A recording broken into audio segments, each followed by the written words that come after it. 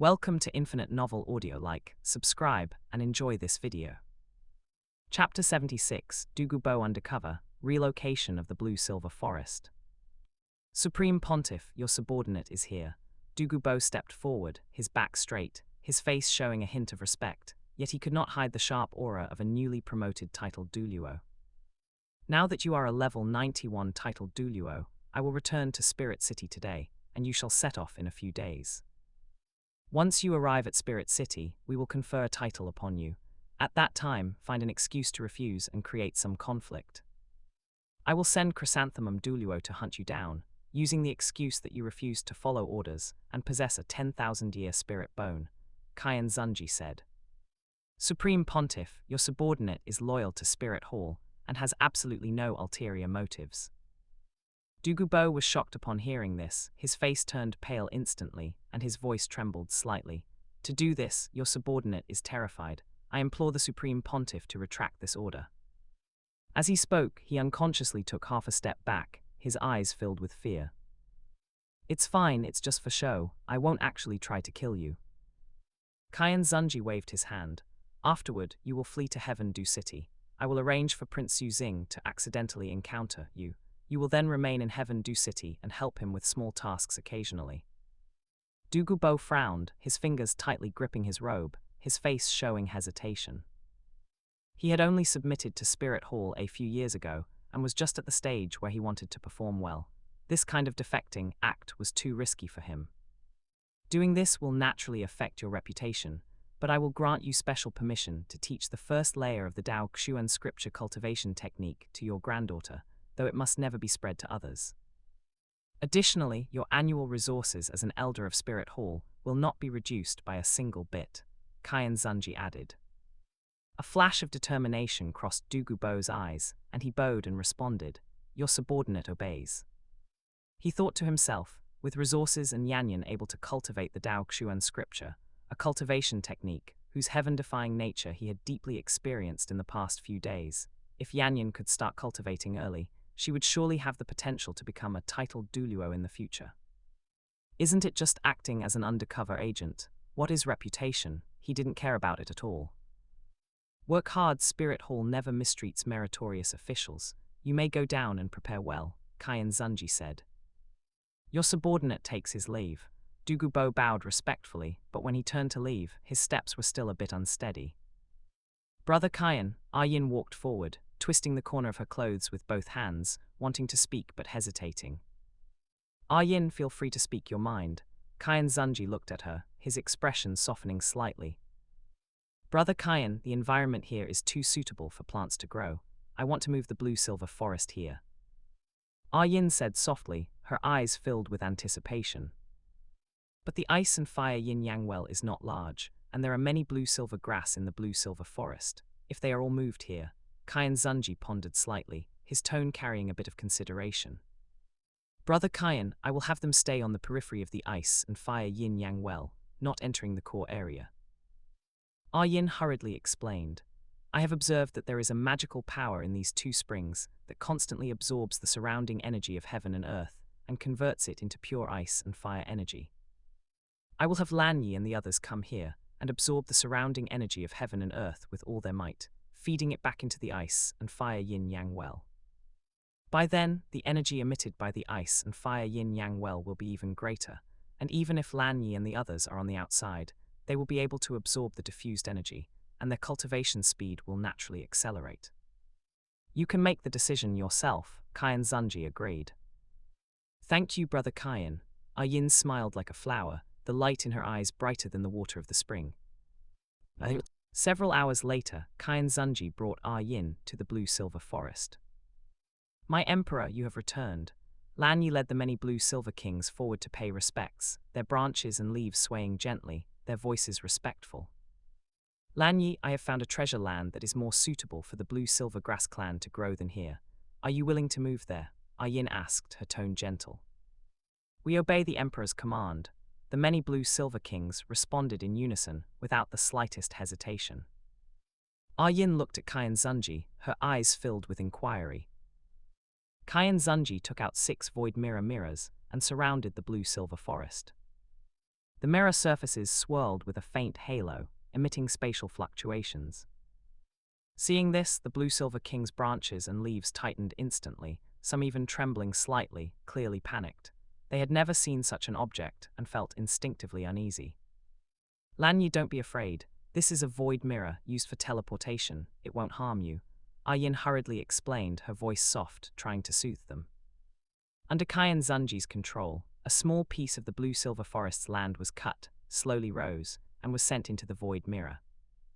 At the ice and fire yin-yang well, the main void mirror linked with the other two void mirrors. Qian Renxue controlled the three void mirrors to steadily embed the cut land onto the periphery of the ice and fire yin-yang well. The poison barrier on the periphery also pushed outwards, expanding the boundaries of this wondrous place. The people from Spirit Hall guarding the ice and fire yin-yang well were all dumbfounded at the sight. Dugubo couldn't help but mutter, This is actually a divine artifact that controls space. To move such a large piece of land out of thin air, such means are truly unheard of. His eyes were full of shock, and he subconsciously opened his mouth wide.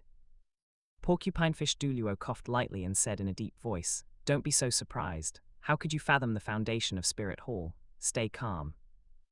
Although he said this, he was secretly clicking his tongue in his heart. He had never seen such means of manipulating space, but as a senior, he couldn't let it show that he didn't know. The surrounding spirit saints and Spirit Douluo also showed expressions of shock, whispering to each other, their eyes full of awe. Inside the blue-silver forest, Lanyi watched the land under its feet constantly disappearing. Despite Yin's explanation, it was still hard to hide its nervousness. Its branches and leaves were taut, staring closely at the void mirror, fearing any accidents. Several hours passed, and the entire blue-silver forest was moved to the periphery of the ice and fire yin-yang well. Qian Xunji held Yin, and with the help of the void mirror, returned to the ice and fire yin-yang well instantly. At this time, on the periphery of the ice and fire yin-yang well, the blue-silver forest was lush and green, forming a second natural barrier that echoed with the first layer of poisonous mist, guarding this wondrous place even more tightly. Lanyi, from now on, you will live here. Below is the ice and fire yin-yang well. You blue-silver kings can enter 3 at a time, taking turns to cultivate. Remember, you must not destroy the medicinal herbs and the environment inside. Yin said to Lanyi, You must absorb the surrounding energy of heaven and earth with all your might, and feed it back into the ice and fire yin-yang well. The more energy you absorb, the more energy it will release. This energy is extremely beneficial for plant growth.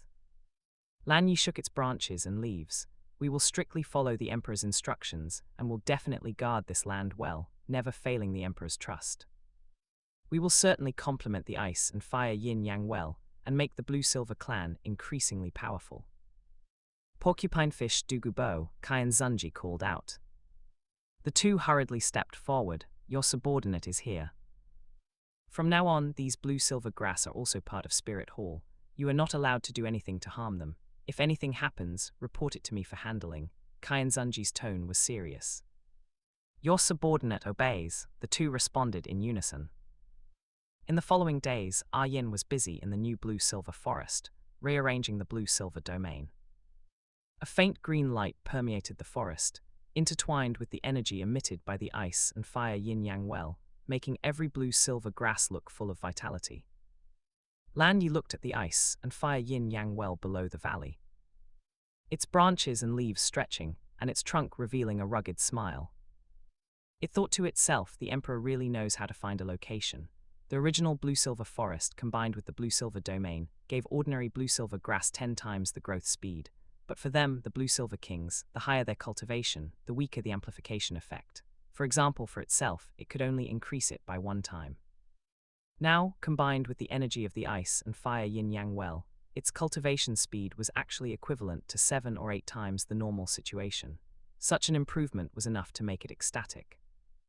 Lanyi, Yin walked over. My Emperor, Lanyi bowed hurriedly, its branches and leaves drooping slightly. Lanyi, I am returning to Spirit City today. You must get along well with the people from Spirit Hall here.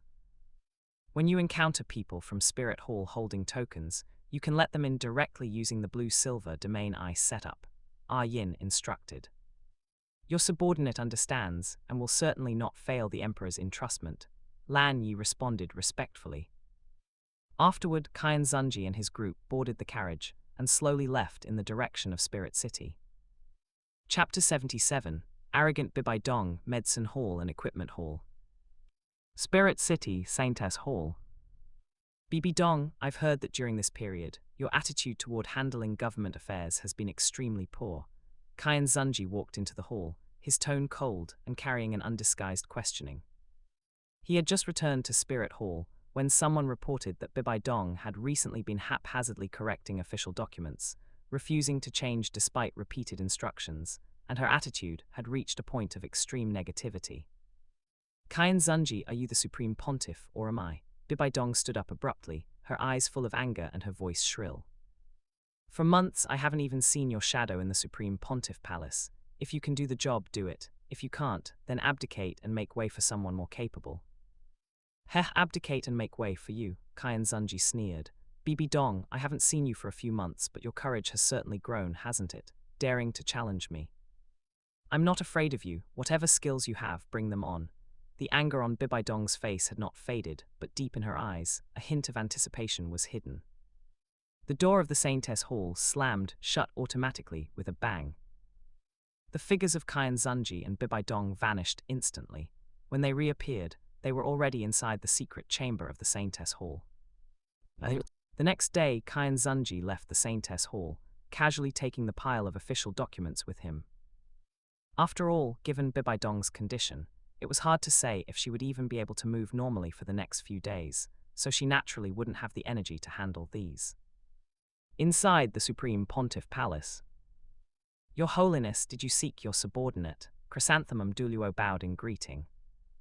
Chrysanthemum, over these past few years, I've noticed your ability to handle official business has declined. Qian Xunji pointed to a stack of documents on the table. Today I've specially found a batch of official business for you to handle. Once you're finished, I will review them. Having said that, without waiting for Chrysanthemum Douluo's response, his figure vanished. Chrysanthemum Douluo gazed at the documents on the table, his brow furrowed and his face full of helplessness. Sigh, I am an attack system titled Douluo. Why am I always doing this kind of thing? He let out a sigh, but could only pick up the documents and bury his head in the work. Equipment Hall. This was a new hall established by Qian Xunji several years ago. It was at the same level as the Medicine Hall and belonged directly to the Qian family, answerable only to them. The Hall Master's treatment was equivalent to an enshrinement, while the Vice Hall Master's treatment was equivalent to an elder. The Hall Master of the Medicine Hall was Yin. Relying on her experience of over 10,000 years and the unique ability of the blue-silver domain, her understanding of herbs far exceeded that of ordinary people. Chrysanthemum Douluo served as the Vice Hall Master. As for the Equipment Hall, the Hall Master position was held by Qian Renxue, and the Vice Hall Master was Lu Gao, yes, that very divine craftsman. Several years ago, Qian Xunji had headhunted him. Using some of Spirit Hall's uneven spirit tool data and conceptual knowledge, combined with improving the treatment of blacksmiths, he finally won over this stubborn old man. Qian Xunji walked into the Equipment Hall and saw Lu Gao standing before a massive workbench, constantly directing the surrounding craftsmen. Polish the curvature of the parts on this side a bit more. Even a half-millimeter difference is unacceptable. The energy conduction lines of that spirit tool core are wrong. Rewire it according to the diagram I drew. You few sort these materials and put them away. Don't mix them up. If you delay the work time, I'll hold you accountable. His voice was booming and his eyes sharp, staring at every detail, not daring to relax in the slightest. Vice Hall Master Lu Gao, Qian Xunji spoke. Lu Gao was stunned for a moment, then quickly turned around. Seeing it was Qian Xunji, his face immediately showed a respectful expression. Your Holiness, why have you come? How is the research on spirit tools progressing now? Qian Xunji asked. Thanks to Your Holiness, through the data you provided, and by dismantling a large number of old spirit tools, we have finally researched the production methods for Level 1 and Level 2 spirit tools.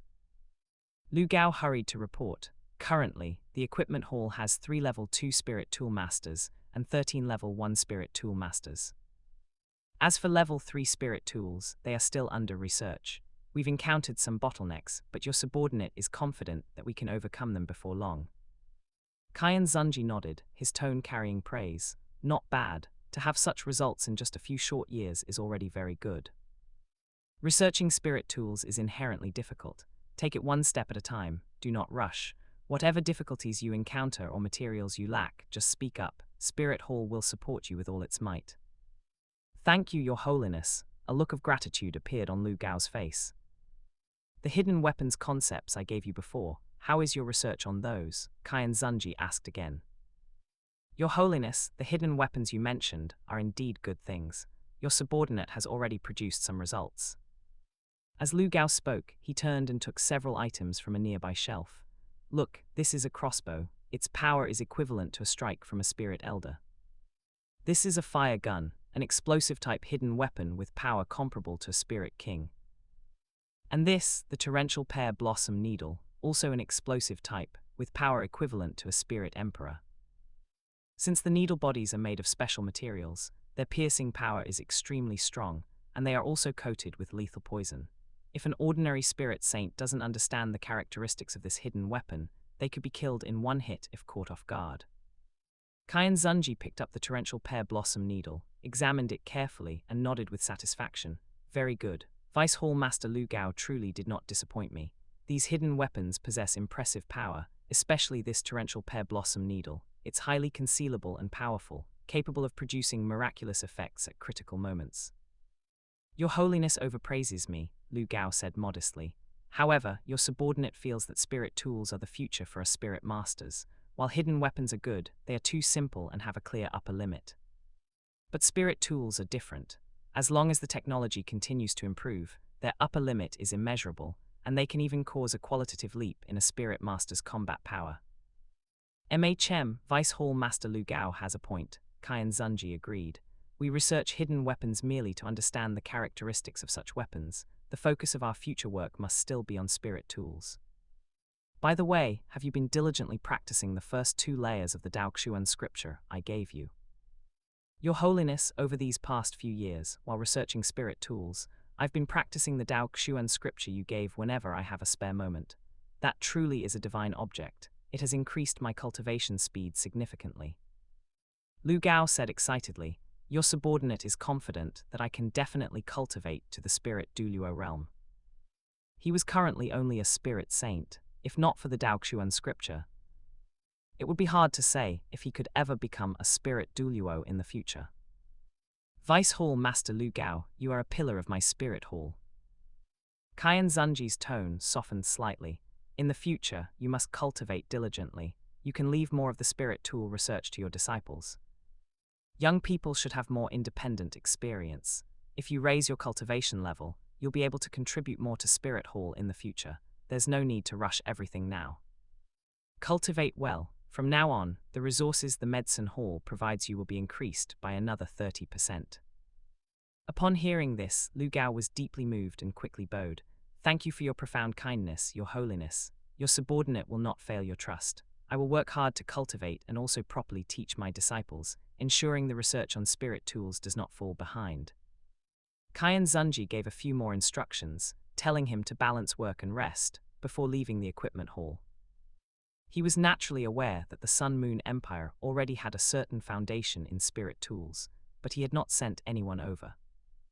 The reason was simple. The area of the ocean is more than 10 times that of the Douluo Continent. The Douluo planet has a total of 4 continents, and the Douluo Continent is just one of them. According to the records of Spirit Hall, there are over 5,100,000-year spirit beasts on the Douluo Continent, and many more unrecorded. A conservative estimate is over 100. As for the 100,000-year spirit beasts in the sea, their numbers are too many to count, at least 10 times those on the continent. Sea soul beasts have staggering combat power in the ocean and are difficult to hunt. To kill an ordinary 100,000-year spirit beast in the ocean, assuming the opponent doesn't flee, ideally requires a rank 96 Super Douluo to do it alone. Sending people to the Sun-Moon Continent would be no different from delivering food to the sea soul beasts. Titled Douluo below rank 96 can, at most, protect themselves on the ocean. They have no spare energy to protect the people on a ship. A ship would be sunk in fewer than 3 hits.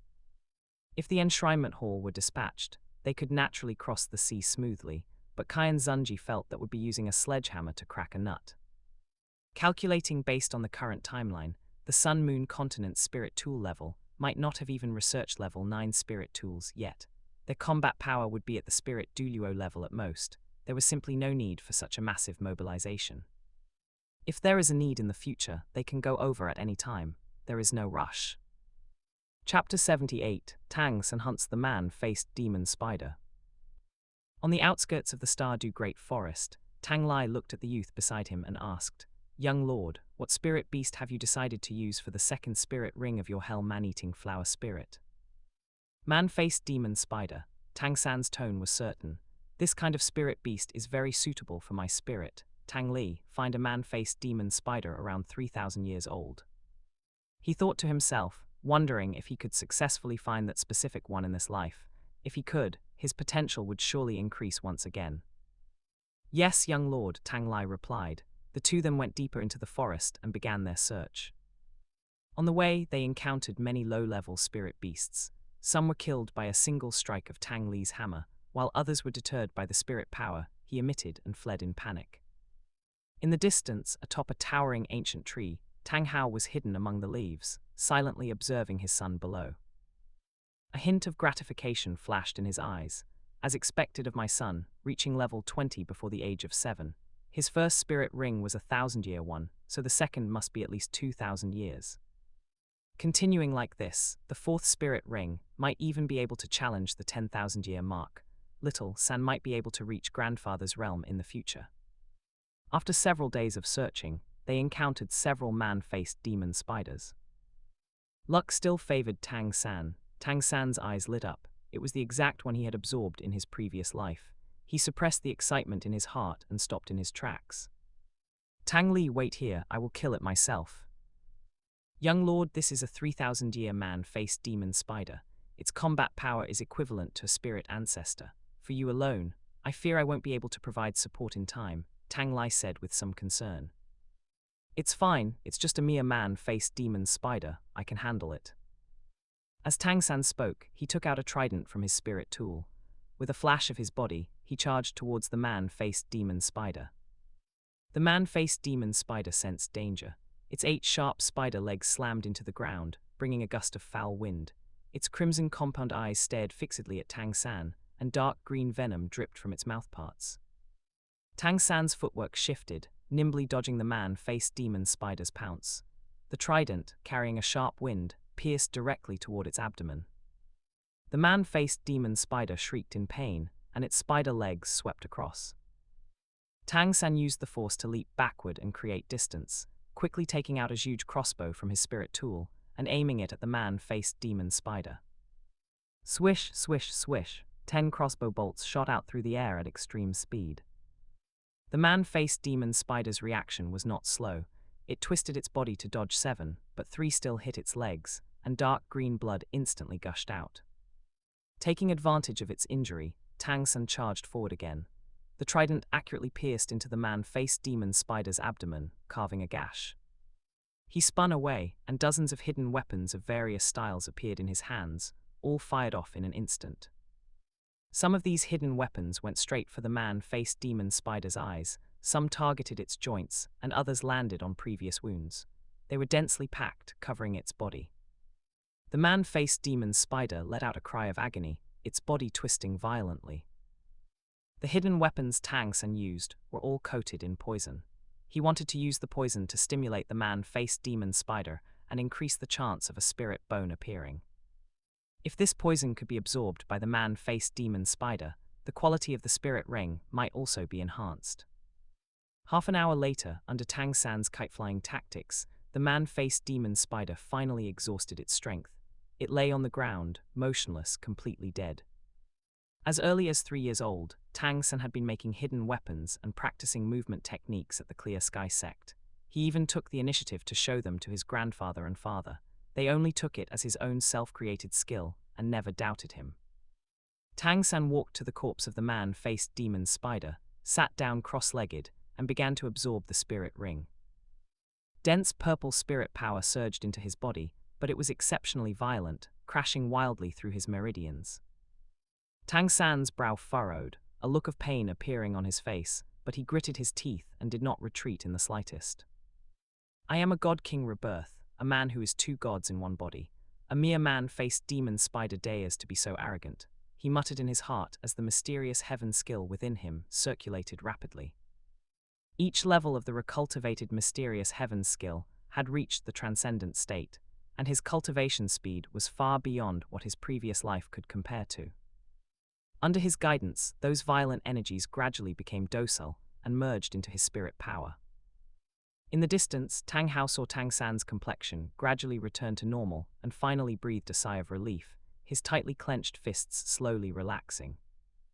An hour later, two purple spirit rings emerged behind Tang San, slowly rotating around the hell man-eating flower spirit.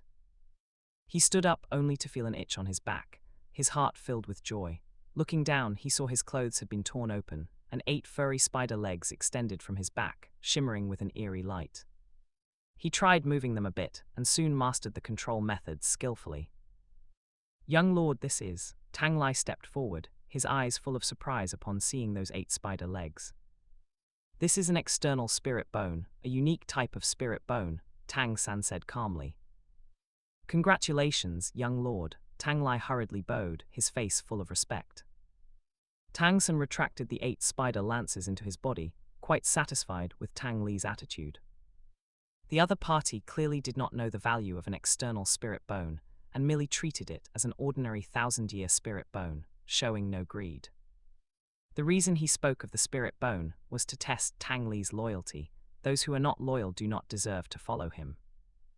As for Tang Li's strength as a spirit saint, he didn't care. He had the Pluto's invitation in his hand. Even against a spirit Douluo, he could take their life if he caught them off guard. A mere spirit saint was not a concern. Moreover, he had already sensed that his father was protecting him in the shadows, just like in his previous life. This sentiment made a warmth surge in his heart. As expected, his father still cared about him. Tang San looked at the corpse of the man-faced demon spider and activated his hell man-eating flower spirit. The massive flower head opened up, devouring the corpse entirely. This energy was enough for the spirit to digest for a year, and his cultivation speed would also receive a certain boost. I have the spirit ring, let's head back. Yes, young lord. The two turned and walked towards the outskirts of the Stardew Great Forest. Half a month later, Notting Academy. Zyro Wu sat on the lawn, her chin resting on her hands, muttering grumpily, "Third brother is such an idiot. He's been gone for over a month. It's just one spirit ring. Does it really take this long?" "Zyro Wu, why are you here?" Hearing the familiar voice, Zyro Wu turned her head sharply. Seeing Tang San standing beside her, she immediately turned away, pretending to be angry. "HMPH, you actually know how to come back. I thought you'd forgotten about me." Tang San smiled, stepped forward and coaxed her softly. "How could I forget? Wasn't it to find a suitable spirit ring that I was delayed for a bit? Don't be angry anymore. Look at what I brought you." He took out a small wooden box from his spirit tool. After opening it, inside was a bracelet made of colored berries, crystal clear and emitting a faint fragrance. Zyro Wu took the bracelet, a flash of surprise instantly appearing in her eyes, and the corners of her mouth curled up involuntarily, yet she still said stubbornly, "At least you have some conscience." "Zyro Wu, have you been cultivating well this month?" Tang San asked. "I am already level 23 now." "How is it so fast? Absorbing one spirit ring can increase your level by 3. Zyro Wu's eyes widened in surprise. "This spirit ring of mine is somewhat special. It's of the 3000-year level, so the spirit power increased a bit more." Zyro Wu hurriedly looked him up and down, asking with concern, "Then did you encounter any danger while absorbing it? Isn't a 3000-year spirit ring too much for you? Did you get hurt?" Her string of questions was full of worry. Tang San's heart warmed and he patted her head. "Don't worry, I'm fine. Everything went smoothly. I just made you worry." Zyro Wu looked at him and thought to herself, "Third brother is working so hard. I can't just play around either. I must cultivate well and not waste time. I have to keep up with third brother's pace so that I can avenge my mother in the future." She clenched her fists, a flash of determination in her eyes. Chapter 79, Breaking Through Level 70, Reward, Perfect Transformation Pill. The surrounding worldly energy surged toward a blonde girl like a tide. She was shrouded in brilliant light, her aura rising steadily until she quickly reached the peak. After several breaths, the faint sound of glass shattering seemed to explode in the air, and the energy flow instantly stabilized. The girl slowly opened her eyes, a sharp golden light flashing within them. She leaped up and trotted over to Qian Xunji, looking up with a smile and saying, "Father, I'm level 70. Give me a spirit ring." As she spoke, she playfully held out her hands, her eyes filled with expectation. "Xyroxu, your spirit ring this time is a bit special. It's not a god-bestowed spirit ring. We need to go get it ourselves," Qian Xunji said, patting her head. "Get it ourselves? Is it a spirit ring from a vicious beast?" Qian Renxue asked, somewhat puzzled. "It's a special spirit ring. Stabilize your realm first, and we'll set off in a few days." Qian Xunji turned and left, returning to the hall to open the level 70 gift bag provided by the system. The treasure chest flashed with a white light, revealing 9 medicinal pills, perfect transformation pills. The description showed that after a spirit beast consumes it, they can perfectly transform into human form, becoming no different from a human, with no loss of cultivation. Their cultivation and recovery speed would far exceed that of a beast body, and they could freely switch between human and beast forms, though only the beast form could unleash their full strength. A flash of surprise crossed Qian Xunji's eyes. It seemed the system wanted him to stir things up, but he liked that. Jai. He coughed lightly, suppressing the thoughts in his mind. He was a righteous descendant of the Angel, the supreme pontiff of Spirit Hall, not some clan chief of the Soul Hall. Inside the enshrinement hall, a middle-aged man with platinum blonde hair was kneeling in prayer beneath the angel's statue. Hearing the footsteps, he asked without turning his head, "Jia, what is it?" "Father, Xyroxu is level 70 now," Qian Xunji said as he stepped forward. Level 70 at 16 and a half. Qian Dailiu turned around abruptly, his eyes filled with excitement and gratification. With this talent, the angel godhood will certainly belong to Xyroxu. "Jia, you're here for Xyroxu's spirit ring, aren't you? Bring her here to start the angel god trial, and she can obtain a god-bestowed spirit ring." "Father, do you think a god-bestowed spirit ring is better, or a spirit ring from a million-year spirit beast?" "Million-year?" Qian Dailiu stood up suddenly. "Jia, you have information on a million-year spirit beast. Does such a being truly exist on the Douluo Continent?" "But a million-year level corresponds to god-official level combat power, this." He looked at the angelic sacred sword beneath the statue, a hint of hesitation flashing in his eyes. "I have divine force and can use the angelic sacred sword for a short time. God-official level, perhaps it's worth a try." "Jia, Xyroxu is only level 70. She wouldn't be able to absorb a million-year spirit ring, would she?"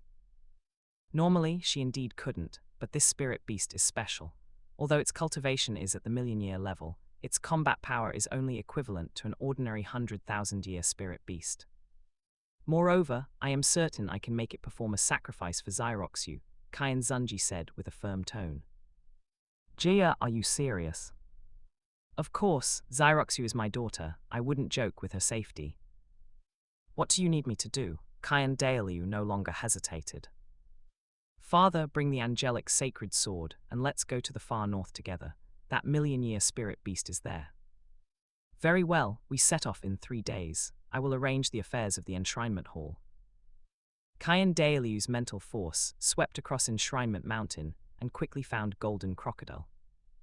At that moment, Golden Crocodile was watching a young girl train. "Grandpa, I'm so tired. Let me rest for a bit," Jinyu said, panting. "Rest? You still want to rest?" Golden Crocodile huffed, glaring at her. "Look at Xyroxu. She's only 2 years older than you, yet she can already beat up the upper 3 sects. And you're still just a spirit king. Sister Zhu is a freak. How can I compare to her?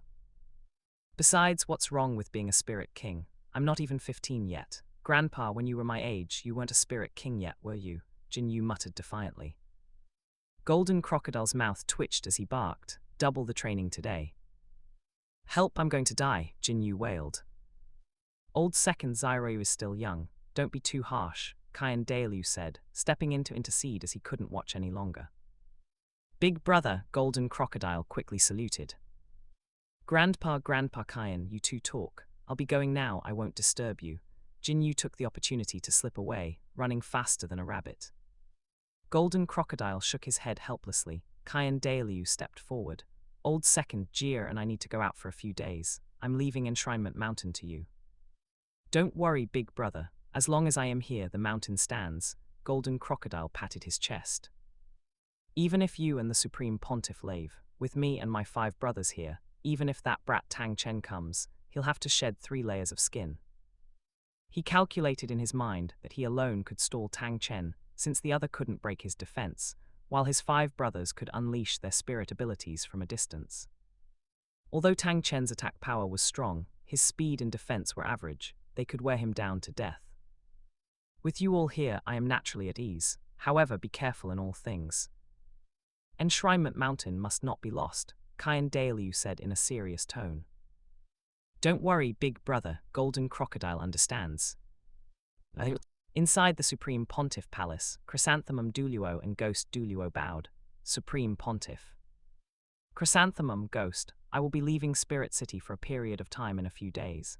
You two must take care of Spirit Hall's official business and maintain the security of Spirit City, Qian Xunji said. Your subordinates obey. We will not fail the Supreme Pontiff's trust, the two responded in unison. 3 days later, Qian Renxue, Qian Xunji, and Qian Renxue transformed into 3 streaks of light and flew toward the far north. Inside the enshrinement hall, Golden Crocodile watched the direction they left and thought to himself, I should call Qing Luan, Lion, Location, Qian Jun, and Jiang Mo over. I promised Big Brother that nothing would go wrong. With them here, everything will be foolproof. Half an hour later, the 6 great enshrinements gathered in the enshrinement hall. Second brother, are we going to do something big? Jiang Mo rubbed his hands, his eyes full of excitement. Second brother, where are we fighting? Location asked, a faint light shimmering on the longbow in his hand. Ahem, brothers, I didn't call you here for anything major. It's just that Big Brother has gone out, and he wants us to guard Enshrinement Mountain. Before he returns, absolutely nothing must go wrong, Golden Crocodile said. Second brother, you called us all here just for this. Lion raised an eyebrow, somewhat surprised. Seeing everyone's looks, Golden Crocodile felt slightly embarrassed. Well, isn't it because we brothers haven't gathered in a long time? These few days, we can just spar with each other. How can we make progress by only sequestering ourselves in cultivation? Sparring, great, my hands are itching. Jiang Mo was the first to respond, excitedly waving the hammer in his hand. Location also nodded. That's fine. It's been a long time since I've fought with my brothers. I can just try out the new spirit abilities I've been working on. Qing Luan smiled lightly. Since second brother is in the mood, we shall accompany you. Qian Jun said, sparring is good. It allows us to identify and fill gaps in our skills. Lion grinned. All right, let's have a go and see who has made the most progress these past few years. Chapter 80, Encountering the Ice Empress in the Far North, Searching for Skydream's Whereabouts. A few days later, Qian Xunji's group of 3 arrived at the outskirts of the far north. As far as the eye could see, it was already a world of ice and snow, with cold winds carrying snow flurries and raging between heaven and earth. Father, is my spirit ring really here? Qian Renxue asked, looking out over the vast snowy plains. She asked doubtfully, the spirit beasts here should all be ice-attributed. They don't seem to match my angel spirit very well. They indeed don't match, Qian Xunji nodded. But Xyroxu, what you need now is the 7th spirit ring, which has only one skill, the martial soul true body. The higher the age of the spirit ring, the stronger the amplification effect of the martial soul true body. Furthermore, your spirit has already evolved into an 8-winged angel, and its 4 major attributes have long since surpassed ordinary ultimate attributes. Although million-year spirit beasts are powerful, this one is very special and its strength is extremely weak. When you absorb it, you can directly take in its origin power and distribute it among your spirit's 4 attributes for reinforcement. While there will be some energy loss, the foundation of a million-year spirit ring is genuine. Your combat power will surely experience a qualitative leap. A look of anticipation flashed in Qian Renxue's eyes. Since father says so, it must be the best choice. I will follow your lead. Jia, where is this million-year spirit beast you mentioned? I'll go capture it right now. Qian Renxue stroked the angelic sacred sword in his hand, its blade shimmering with a holy luster. Father, follow me. Qian Xunji led the 2 of them flying toward the inner region of the far north. He didn't know the Skydream ice worm's exact location, as that fellow was skilled at hiding. He didn't know how much time it would take to find it, but he had his own methods. Atop a snowy mountain peak, Qian Xunji released a portion of his pressure. The aura of a super Douluo was as deep as an abyss and as vast as the sea, pressing down below. On the snow, hundreds of ice jade scorpions of various sizes looked up nervously at the three people in the sky, their pincers slightly raised and ready for action. "Ice Empress, I know you are here, come out and meet me." Qian Xunji's voice was like a thunderclap, causing the surrounding snow-capped mountains to tremble as snow cascaded down, forming small-scale avalanches. Suddenly, a bulge appeared in the snow, and a giant scorpion several dozen feet long burst out from the ground, its emerald-green shell glinting coldly amidst the ice and snow. The surrounding ice jade empress scorpions moved aside one after another, standing respectfully behind it. Snowy mist enveloped the giant scorpion and dissipated moments later. In its place stood a young girl dressed in an emerald-green dress. Her skin was as white as ice, and her eyes were a pure emerald green, carrying a hint of coldness and majesty. "Humans, leave this place, otherwise you will be treated as our enemies." She thought to herself that if these people's auras weren't so overwhelming, she would have already charged up to cut them down. Father, this spirit beast can actually transform, and it's a direct transformation. Her aura hasn't changed much at all. Qian Renxue observed the Ice Empress curiously. Spirit beasts can transform once they pass the 200,000-year heavenly tribulation. However, the transformation at that stage is somewhere between human and spirit beast, and the body retains some spirit beast characteristics. Qian Xunji explained, she is an Ice Jade Empress Scorpion with over 300,000 years of cultivation. Transformation is not difficult for her. "I didn't expect her to be a 300,000-year vicious beast. That's quite rare," Qian Renxue remarked. "Ice Empress, I've come to make a deal with you." Qian Xunji looked down at the Ice Empress. "A deal? What deal?" "Tell me the whereabouts of the Skydream ice worm, and I will help you pass your 400,000-year heavenly tribulation." A flash of wariness and disdain appeared in the Ice Empress's eyes. "Human, don't think this Empress is easily fooled. You humans are selfish, cunning, and greedy. You are not worthy of trust at all. If you humans hadn't set a trap back then, one of my kin wouldn't have perished. You want me to betray that fellow Skydream? Wishful thinking." "It seems I'll have to take action after all," Qian Xunji said. "Father, don't interfere. Leave this to me." Qian Douluo nodded. "All right, be careful." The phantom of an 8-winged angel emerged behind Qian Xunji as a holy aura spread out, and his aura continued to climb. "All of you fall back and find a place to hide," the Ice Empress commanded the surrounding Ice Jade Empress Scorpions. Hearing this, those Ice Jade Empress Scorpions immediately retreated into the distance, hiding themselves within snow caves. The Ice Empress's aura surged as the ultimate ice attribute spread out. The surrounding snow instantly froze, turning into countless sharp ice cones that shot toward Qian Xunji with the sound of breaking air. "Melt!" Qian Xunji gave a light shout, and power surpassing ordinary ultimate fire surged. Everywhere it passed, the incoming ice cones instantly melted, turning into rising steam.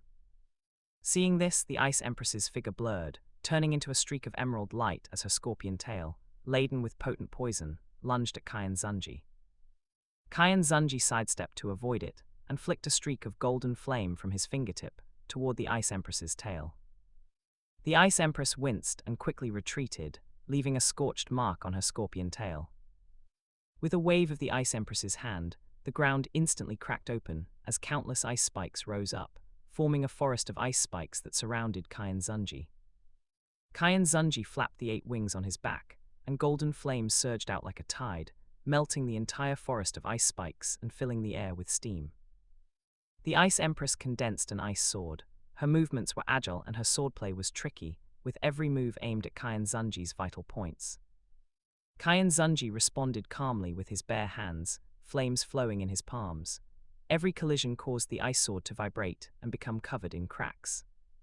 The Ice Empress opened her mouth and exhaled a breath of cold air, freezing the air wherever it passed.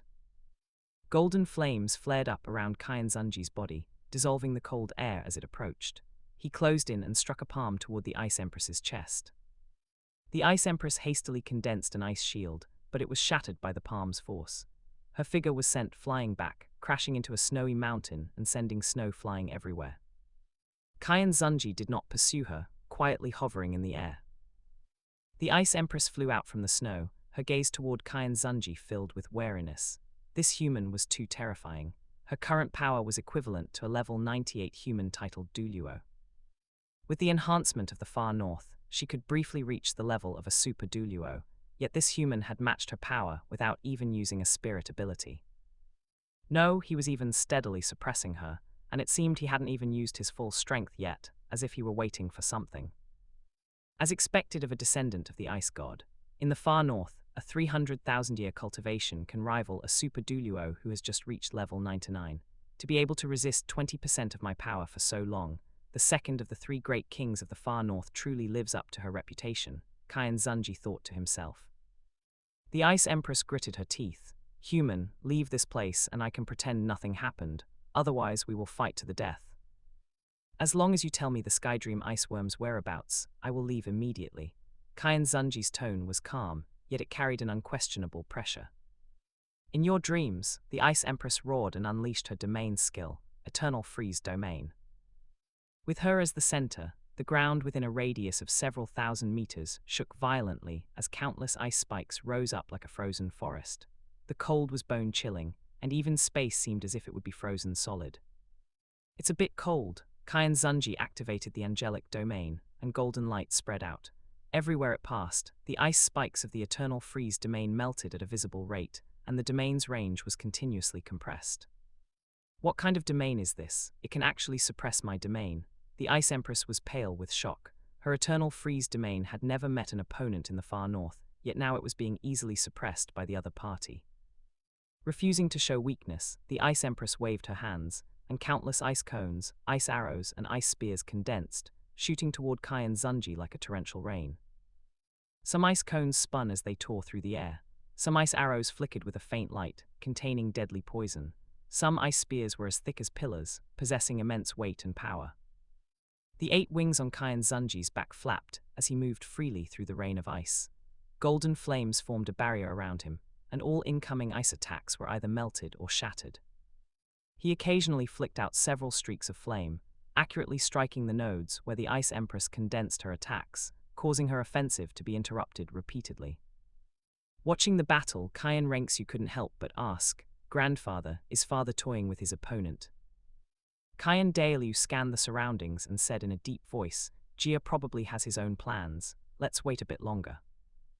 He had already sensed many powerful spirit beast auras gathering toward this place, but he didn't care in the slightest. As a demigod possessing divine force, he could suppress even a quasi-god who lacked divine force. Furthermore, with the angelic sacred sword in hand, Qian Douluo could even hold his own against a god officer-level powerhouse. As the high priest of the Angel God, he knew that gods were also divided into ranks. Those with a god position were, at the lowest, third-class gods. A god officer is someone whose power has reached level 100, making them stronger than a quasi-god, but weaker than a third-class god. In the enshrinement hall, Qian Douluo could use the divine force within the angel statue to briefly reach the god officer level. Therefore, he was very clear about how strong a god officer was. Generally, only gods with a god position can possess a divine artifact, and a single divine artifact provides a massive boost to both spirit masters and gods. No matter how many of these spirit beasts came, he was confident in protecting the 2 of them. With the angelic sacred sword in hand, he was invincible in the mortal world. Chapter 81, Snow Empress Appears, Clash of 3 Domains. The Ice Empress retreated to the summit of a snowy peak. After exchanging dozens of moves with Qian Xunji, she finally understood that this human was simply toying with her. What on earth was his goal?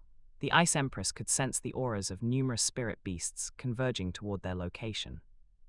Could it be that this human wanted to lure all the high-level spirit beasts of the far north here? How could he dare to do such a thing? Even if he was stronger than her, she was not the strongest spirit beast in the far north. Human, leave this place, otherwise you will face the wrath of their entire far north. The unease in the Ice Empress's heart grew stronger. Her subconscious told her that letting them leave was the most correct choice. That's about enough. Qian Xunji raised his hand, and a massive flaming sword condensed in his palm. This was merely a casual action for him, using only 50% of his power. As soon as the flaming sword appeared, the surrounding snow and ice melted at a visible rate. White steam billowed from the ground, the air became scorching hot, and streams of melted snow even began to flow from the edges of the peak. The Ice Empress instantly realized that the power of this sword far exceeded anything before. It was absolutely not something she could block. However, the home of the Ice Jade Scorpions lay directly below. As their Empress, she could never allow her home to be destroyed. "Wrath of the Ice Empress," she cried out. A massive phantom of a scorpion appeared behind her as ultimate ice energy converged into a beam of icy blue light to meet the flaming sword. The moment the two forces collided, it felt as if only the clash of ice and fire remained in the world. The icy blue beam and the golden flaming sword wrestled against each other, emitting a piercing hum. The surrounding snowy mountains shook violently, and snow slid off in massive sheets, revealing the dark rock beneath. In less than a breath, the flaming sword broke through the wrath of the Ice Empress, bearing down on her with matchless momentum. Ice Empress Body Protection. The Ice Empress hastily activated her defensive spirit ability. A layer of thick ice armor covered her body, shimmering with an eerie blue luster. Just then, a figure streaked toward them, throwing an icy sword. It was the Empress sword. The ice sword collided with the descending flaming sword. Amidst a thunderous roar, ice and fire merged violently. The surrounding snow was blasted away, and the rocks shattered. A vast amount of mist spread out. After a few breaths, the mist gradually dissipated, and a tall figure appeared before the Ice Empress. She was dressed in a pure white gown, her skin whiter than snow, and her beauty was peerless. She radiated a powerful aura. She was the Snow Empress. "Snow Empress, you're here. I knew you would come." Seeing her, the Ice Empress's tense nerves finally relaxed. "Why didn't you dodge?" The Snow Empress frowned slightly, her voice tinged with displeasure. "Taking this sword head-on would require at least 10 years of recuperation." "This is my home." The Ice Empress lowered her head, her voice softening. "If my home is destroyed, how can I face my clansmen? It's not like I'll die anyway, it'll just hurt a bit at most." The Snow Empress stopped looking at her and looked up at the three people in the sky. She asked, "You are from the Angel clan of Spirit Hall, aren't you?" "It seems you are quite knowledgeable about the outside world, Snow Empress," Qian Xunji replied calmly. 20,000 years ago, I had just passed my 300,000-year lightning tribulation." The Snow Empress's gaze grew distant, as if she were reminiscing. At that time, a woman came to the far north. She was beautiful, proud, holy, powerful, and confident. I fought her and lost. I thought I was surely dead, but she didn't kill me. She was different from other human spirit masters. She was compassionate. While she sought to redeem the world, she also sympathized with spirit beasts. She was an absolute prodigy of that era, born extraordinary and destined to climb to the very peak. She led the church to quell the chaos, pacified the spirit beasts, and partitioned the living areas of humans and spirit beasts. Eventually, she gathered the faith of the entire continent and achieved ascension to the god realm. Later, the church split, and your Angel clan took up the church's responsibilities, establishing Spirit Hall. Her gaze fell upon Qian Xunji's group of three, clearly sensing the strong angelic aura on them. "Grandfather, she wouldn't be talking about the ancestral god, would she?" Qian Renxue looked at Qian Douluo and asked in a low voice. "Most likely," Qian Douluo nodded. "I didn't expect the ancestral god to have had an encounter with this spirit beast." "Snow Empress, there's no need to play the emotional card. I harbor no ill will toward you." Qian Xunji spoke. "I came here only for the Skydream ice worm. You need only tell me its whereabouts." A hint of hesitation flashed through the Snow Empress's eyes. "Don't even think about it, we will never tell you." The Ice Empress immediately interjected, her tone resolute. Qian Xunji looked at the Ice Empress and asked curiously, "If I remember correctly, ice worms seem to be your food. Are you actually trying to protect your own food?" "Even if that fellow Skydream ice worm is pathetic, he is still a spirit beast of my far north."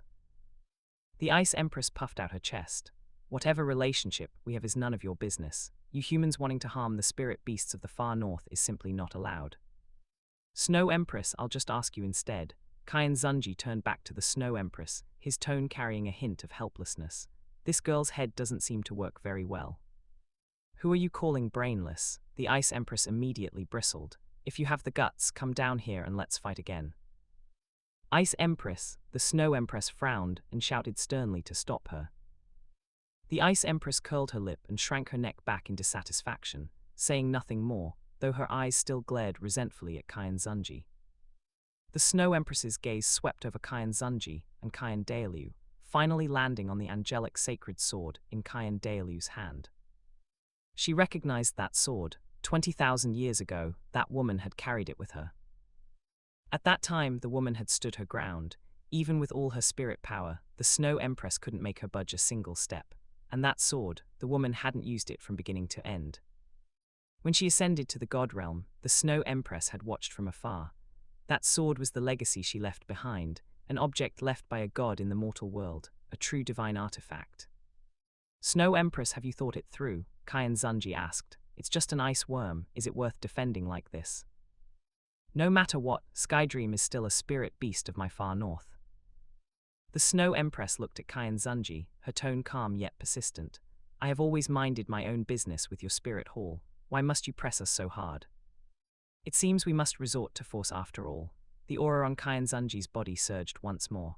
The surrounding air seemed to be ignited as the temperature rose abruptly. Distant snow began to melt, forming streams.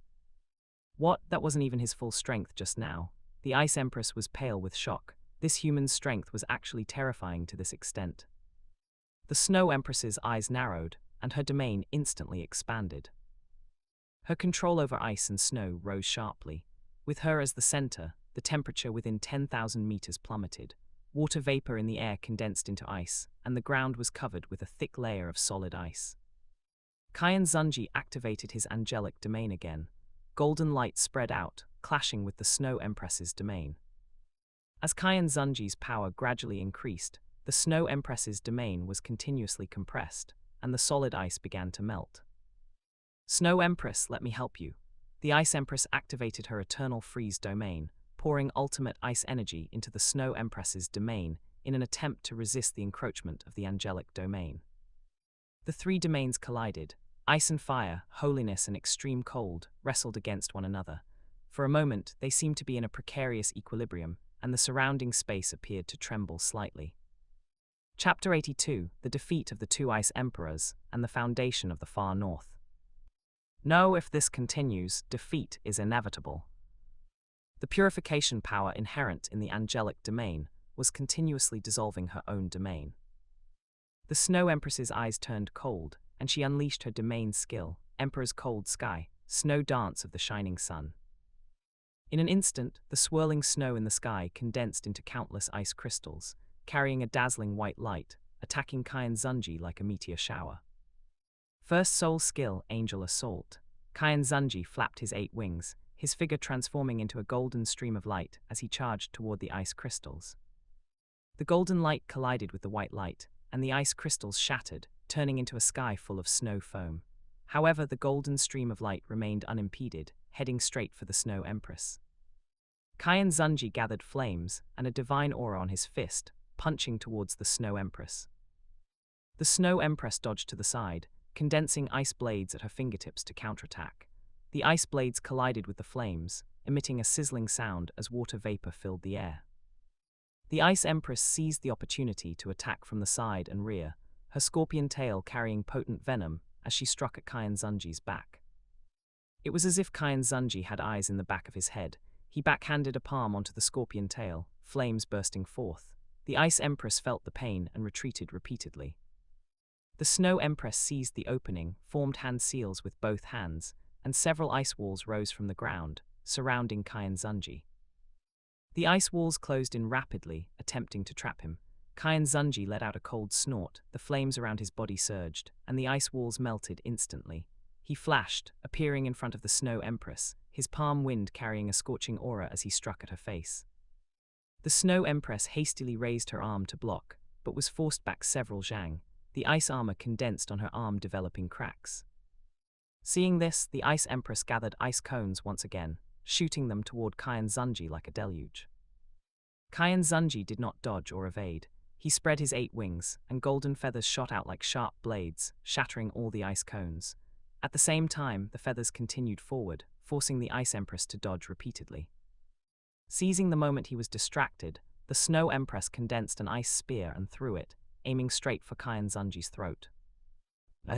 Grandfather, are you not going to help? Qian Renxue asked with some concern, watching the intense battle below. Jia can handle it, we shall just watch. Qian Douluo swept his gaze toward the distance. Those little ones are almost here. Qian Renxue followed his line of sight and saw countless huge creatures arriving in droves on the snowy ground in the distance. There were giant bears covered in white fur, snow monsters with figures like wolves, and ice birds with wings. Wherever they passed, avalanches occurred continuously, snowflakes danced all over the sky, and the momentum was immense.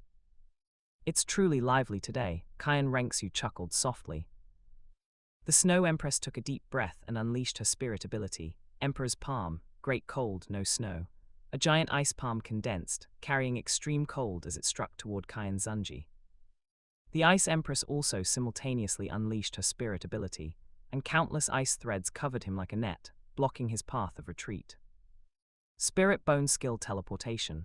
Qian Xunji's figure instantly vanished, avoiding their pincer attack. The next moment, he appeared behind the Ice Empress and swept out a whip kick. Caught off guard, the Ice Empress was kicked in the waist and flew backward, crashing into a snow mountain as snow chunks splashed everywhere. Qian Xunji teleported again and punched the Snow Empress in the chest. The Snow Empress groaned and flew backward, landing beside the Ice Empress. Human, I want you to die. A giant roar came as a massive Titan Snow Demon King arrived. It kept pounding its chest, muscles bulging, its eyes filled with rage. Don't be impulsive, the Ice Empress and Godmother are fine. A snow-white ice bear ran over, hurriedly pacifying the Titan Snow Demon King. It was the Ice Bear King Zyro Bai. Immediately after 1, 2, 3, hundreds of spirit beasts arrived continuously, gathering behind the Snow Empress and the Ice Empress, a spectacular scene. The Snow Empress and the Ice Empress leaped up from the snow piles, the surrounding snow piles bursting due to their movements. A trace of blood spilled from the corner of the Ice Empress's mouth. The Snow Empress's clothes were slightly disheveled, and her aura was also slightly unstable. Zyro Bai, you are here. The Snow Empress looked at the Ice Bear King. Godmother, we are all here. Zyro Bai nodded, looking vigilantly at the 3 Qian Xunji in the air. Grandfather, so many spirit beasts. Qian Renxue looked down. These seem to be at least 50,000-year-old spirit beasts. Isn't the far north a bitter and cold place? How can there be so many high-level spirit beasts? The environment of the far north is harsh, but precisely because of this, the spirit beasts that can survive are extremely powerful, and they are the most united among all spirit beasts. Qian Douluo explained, ordinary spirit masters generally only dare to operate in the outer periphery of the far north and never dare to go deep into the inner circle. Once discovered by the spirit beasts in the inner circle, they will inevitably face a siege that will not end until death. Looking at the spirit beasts gathering more and more below, Qian Renxue sighed softly. Are spirit beasts always this united? What about humans then? An incense stick of time later, 10,000 spirit beasts had gathered below, every single one with a cultivation of at least 50,000 years. Among them, there were over 100,000-year spirit beasts, their auras intertwining to form a terrifying pressure.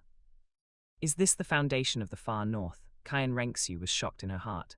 If this force launched a beast tide, apart from Spirit Hall, no one would be able to resist it. Even Spirit Hall would have to pay a painful price. Humans have never been the strongest on the Douluo Continent. The strongest have always been the spirit beasts. Qian Douluo sighed. If they were not lacking in unity, it would be truly difficult for humans to resist. Little Zhu, we are fortunate to have the protection of the ancestral god. Qian Douluo continued.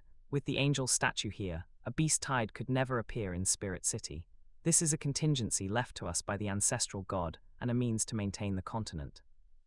Qian Renxue nodded thoughtfully. Grandfather, is the conflict between humans and spirit beasts truly irreconcilable? Can humans only absorb the spirit rings of spirit beasts? Little Zhu, this is a status quo we cannot change. Qian Douluo looked at her. If you wish to change it, the only way is to become a god. Qian Renxue gazed at the spirit beasts below, lost in thought. Snow Empress, have all your beasts arrived? Qian Xunji's voice rang out in midair. The Snow Empress looked up at him and said in a deep voice, Human, leave this place. Most of the high-level spirit beasts of my far north are already here. Although you are very strong, it is impossible for you to contend against my entire far north with the strength of one person. Indeed, if so many spirit beasts were to self-destruct regardless of their lives, even I would lose half my life.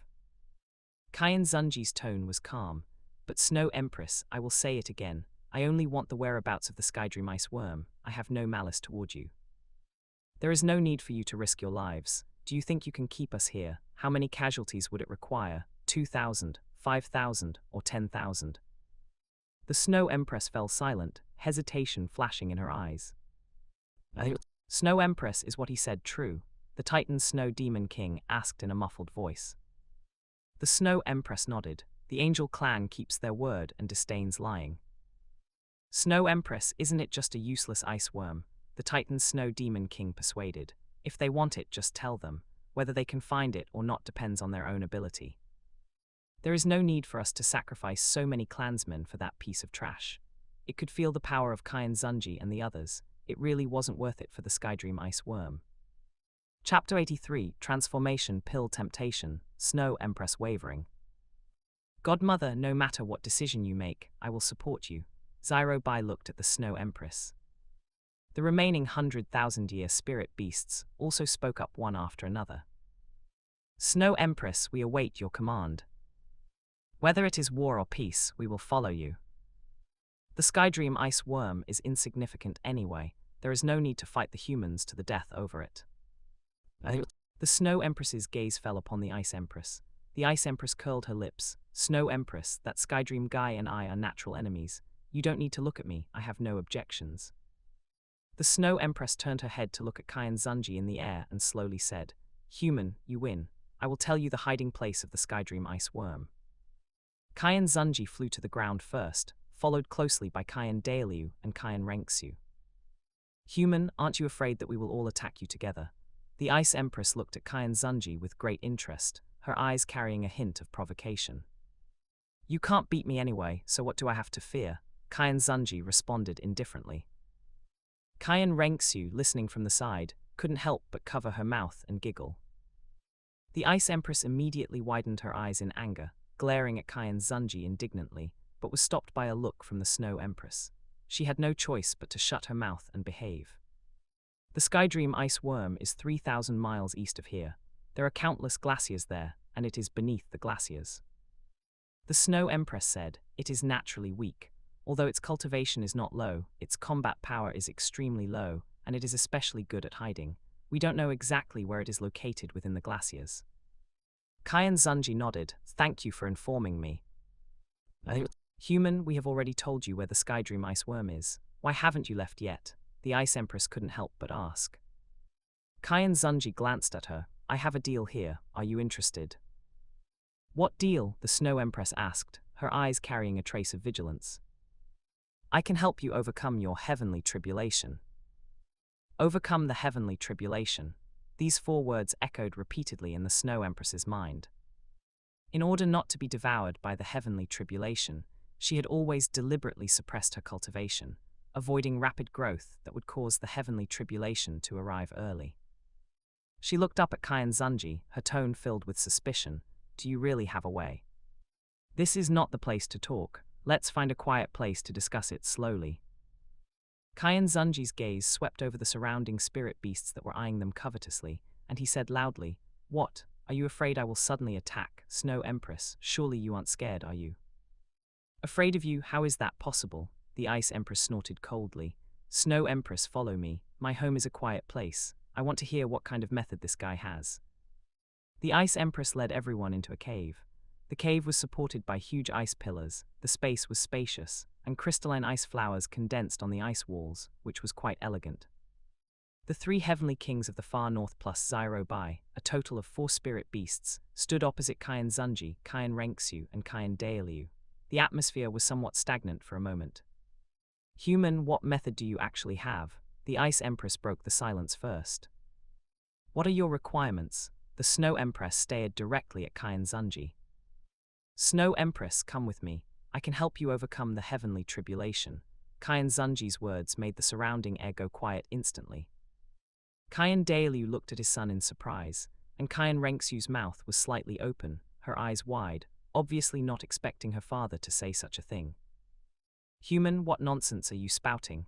The Ice Empress was instantly enraged, the cold air around her surging. You want to make a move on the Snow Empress? Xiao Bai and the Titan Snow Demon King scratched their heads, obviously not understanding the deeper meaning of these words, looking blank. Qian Xunji suddenly transmitted his voice to the Ice Empress. You wouldn't want her to know that you like the Snow Empress, would you? Upon hearing this, the Ice Empress was struck by lightning. This young girl instantly turned pale, her body trembling slightly, and she dared not speak again. Human, what do you mean? The Snow Empress noticed the Ice Empress's abnormality, and her eyes instantly turned cold, carrying a trace of dangerous aura. Don't misunderstand, Qian Xunji quickly explained. What I mean is, Snow Empress, I invite you to serve as an honorary enshrinement of my Spirit Hall and return to Spirit Hall with me. Jia Yu, Qian Daily was somewhat puzzled. Father, the lifespan of a spirit beast far exceeds that of a human. An enshrinement capable of exerting quasi-god strength in the far north is something that, apart from our Qian family, Spirit Hall cannot possess in every generation, Qian Xunji said. Qian Daily fell silent. He believed his son would not joke about the safety of Spirit Hall. Human, I am a spirit beast, and you are human. The Snow Empress looked at Qian Xunji, her tone filled with suspicion. Are you sure you didn't misspeak? Or are you preparing to trick me into leaving the far north because you want my spirit bone? As for her spirit ring, she was very confident that no one could absorb it. 600,000 years of cultivation, how could a mere level 90 titled Douluo absorb it? I swear by my spirit that I have absolutely no covetous intentions towards your spirit ring or spirit bone. I sincerely want to invite you to serve as an honorary enshrinement of Spirit Hall. Qian Xunji's eyes were sincere, his tone genuine. In the Douluo Continent, no one dared to lie when swearing by the spirit. Those are oaths that will come true. Human, I have felt your sincerity, the Snow Empress pondered for a moment. But I cannot agree. I am a spirit beast, and Spirit Hall has many titled Douluo. Even if you have no designs on me, others may not be the same. I do not want to live under surveillance every day. That is not a problem. Qian Xunji took out a medicinal pill. This is a transformation pill, and it is also the key to how I can help you overcome the heavenly tribulation. It allows you to transform perfectly with no side effects. No one will be able to tell you are a spirit beast, and it will allow you to retain your strength without needing to recultivate. So magical, the Ice Empress looked confused. Would you be so kind? You wouldn't have other motives, would you? My purpose is to have the Snow Empress become an honorary enshrinement of Spirit Hall, to strengthen the foundation of Spirit Hall. Qian Xunji explained, this transformation pill has another important function. It allows you to switch between human form and beast form at will. It grants you cultivation speed and recovery physique close to that of a human. Although it cannot be completely equated, it is much faster than the cultivation speed of a spirit beast itself. Really, you aren't lying to us, the Ice Empress pressed, her eyes full of anticipation. Every word I say is true, I can swear by my spirit. Xiao Bai, the Titan Snow Demon King, the Ice Empress, and the Snow Empress all fixed their gazes on that medicinal pill, their eyes burning with intensity. The cultivation speed and recovery physique of humans, combined with the long lifespan of spirit beasts, the potential of these characteristics combined made their hearts surge. How about it, Snow Empress? I have already shown my sincerity. Do you want to join Spirit Hall? Qian Xunji thought to himself, with such temptation, he didn't believe she could refuse. Let me think about it some more. The Snow Empress hesitated. Snow Empress, opportunities must not be missed. If you miss this time, you may not have such an opportunity in the future. Perhaps, after you take the medicinal pill, the heavenly tribulation will think you are human and will no longer descend. With the lifespan of you spirit beasts, combined with human cultivation talent, if there is no heavenly tribulation to hinder you, perhaps you could cultivate to become a god on your own. This is an opportunity to become a god. Qian Xunji continued to induce her. Become a god, become a god. These two words echoed repeatedly in the Snow Empress's heart. The Ice Empress grabbed her hand tightly, her eyes staring intently at the Snow Empress. Godmother, agree, Xiao Bai said eagerly. The Titan Snow Demon King also chimed in a muffled voice. Yes, Snow Empress, if it's true, it won't do any harm to the far north. The Snow Empress's throat moved slightly, and she took a deep breath. I must first confirm that this thing has no problems. If it is truly as you say, I will join Spirit Hall. Take it, Qian Xunji handed the transformation pill to the Snow Empress. The Snow Empress took the medicinal pill and, without hesitation, swallowed it directly. In an instant, a white energy enveloped her, the light soft yet impenetrable. A moment later, the energy dissipated, and the Snow Empress's figure reappeared before everyone. She was dressed in a simple white dress, her skin whiter than snow, her eyebrows and eyes like a painting. She was completely in the appearance of a human woman, with a cold and elegant temperament. Snow Empress, you have really become human. The Ice Empress looked at her, surprise, shock, and various other emotions intertwined. Chapter 84, Void Mirror Searches for Skydream Ice Worm. Snow Empress could clearly feel the changes in her body. Although her skin still carried a chill, it now possessed a real body temperature. Born as an Ice Empress, she originally had no body temperature. What shocked her even more was the leap in her cultivation speed. Previously, it took 10,000 years of cultivation to gain over 100,000 years of cultivation base, but now it could be achieved in just 300 years, dozens of times faster. Even the hidden injuries left behind when she made a breakthrough at 600,000 years, which were originally expected to take 1,000 years to heal, could now be recovered from at most 50 years with this human physical body. Is this the advantage of humans? Spirit beasts are indeed hard-pressed to match it. A trace of gloom flashed in Snow Empress's eyes, but she quickly returned to normal. She smiled at Ice Empress and said, "My current state is very strange. This form is indeed human, but to use my full power, I still have to change back to my original appearance." Snow Empress, how does your body feel now? Is there a gap compared to before? Ice Empress asked eagerly, while Zyro Bai and Titan Snow Demon King also stared at her curiously. The effect is the same as what this human said. The cultivation speed is dozens of times faster than before, and the recovery of hidden injuries is 20 or 30 times faster. This medicine is truly miraculous, Snow Empress said truthfully. The faces of Ice Empress and the other beasts were full of amazement, and their eyes could not hide their envy. I do not know how to address you all. Snow Empress turned to Qian Xunji, her tone already softened. I am the current Supreme Pontiff of Spirit Hall, Qian Xunji. This is my daughter, Qian Renxue, and this is my father, the High Priest of the Enshrinement Hall, Qian Dailiu. As an honorary enshrinement, you will be under my father's jurisdiction, Qian Xunji introduced. Supreme Pontiff, High Priest. Snow Empress bowed slightly. She understood human etiquette. Since she had agreed to be an honorary enshrinement, she would not break her word. Spirit beasts have always kept their promises. Snow Empress, since you are now an honorary enshrinement, please take us to find the Skydream Ice Worm, Qian Xunji said. Snow Empress nodded in agreement.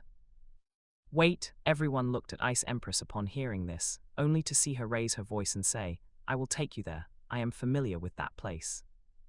Several hours later, in the Eastern Glacier region, Qian Xunji's group stood on the backs of 200,000-year ice jade scorpions. This was Ice Empress's request, only she herself knew the reason why. Everyone jumped off the scorpions' backs. Ice Empress looked around, the glaciers crisscrossed, stretching for thousands of miles. She looked at Qian Xunji. Qian Xunji, how are you going to find that guy Skydream? It is best at hiding, and even mental force is hard to detect 300 meters below the ice. Qian Xunji took out a void mirror and handed it to Qian Dailiu. Father, you possess divine force. This void mirror can only exert its true effect in your hands. Qian Dailiu took the void mirror, and a stream of information instantly flooded into his sea of consciousness. That was the method to use the void mirror. This mirror recognized Qian Xunji as its master, and only those he approved of could use it. In anyone else's hands, it was just a hard mirror. A flash of golden light shone in Qian Dailiu's eyes, and the small amount of divine force within his body erupted suddenly, a fluctuation far exceeding spirit power spreading outward. Snow Empress and Ice Empress felt this power and were greatly alarmed. The two ice jade scorpions even curled up into balls, shivering. Streams of spatial energy radiated from the void mirror, the range constantly expanding. 10 miles, 100 miles, 500 miles, 1,000 miles. In just a few breaths, it had already swept through the entire glacier. 1,000 zhang deep under the glacier, a round, chubby ice worm was panicking, What is this? Such terrifying spatial ability, I must escape. But no matter how it twisted its body, it could not leave this area. It's over, it's really over this time, I can't escape. Despair filled its consciousness. Above the glacier, Ice Empress and the others stared curiously at the void mirror. In the mirror was the twisting figure of the Skydream ice worm. This thing is truly miraculous. It really found Skydream, but how do we catch it and bring it up? This is just a projection, Ice Empress asked confusedly. Qian Daelu turned the void mirror to face diagonally upward, shooting out a beam of light. A circle of light with a diameter of 1 zhang suddenly appeared in midair. Under the glacier, an identical circle of light appeared beside Skydream, and a suction force came, steadily lifting it up. Skydream did not resist, did not struggle, and even had no emotions. It was already powerless to resist and could only resign itself to its fate. At the same time, an ice worm slowly descended from the circle of light above the ice surface. It was Skydream. Wow, it really came out. This thing is too amazing, Ice Empress exclaimed. I searched for Skydream for 10,000 years and couldn't find it, but it caught it in one go. Bing Bing, why are you here? Skydream Ice Worm looked at Ice Empress, full of surprise. Could it be you who brought me up? Impossible, you don't have this means, otherwise I wouldn't have been able to escape back then. HMPH, Ice Empress turned her face away unhappily. It wasn't me, it was them. She stepped back, and only then did Skydream see Qian Xunji and the others. How is this possible? How can humans be so strong? Skydream's eyes widened round. You are at most 100 or so years old. How can you have such a profound cultivation base? This is impossible.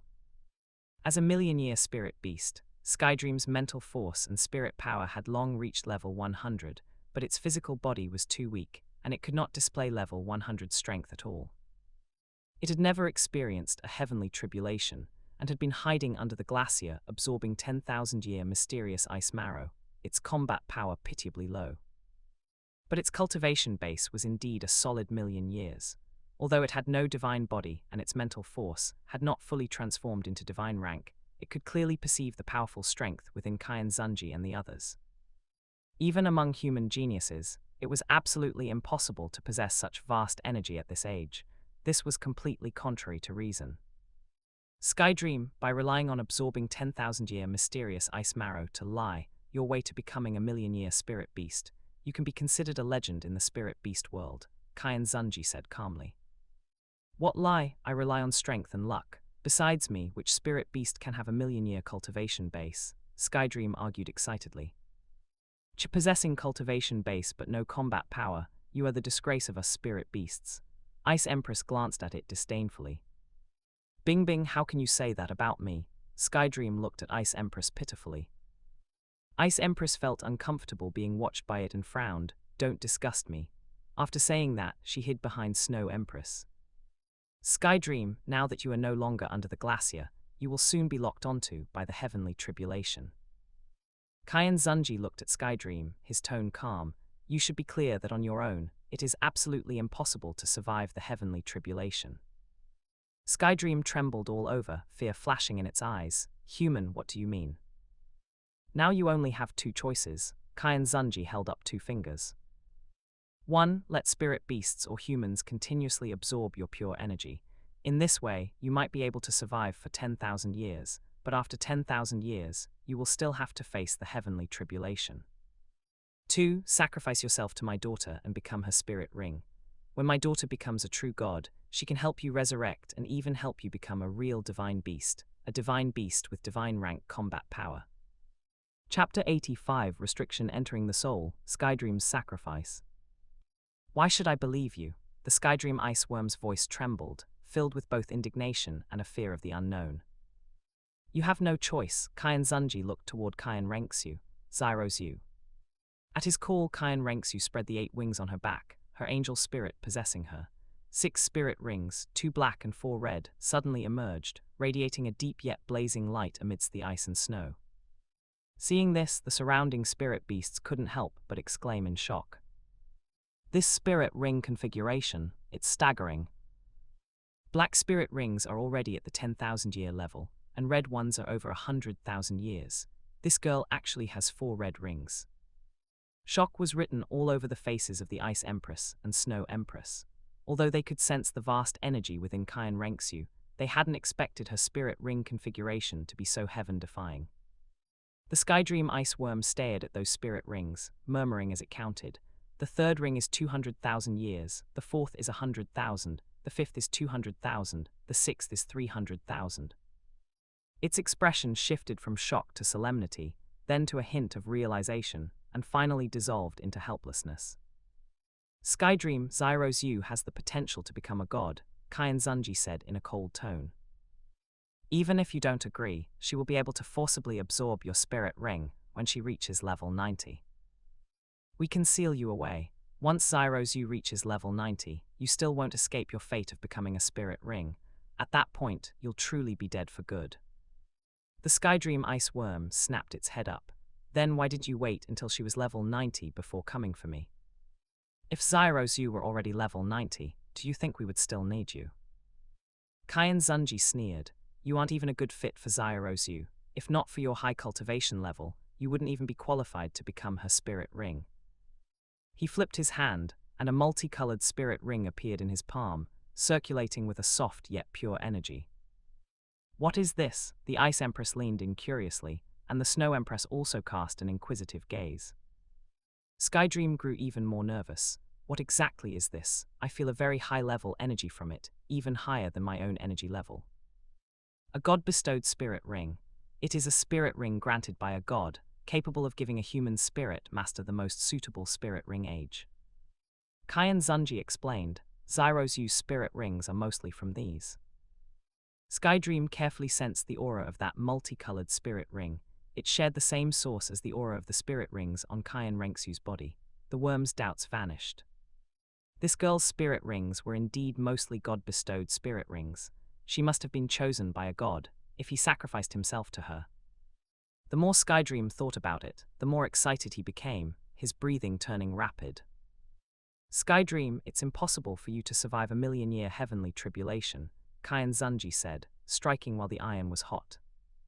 Sacrificing yourself to Zyro's you is your opportunity, an opportunity to become a true divine beast and gain eternal life. This chance must not be missed.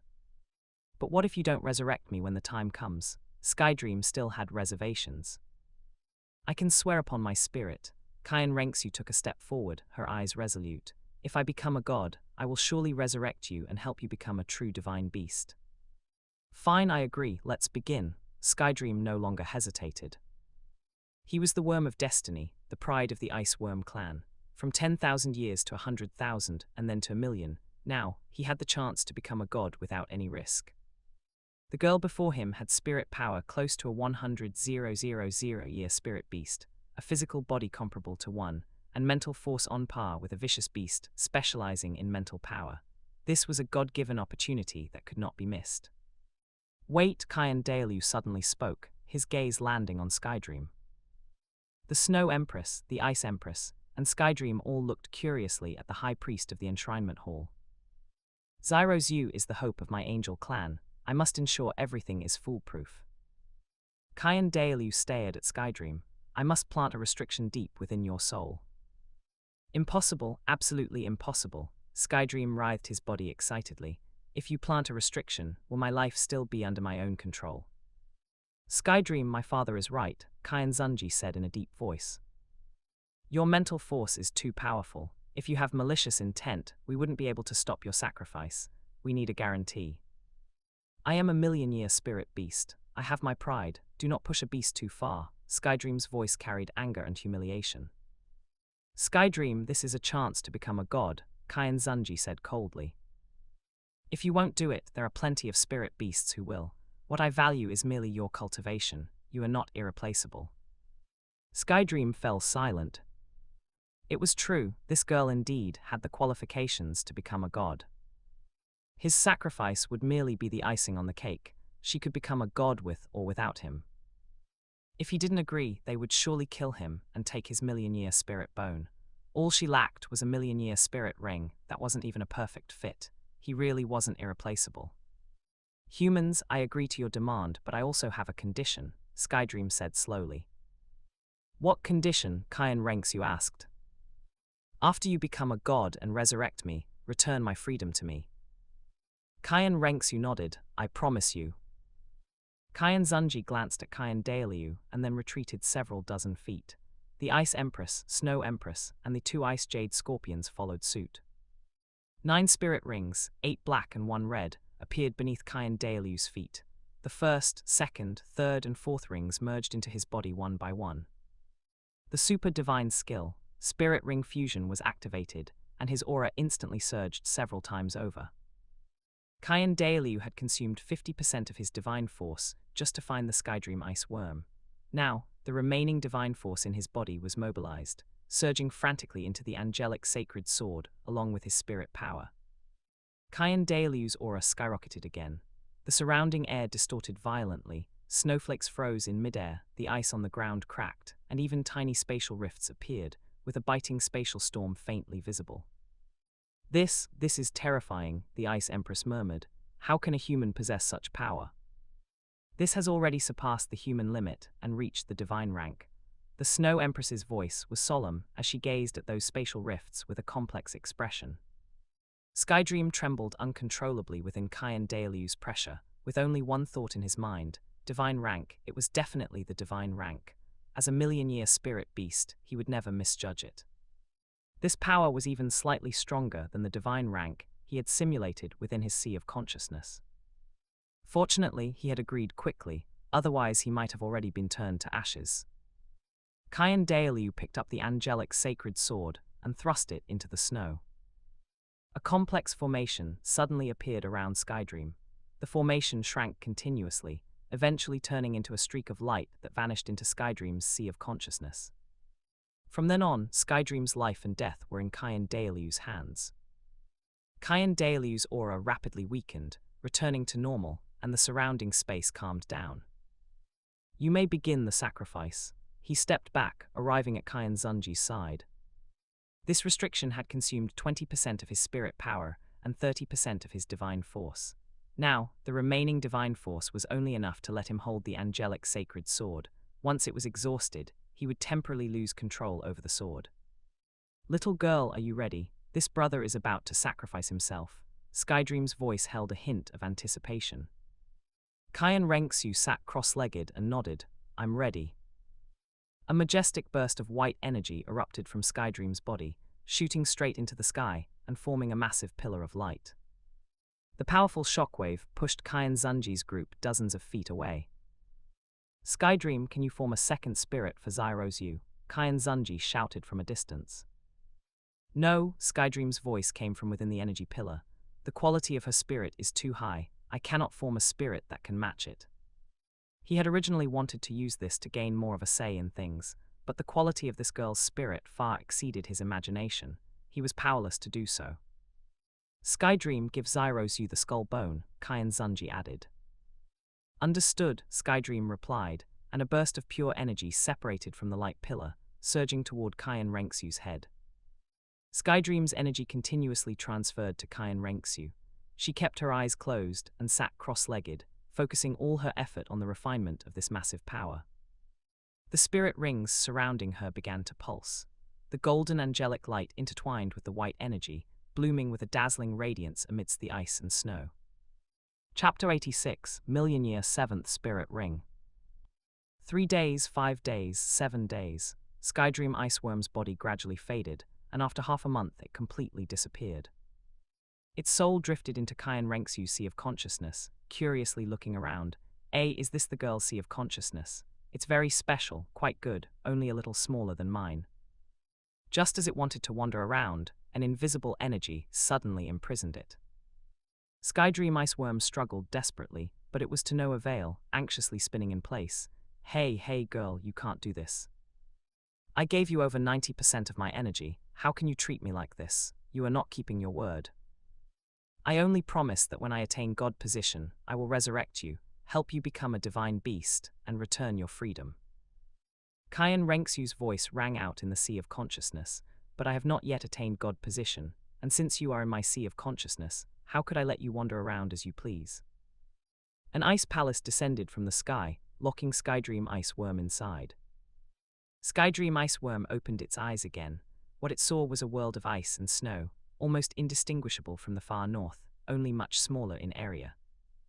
This is a world I created for you, modeled after the far north. Qian Renxue's voice came again. I will grant you a portion of the authority here. You may change the environment as you wish. Here there is no heavenly tribulation, nor are there your natural enemies. You can have everything you want, except for freedom. I still need to refine the energy. Stay here and behave yourself. Skydream Ice Worm gazed at this familiar, yet unfamiliar world of ice and snow, its expression complex, and in the end, it could only sigh helplessly. Outside, the strange phenomenon of Skydream Iceworm's sacrifice had long since dissipated. 7 spirit rings, 2 black, 4 red and 1 gold, pulsed around Qian Renxue. The Skydream Iceworm's original spirit ring was not gold, but it had been optimized by the angel spirit into a brilliant gold. The power within her body continuously surged through her meridians, and under her guidance, it divided into 5 streams. One stream surged directly into the sea of consciousness, expanding her mental force. One stream strengthened her flesh and blood, enhancing her physical body. One stream flowed into the Kai Sea, increasing her spirit power and reinforcing her meridians. One stream merged into her spirit, being absorbed by the angel spirit. This stream of energy was the largest, accounting for 70% of the total. The final stream transformed into bodily potential, hidden within her limbs and bones. Time passed quietly, and a month later, the energy from the sacrifice finally stabilized. Xyrox, you should be waking up soon, Qian Daily remarked, looking at his granddaughter sitting cross-legged. This sacrifice from a million-year spirit beast will certainly bring Xyroxu an immense improvement. Qian Xunji said, Father, after Xyroxu returns, she can begin the Angel God trial. Should we not wait a bit longer? Qian Daily mused slightly. The Angel God trial yields the greatest benefits when started at the titled Douluo stage. Is it not too early now?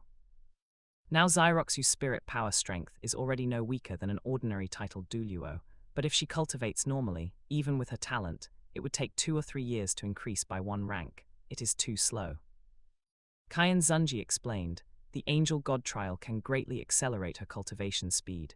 We only need to suppress the God trial program. That way we can allow Xyroxu to grow faster.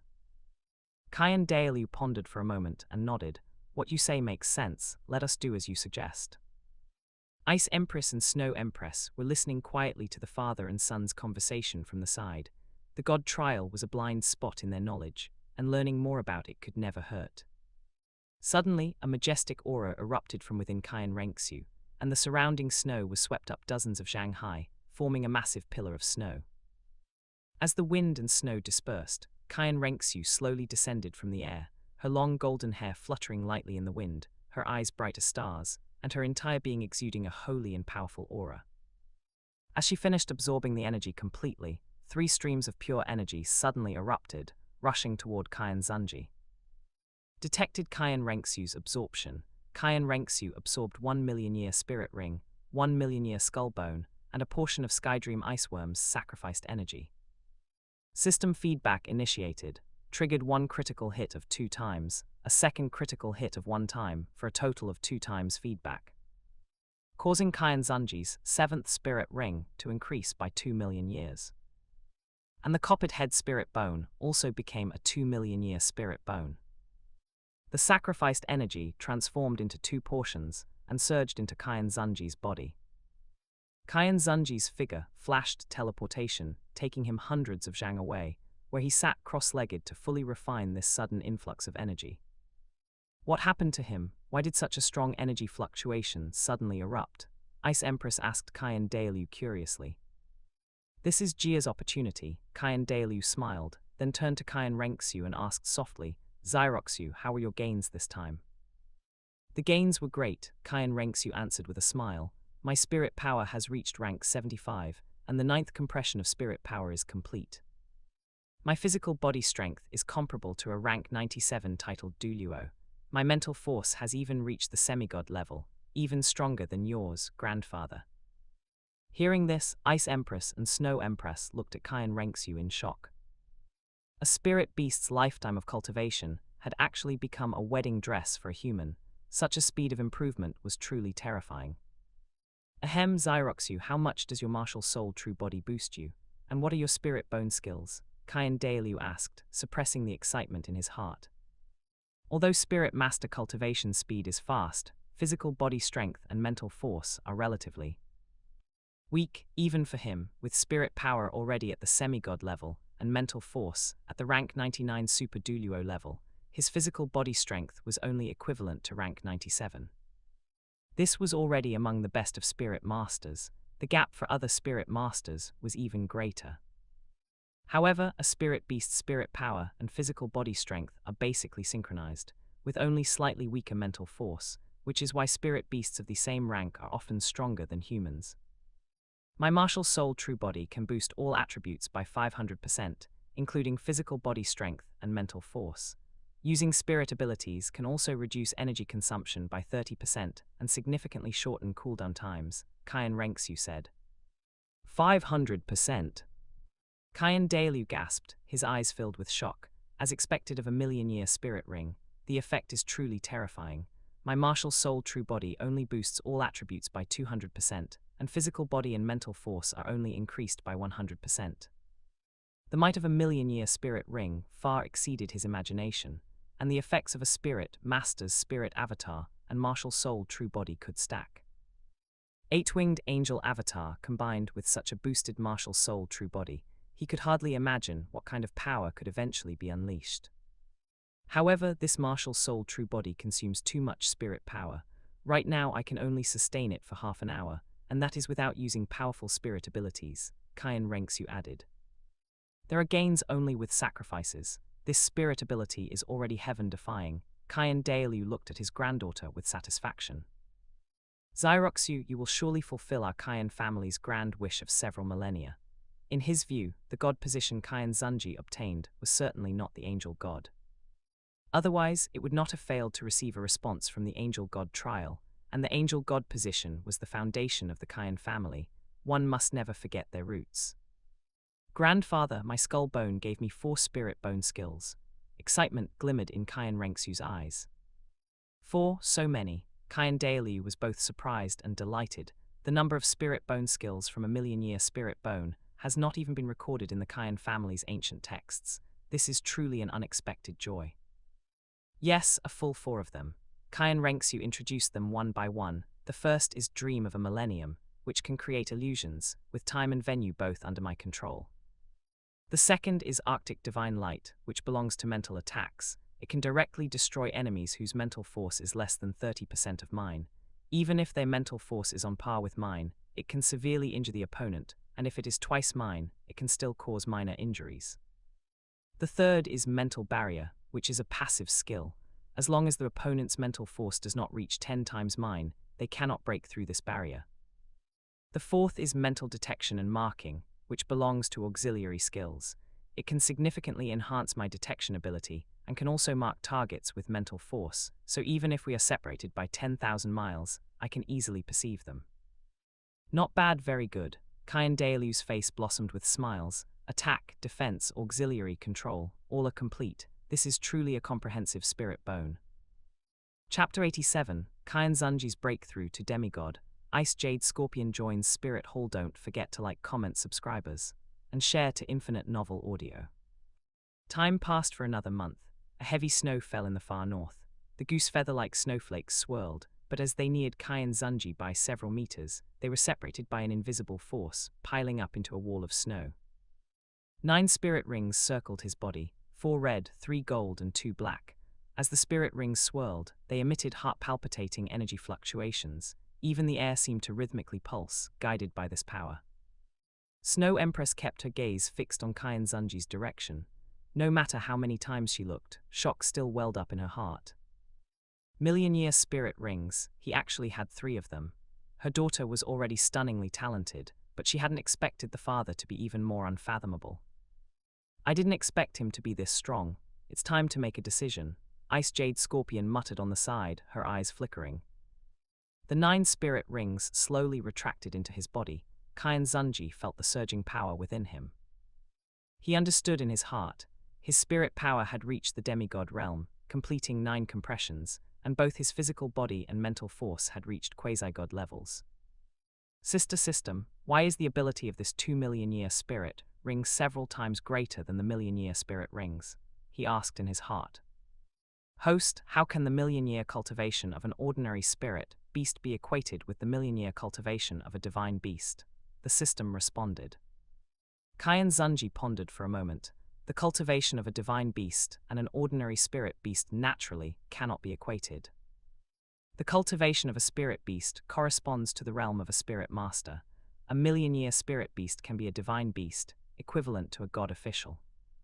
2 million years of cultivation is equivalent to a third-class god. 5 million years is equivalent to a second-class god. 10 million years is equivalent to a first-class god. Every time a god improves, the energy within their body grows several times, or even 10 times over. For a divine beast, every additional million years of cultivation creates a massive gap. Qian Xunji suddenly realized, so that's it, I overlooked the gap in realms. Congratulations to Father for further advancing your cultivation. Qian Renxue led the group over. Qian Xunji raised his head and stood up. This trip to the far north has been quite smooth. Let's set off back to Spirit City. That, Qian Xunji, Ice Jade Scorpion stepped forward hesitating. Ice Jade Scorpion, do you have something to say? Qian Xunji looked at her. Can I also join Spirit Hall? Ice Jade Scorpion gathered her courage and asked. Yes, from now on, you will be an honorary enshrinement of Spirit Hall, just like Snow Empress. I am an honorary enshrinement, so do you also have to give me that thing? Excitement flashed in Ice Jade Scorpion's eyes. What thing? The transformation pill, Ice Jade Scorpion said righteously. Snow Empress is an honorary enshrinement, and you gave her one. Now that I am one too, naturally you should give me one. Are you as strong as Snow Empress? Qian Xunji glanced at her. Ice Jade Scorpion gritted her teeth, her face flushed red, but she couldn't refute it. However, it's not impossible to give you one. Really? Ice Jade Scorpion's eyes lit up instantly. The transformation pill is an opportunity to become a god. Such a great opportunity cannot be given to you casually. Qian Xunji looked at her with interest. You need to bring something to exchange for it. Exchange, what do you want? First, as an honorary enshrinement, you must uphold the interests of Spirit Hall. Second, everything must be centered around my Qian family. Third, bring out 8 or 10 100,000-year spirit bones. Qian Xunji, don't go too far. Ice Jade Scorpion glared at him. The first two conditions are fine, but 8 or 10. Where would I get so many 100,000-year spirit bones? You don't even have a few 100,000-year spirit bones. You've lived for so long, and there are dozens of 100,000-year spirit beasts in the far north. Every one of them, after becoming a 100,000-year spirit beast, will experience a heavenly tribulation after 1,000 years. Less than 1 in 5 survives. You've lived for at least tens of thousands of years. You must have watched other spirit beasts undergoing tribulation at least 70 or 80 times. Didn't you go to scavenge for spirit bones? Qian Xunji raised an eyebrow and asked. Scavenge for spirit bones? Ice Jade Scorpion was furious. They were all reduced to nothing. Where would I go to scavenge? When a spirit beast undergoes tribulation, less than 1/5 survive the first tribulation.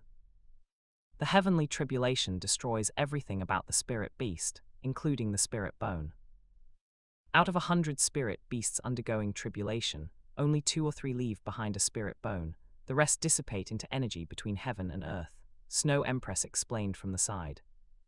So that's how it is. Qian Xunji looked at Ice Jade Scorpion. Then how many 100,000-year spirit bones do you have?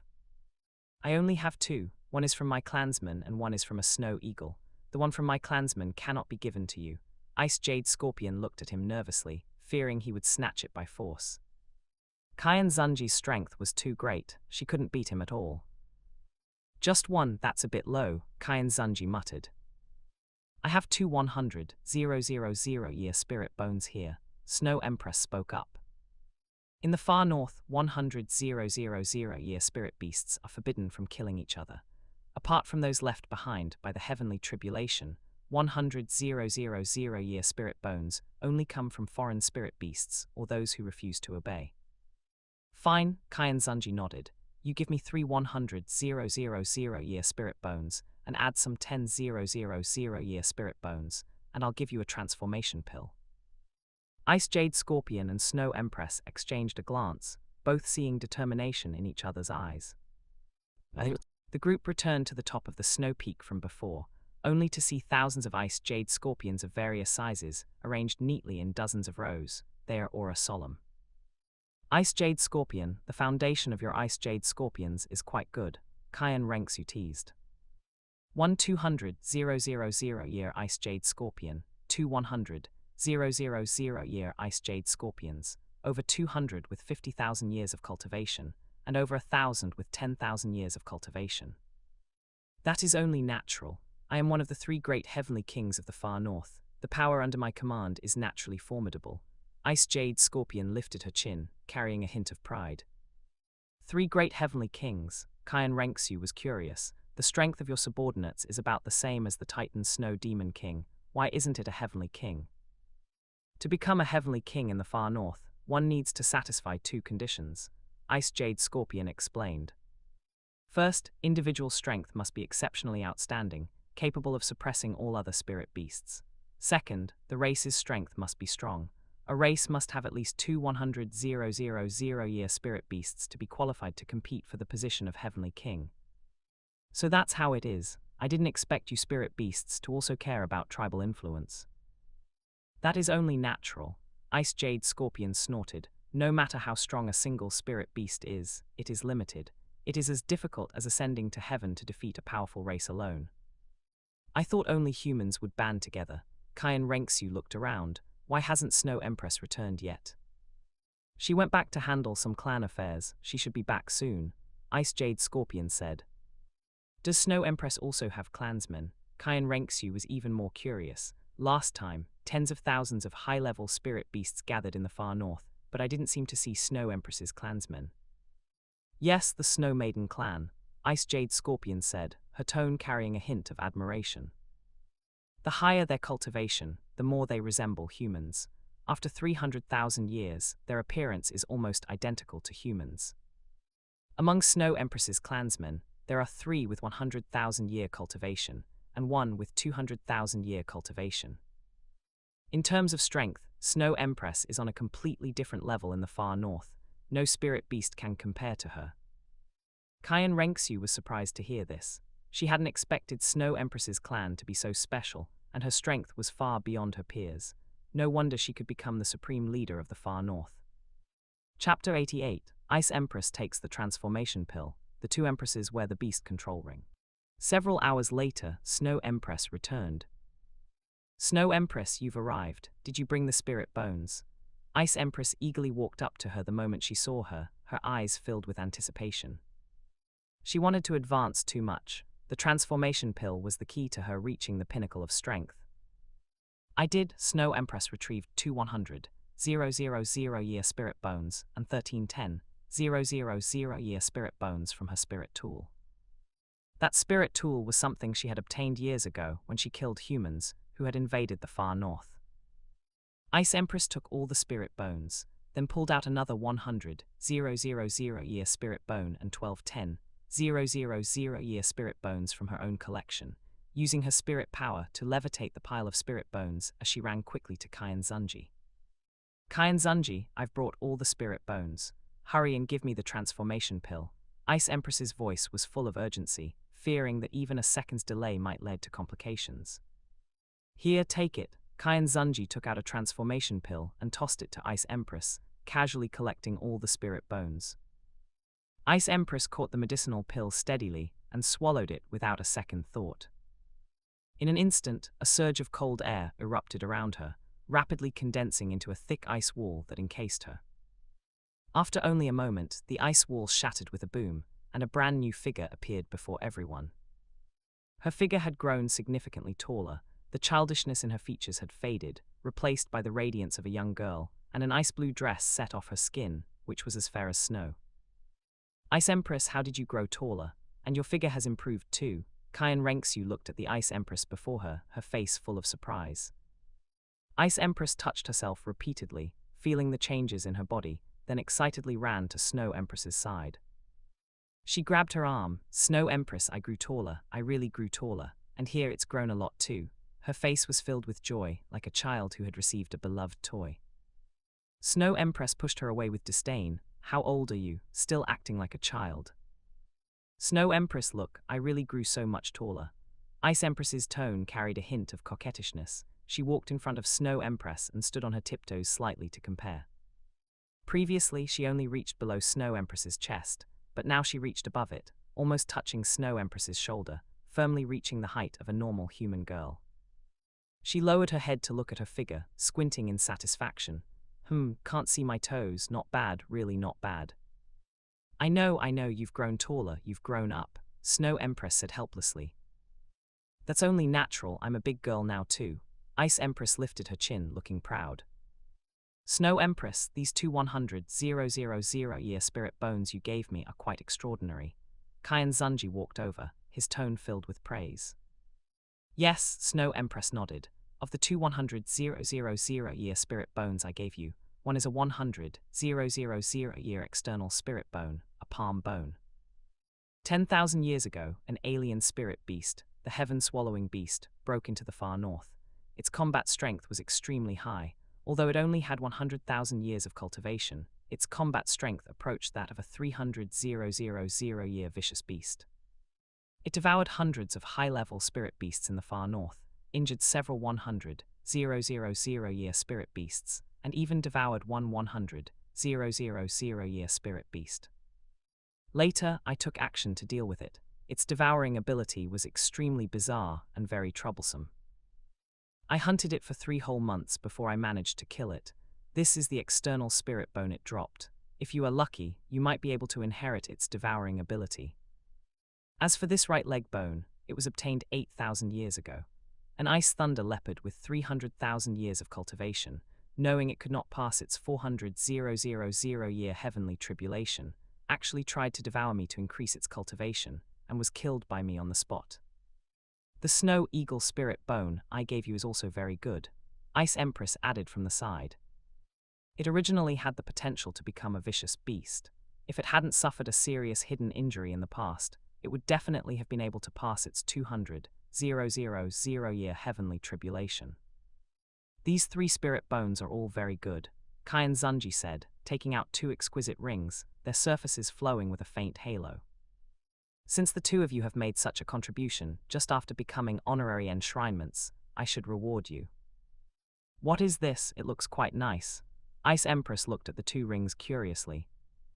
This is a spirit beast aura concealer.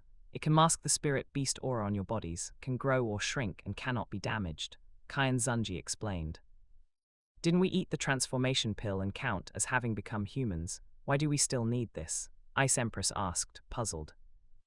Although you are currently in human form, if you need to use your full strength, you still need to change back into your spirit beast form, at which point your spirit beast aura will be exposed. This concealer can still take effect even when you change back into your spirit beast form, letting others mistakenly believe that you are using your martial soul true body, Qian Xunji explained patiently. It's that powerful, would you be so kind? Ice Empress looked full of suspicion, and Snow Empress also looked at Qian Xunji. Her eyes filled with inquiry. He did not seem like the type of person to bestow favors so easily. You are honorary enshrinements of my spirit hall, so naturally I must think of your safety. Qian Xunji's tone was very calm. This thing might even be able to mask your aura from being locked onto by the heavenly tribulation. Wearing it will only be beneficial for you. If it can really avoid the heavenly tribulation, you won't have to worry about undergoing tribulation in the future. Really, it's that powerful. Ice Empress immediately became interested. I'll try it out. How do I use this?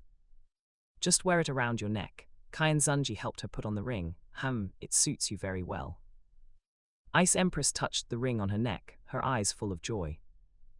She tried to use the bloodline power of the Ice Jade Empress Scorpion, and patches of ice crystals instantly appeared on her forehead, arms and legs, and her aura climbed accordingly. Snow Empress, look at me. Can you feel my spirit beast aura now? Ice Empress asked. Snow Empress sensed carefully and shook her head. No, there isn't a trace of spirit beast aura. This thing really can mask spirit beast aura. A look of surprise appeared on her face as well. Snow Empress, come, you should wear one too. This thing is quite comfortable to wear. Ice Empress took the other ring from Qian Xunji's hand and, without further ado, put it on Snow Empress. Snow Empress did not resist. cooperating by lowering her head slightly, allowing her to fasten the ring around her neck. Snow Empress, you look really beautiful wearing this. Ice Empress looked at Snow Empress and praised her sincerely.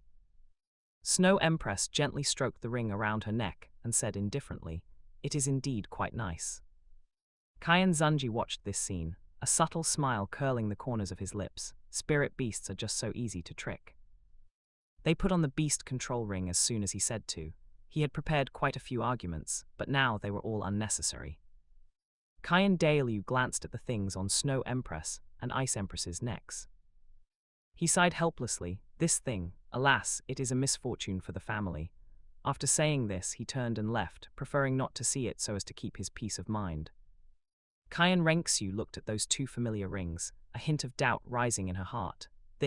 Isn't this the kind of thing that Godmother Yin wears?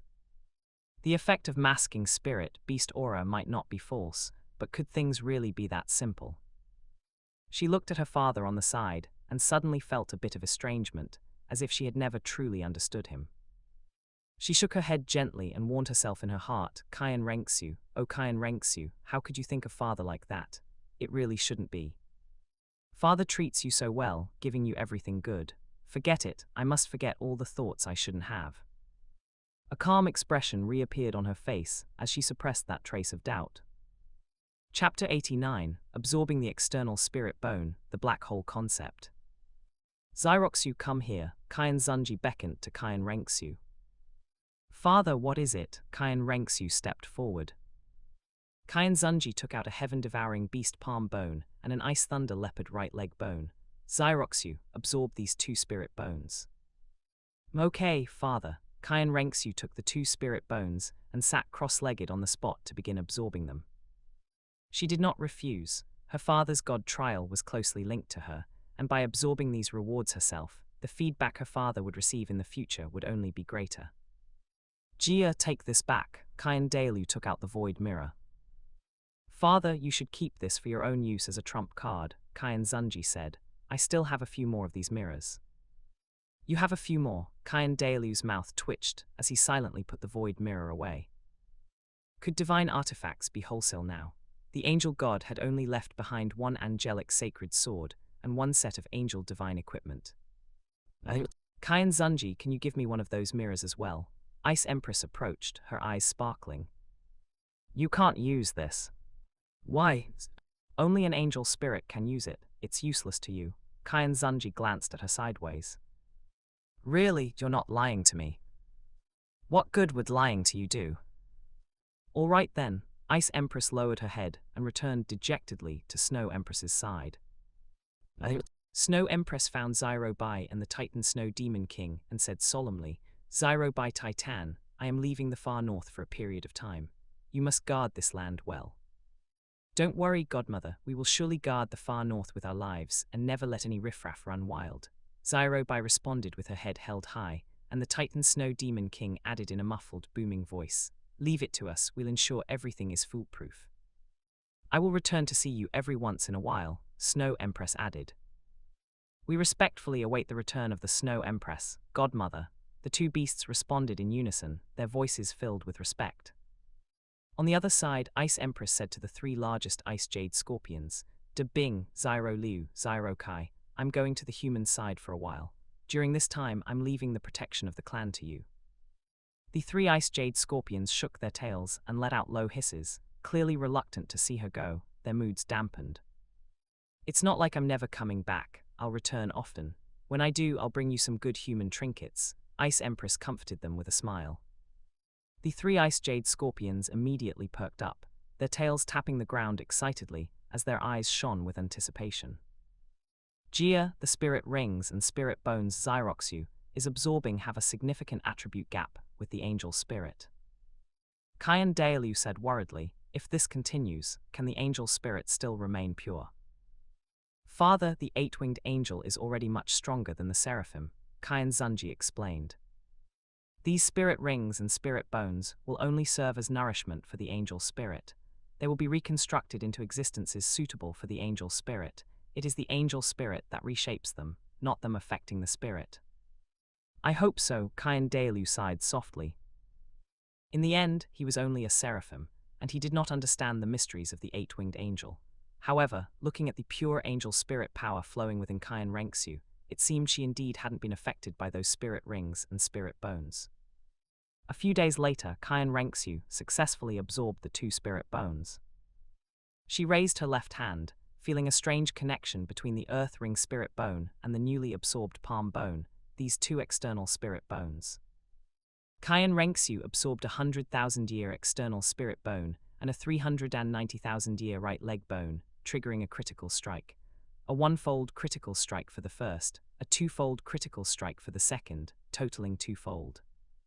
Now feeding back to the host, duplicating the external spirit bone, palm bone, and right leg bone, and increasing their cultivation years to 200,000 years and 780,000 years respectively, the system's voice rang out in Qian Xunji's mind. Qian Xunji felt two sudden surges of energy within his body and quickly suppressed them, intending to return to Spirit City before slowly refinement them. He had long since extracted all the spirit bones he had previously absorbed. With the system's feedback, keeping those spirit bones in his body didn't mean much. Leaving them for his descendants was the most cost-effective choice. Xiroxu, what's wrong? Qian Douluo asked curiously, seeing Qian Renxue staring at her left hand. Grandfather, I feel as if the two external spirit bones on my left hand have some sort of connection. Those two spirit bones come from different spirit beasts. What connection could they have? Qian Douluo frowned, then said, Xiroxu, why don't you tell us what spirit ability each of these two spirit bones gave you? This external spirit bone gave me two spirit abilities, Qian Renxue explained. One is voidness, which can devour heaven and earth energy and offensive power. Whether tangible or intangible, everything can be converted into my own energy. The second is refinement. Originally, converting energy through devouring would take a long time, but with this skill, the conversion can be completed in a short period. Devouring attacks and converting them into your own energy, Qian Douluo was shocked. Are there no limits to this spirit bone skill? There are. The devoured power cannot exceed twice my own maximum endurance, otherwise I will be injured. Furthermore, devouring can be used at most 3 times within 7 days, and refinement can also only be used 3 times. Maximum endurance, what does that specifically refer to? It refers to the power that could kill me in a single blow. As long as it isn't power that can one-shot me, I can devour anything up to twice that strength, Qian Renxue said. Qian Douluo sighed inwardly. This isn't just devouring, this is clearly a life-saving divine skill. The right leg bone also gave me 2 spirit bone skills. One is mastery over ice, and the other is mastery over lightning. The level of mastery is close to the ultimate attribute. These 2 spirit bone skills are very good, Qian Douluo said with satisfaction. This way, it's as if you've gained 2 additional attributes. Yes, with the support of these 2 attributes, I can be more confident when facing corresponding opponents, Qian Renxue responded with a smile. Xiroxu, your earth ring is the mastery of magnetic fields, while devouring is the absorption of energy or tangible and intangible objects. What do you think is the relationship between the two? Qian Xunji prompted from the side. Qian Renxue was stunned for a moment, and after thinking for a while she asked, Father, is there a relationship between the two? Xiroxu, didn't I tell you before? There is a type of celestial body that, by continuously compressing itself, forms an extremely strong gravitational pull that can devour everything. Qian Renxue's eyes lit up, and she blurted out, Father, are you talking about a black hole? Yes, a black hole, Qian Xunji nodded. Even if you could condense a very small black hole, it could devour the entire Douluo Continent.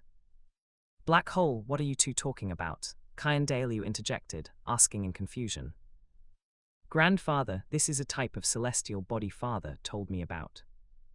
It was originally a massive planet that later continuously collapsed and compressed, its density increasing until it finally became a point of infinite density that can devour everything, feeding on planets. Wait, what are you saying? Planets, celestial bodies, what are all these? Qian Douluo became increasingly confused, completely unable to understand these strange terms. Father, you will find out later, Qian Xunji said, his tone carrying a hint of mystery. Chapter 90, The Two Emperors of Ice and Snow, First Entry into Spirit City. Qian Xunji and his party entered Spirit City. The wide streets were bustling with traffic and crowds, with shouts and laughter echoing one after another. It was a lively scene. Is this your territory? Ice Empress asked, curiously looking around, her bright eyes filled with novelty. The candy art stalls, clay figurine shops, and snack carts drifting with fragrance along the street were all fresh things she had never seen before. She gave a soft huff with a hint of arrogance. There are quite a few people, but they all look quite weak. Qian Xunji followed her gaze across the pedestrians on the street and said indifferently, "The reason you think they are weak is because most of them are ordinary residents of Spirit City. The true powerhouses are all on those mountains." He raised his hand, pointing to the highest peaks in the city, where the mountains were shrouded in clouds and mist, and the outlines of pavilions could be faintly seen. "What is special about those mountains?" Ice Empress pursued, and Snow Empress also looked over, her eyes filled with curiosity.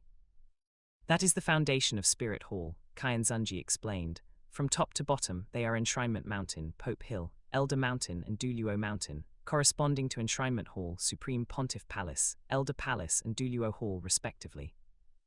Douluo Hall is quite special. It is the place where the spirit tablets of deceased titled Douluo are placed.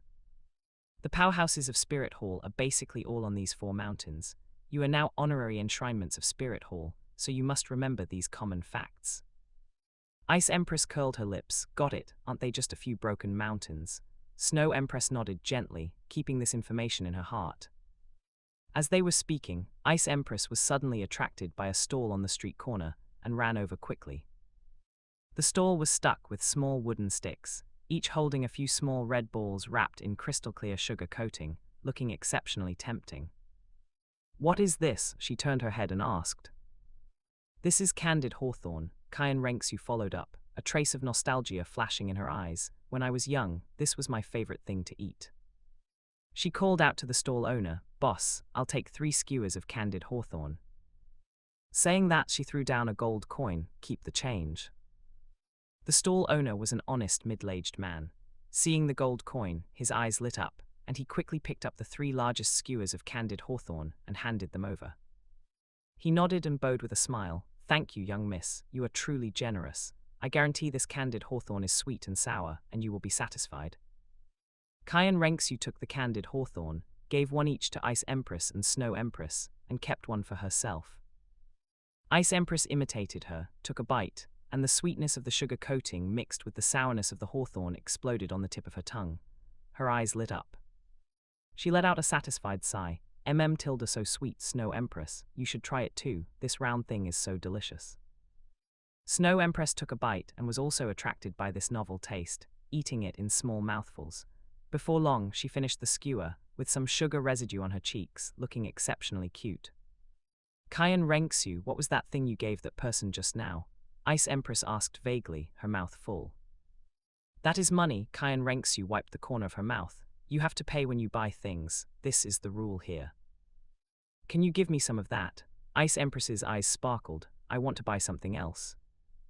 "Sure," Qian Renxue smiled. "You are honorary enshrinements, so you can receive many gold coins and cultivate resources every month." "Was that a gold coin you just gave?"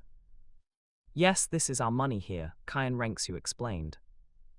1 gold coin equals 10 silver coins, which equals 1,000 bronze coins. 1 gold coin is enough for an ordinary family to eat for several months. Ice Empress widened her eyes. "Several months? Doesn't that mean this candied hawthorn is very expensive?" "It's not expensive. 1 skewer is only 5 bronze coins," Qian Renxue blinked. "Why did you give that person a gold coin just now? Are you stupid?" Qian Renxue narrowed her eyes at her, her gaze carrying a hint of mockery. Ice Empress felt a bit unnerved by her gaze and subconsciously shrank back, muttering, "Why are you looking at me like that?" "Is 1 gold coin a lot?" Qian Renxue shook the bracelet on her right hand, her tone casual. "My monthly pocket money alone is 300,000 gold coins. I've been saving for over 10 years, and now I have tens of millions stored in my spirit tool, and I haven't even had a chance to spend it." Ice Empress was instantly dumbfounded. She opened her mouth to accuse her of showing off, but looking at Qian Renxue's calm and indifferent expression, she couldn't find a reason to refute it, so she could only huff resentfully. At this moment, Qian Xunji took out 2 small spirit tools and handed them to Ice Empress and Snow Empress. "You are honorary enshrinements of Spirit Hall, and you can receive 200,000 gold coins as a salary every month. This is your salary for this month. I am giving it to you in advance. Ice Empress took the spirit tool and suddenly remembered something. She raised her head and asked, "Why did I only get 200,000? Qian Renxue gets 300,000 a month." Qian Xunji glanced at her, his tone flat. "She is my daughter, what are you to me?" Ice Empress was choked, her cheeks flushed slightly, and she cursed stingy in her heart, but she couldn't say anything more. Qian Xunji seemed not to have seen her expression and continued, "Actually, for powerhouses above the titled Douluo level, gold coins are no longer of much use. Elders of Spirit Hall receive 100,000 gold coins per month, and enshrinements receive 200,000, but what is truly valuable is the resources. The monthly resources for an elder are worth over 500,000 gold coins, and the resources given to an enshrinement are as high as 1 million. Besides that, there are exclusive cultivate environments, massive amounts of knowledge and classics, as well as various rare materials that aid in cultivate. Only Spirit Hall can provide these comprehensively. Gold coins are just for you to buy some things you want." "Listening to you say that, is the treatment in your Spirit Hall the best on the continent?" Ice Empress asked curiously. "It cannot be considered the best," Qian Xunji shook his head, "but it is indeed the place that can best improve strength. Has the most comprehensive resources, and is the most respected." "All right, is there anything you want to buy?" Qian Renxue asked. "Yes," Ice Empress's eyes lit up, and she pulled Snow Empress's hand and ran forward. "Snow Empress, let's go buy things. Now that I have money, whatever you want, I will buy it for you." Qian Xunji watched their backs and said to Qian Renxue, "Little Zhu, you follow them and don't let them hurt anyone. I'm going back to the Supreme Pontiff Palace first." As for Qian Dailiu, he flew straight back to Enshrinement Hall as soon as he entered Spirit City. It was unclear why he was in such a hurry to go back. "I know, Father," Qian Renxue replied and followed quickly. Ice Empress and Snow Empress were like two birds that had just flown out of a cage, wandering happily on the street. Ice Empress was attracted by a stall selling exquisite jewelry, picked up a hairpin inlaid with colored gemstones to measure, and then saw the glass lamp on the adjacent stall. The crystal-clear appearance made her unable to put it down, so she simply bought them all. Snow Empress was interested in the scrolls depicting landscapes. She gently unfolded them, her eyes full of appreciation, and Ice Empress paid for them as well. The two walked from one end of the street to the other, carrying all kinds of things in their hands: sweet pastries, interesting puppets, gorgeous silk, and even a small folding fan with two mandarin ducks playing in the water painted on the fan's surface.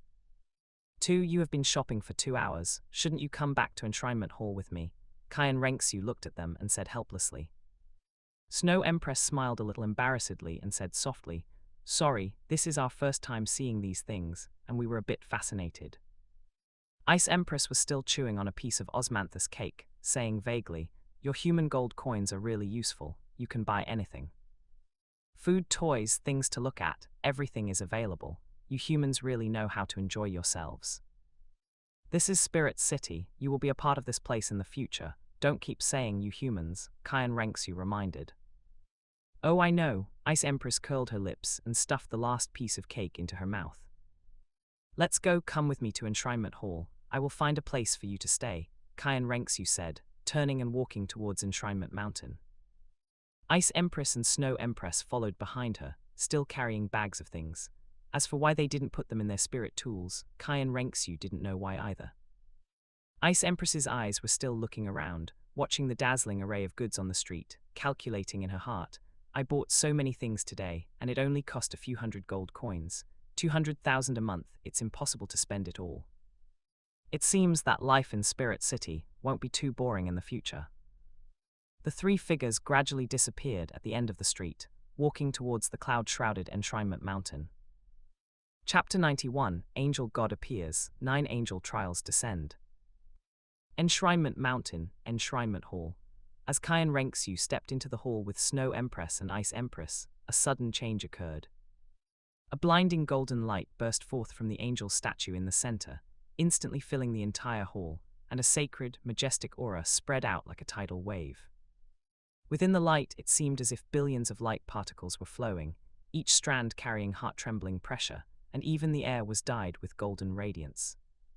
"What is happening?" Qian Dailiu, who was praying before the angel statue, suddenly raised his head, his brows furrowed, his eyes filled with shock. He had accompanied the angel statue for over 100 years and had never seen such a phenomenon. The aura emanating from the statue actually made him, a demigod, feel a palpitation in his heart. Qian Renxue flashed, appearing in the center of the hall, with Snow Empress and Ice Empress following closely behind, their gazes cast simultaneously toward the angel statue bathed in golden light. Almost simultaneously, the 6 enshrined came running at the sound, and enshrined golden crocodile spoke first, his voice carrying a tremor that was hard to detect. "Big brother, what happened here?" The gazes of several enshrined scanned back and forth between Qian Dailiu and the statue, their expressions grave. It was certainly no small matter to cause such an anomaly in the enshrinement hall. "I don't know either." Qian Dailiu stared fixedly at the statue, his tone heavy. "Just a moment ago, the angel statue suddenly erupted with this golden light." "Is this your ancestor god?" Ice Empress pointed curiously at the statue with outstretched wings. The gazes of the 6 enshrined shot toward her, then fell upon Snow Empress. With just one glance, their hearts tightened. The auras of these 2 women were unfathomable, not inferior to their own. Enshrined golden crocodile raised an eyebrow, quietly circulating his spirit power, secretly on guard. "These 2 are new honorary enshrinement of Spirit Hall." Qian Dailiu interrupted in a deep voice. "We will discuss their affairs later. The most important thing right now is the angel statue." In the Supreme Pontiff Palace, Qian Xunji felt that soaring sacred aura. His eyes narrowed, and with one step his figure appeared in the enshrinement hall. "Father, what happened here?" He looked at the increasingly bright angel statue, his brows locked tight. Qian Dailiu's expression was ugly. "My connection with the ancestor god has been interrupted." "What?" Everyone's expression changed drastically, and their breathing seemed to stagnate. The core of Spirit Hall's ability to stand at the pinnacle of the continent lay in the legacy of the angel godhood. Now that Qian Dailiu, as the high priest, had lost connection with the god position, what did this mean? Enshrined golden crocodile's mouth twitched, his eyes panicked. Enshrined Qian Jun clenched his fists. Enshrined descending demon muttered, "Impossible, absolutely impossible." Even the usually steady enshrined Azure Phoenix had a grave expression. Could it be that the sky of Spirit Hall was really about to change? "Is there a problem with the god position?" Qian Xunji's heart sank. "Then what about little Zhu's god trial?" "Grandfather, look," Qian Renxue suddenly exclaimed, her voice filled with shock. "The form of the angel statue is changing." Everyone looked hurriedly, only to see the angel statue's hands clasped together, its eyes tightly closed, and the 6 wings on its back were changing at a speed visible to the naked eye. Feathers were unfolding layer by layer, the light becoming more and more intense, and new wings were growing on top of the 6 wings. 8 wings, Qian Dailiu muttered, shocked. Before the words fell, the newly born wings split again, and as the light surged, 10 wings had already formed. Every pair of wings was iridescent. This was condensed from pure sacred energy, and as they flapped, they stirred up gusts of golden wind. What exactly is going on?" Qian Dailiu's voice trembled. The 6 enshrined were even more dumbfounded. Enshrined golden crocodile hung his mouth open, unable to speak for a long time. Qian Jun and descending demon exchanged a glance, both seeing deep shock in the other's eyes. The other enshrined were the same, as if cast with a petrification spell, frozen in place. The aura emanating from the angel statue continued to climb, soon reaching the limit that the mortal world could accommodate, yet it remained unusually stable, without the slightest oppression, instead gentle like a warm sun, yet carrying a sanctity that could not be profaned. Suddenly, the statue's tightly closed eyes slowly opened. Those were eyes that seemed to contain the sun, moon, and stars, with golden light flowing, naturally majestic. Immediately after, an energy body identical to the statue floated out from the statue, beginning to expand at an astonishing speed, 3 zhang, 5 zhang. Soon it was as tall as the enshrinement hall, yet it continued to expand, its golden light figure penetrating the roof of the hall and spreading toward the sky. "Look, what is that?" Outside the enshrinement hall, the palace guard knights looked up, only to see a huge 10-winged angel phantom suspended above Enshrinement Mountain, its sacred light illuminating half of Spirit City. "It's the angel statue, exactly the same as the one in the enshrinement hall. The angel god has manifested. It must be the angel god manifesting."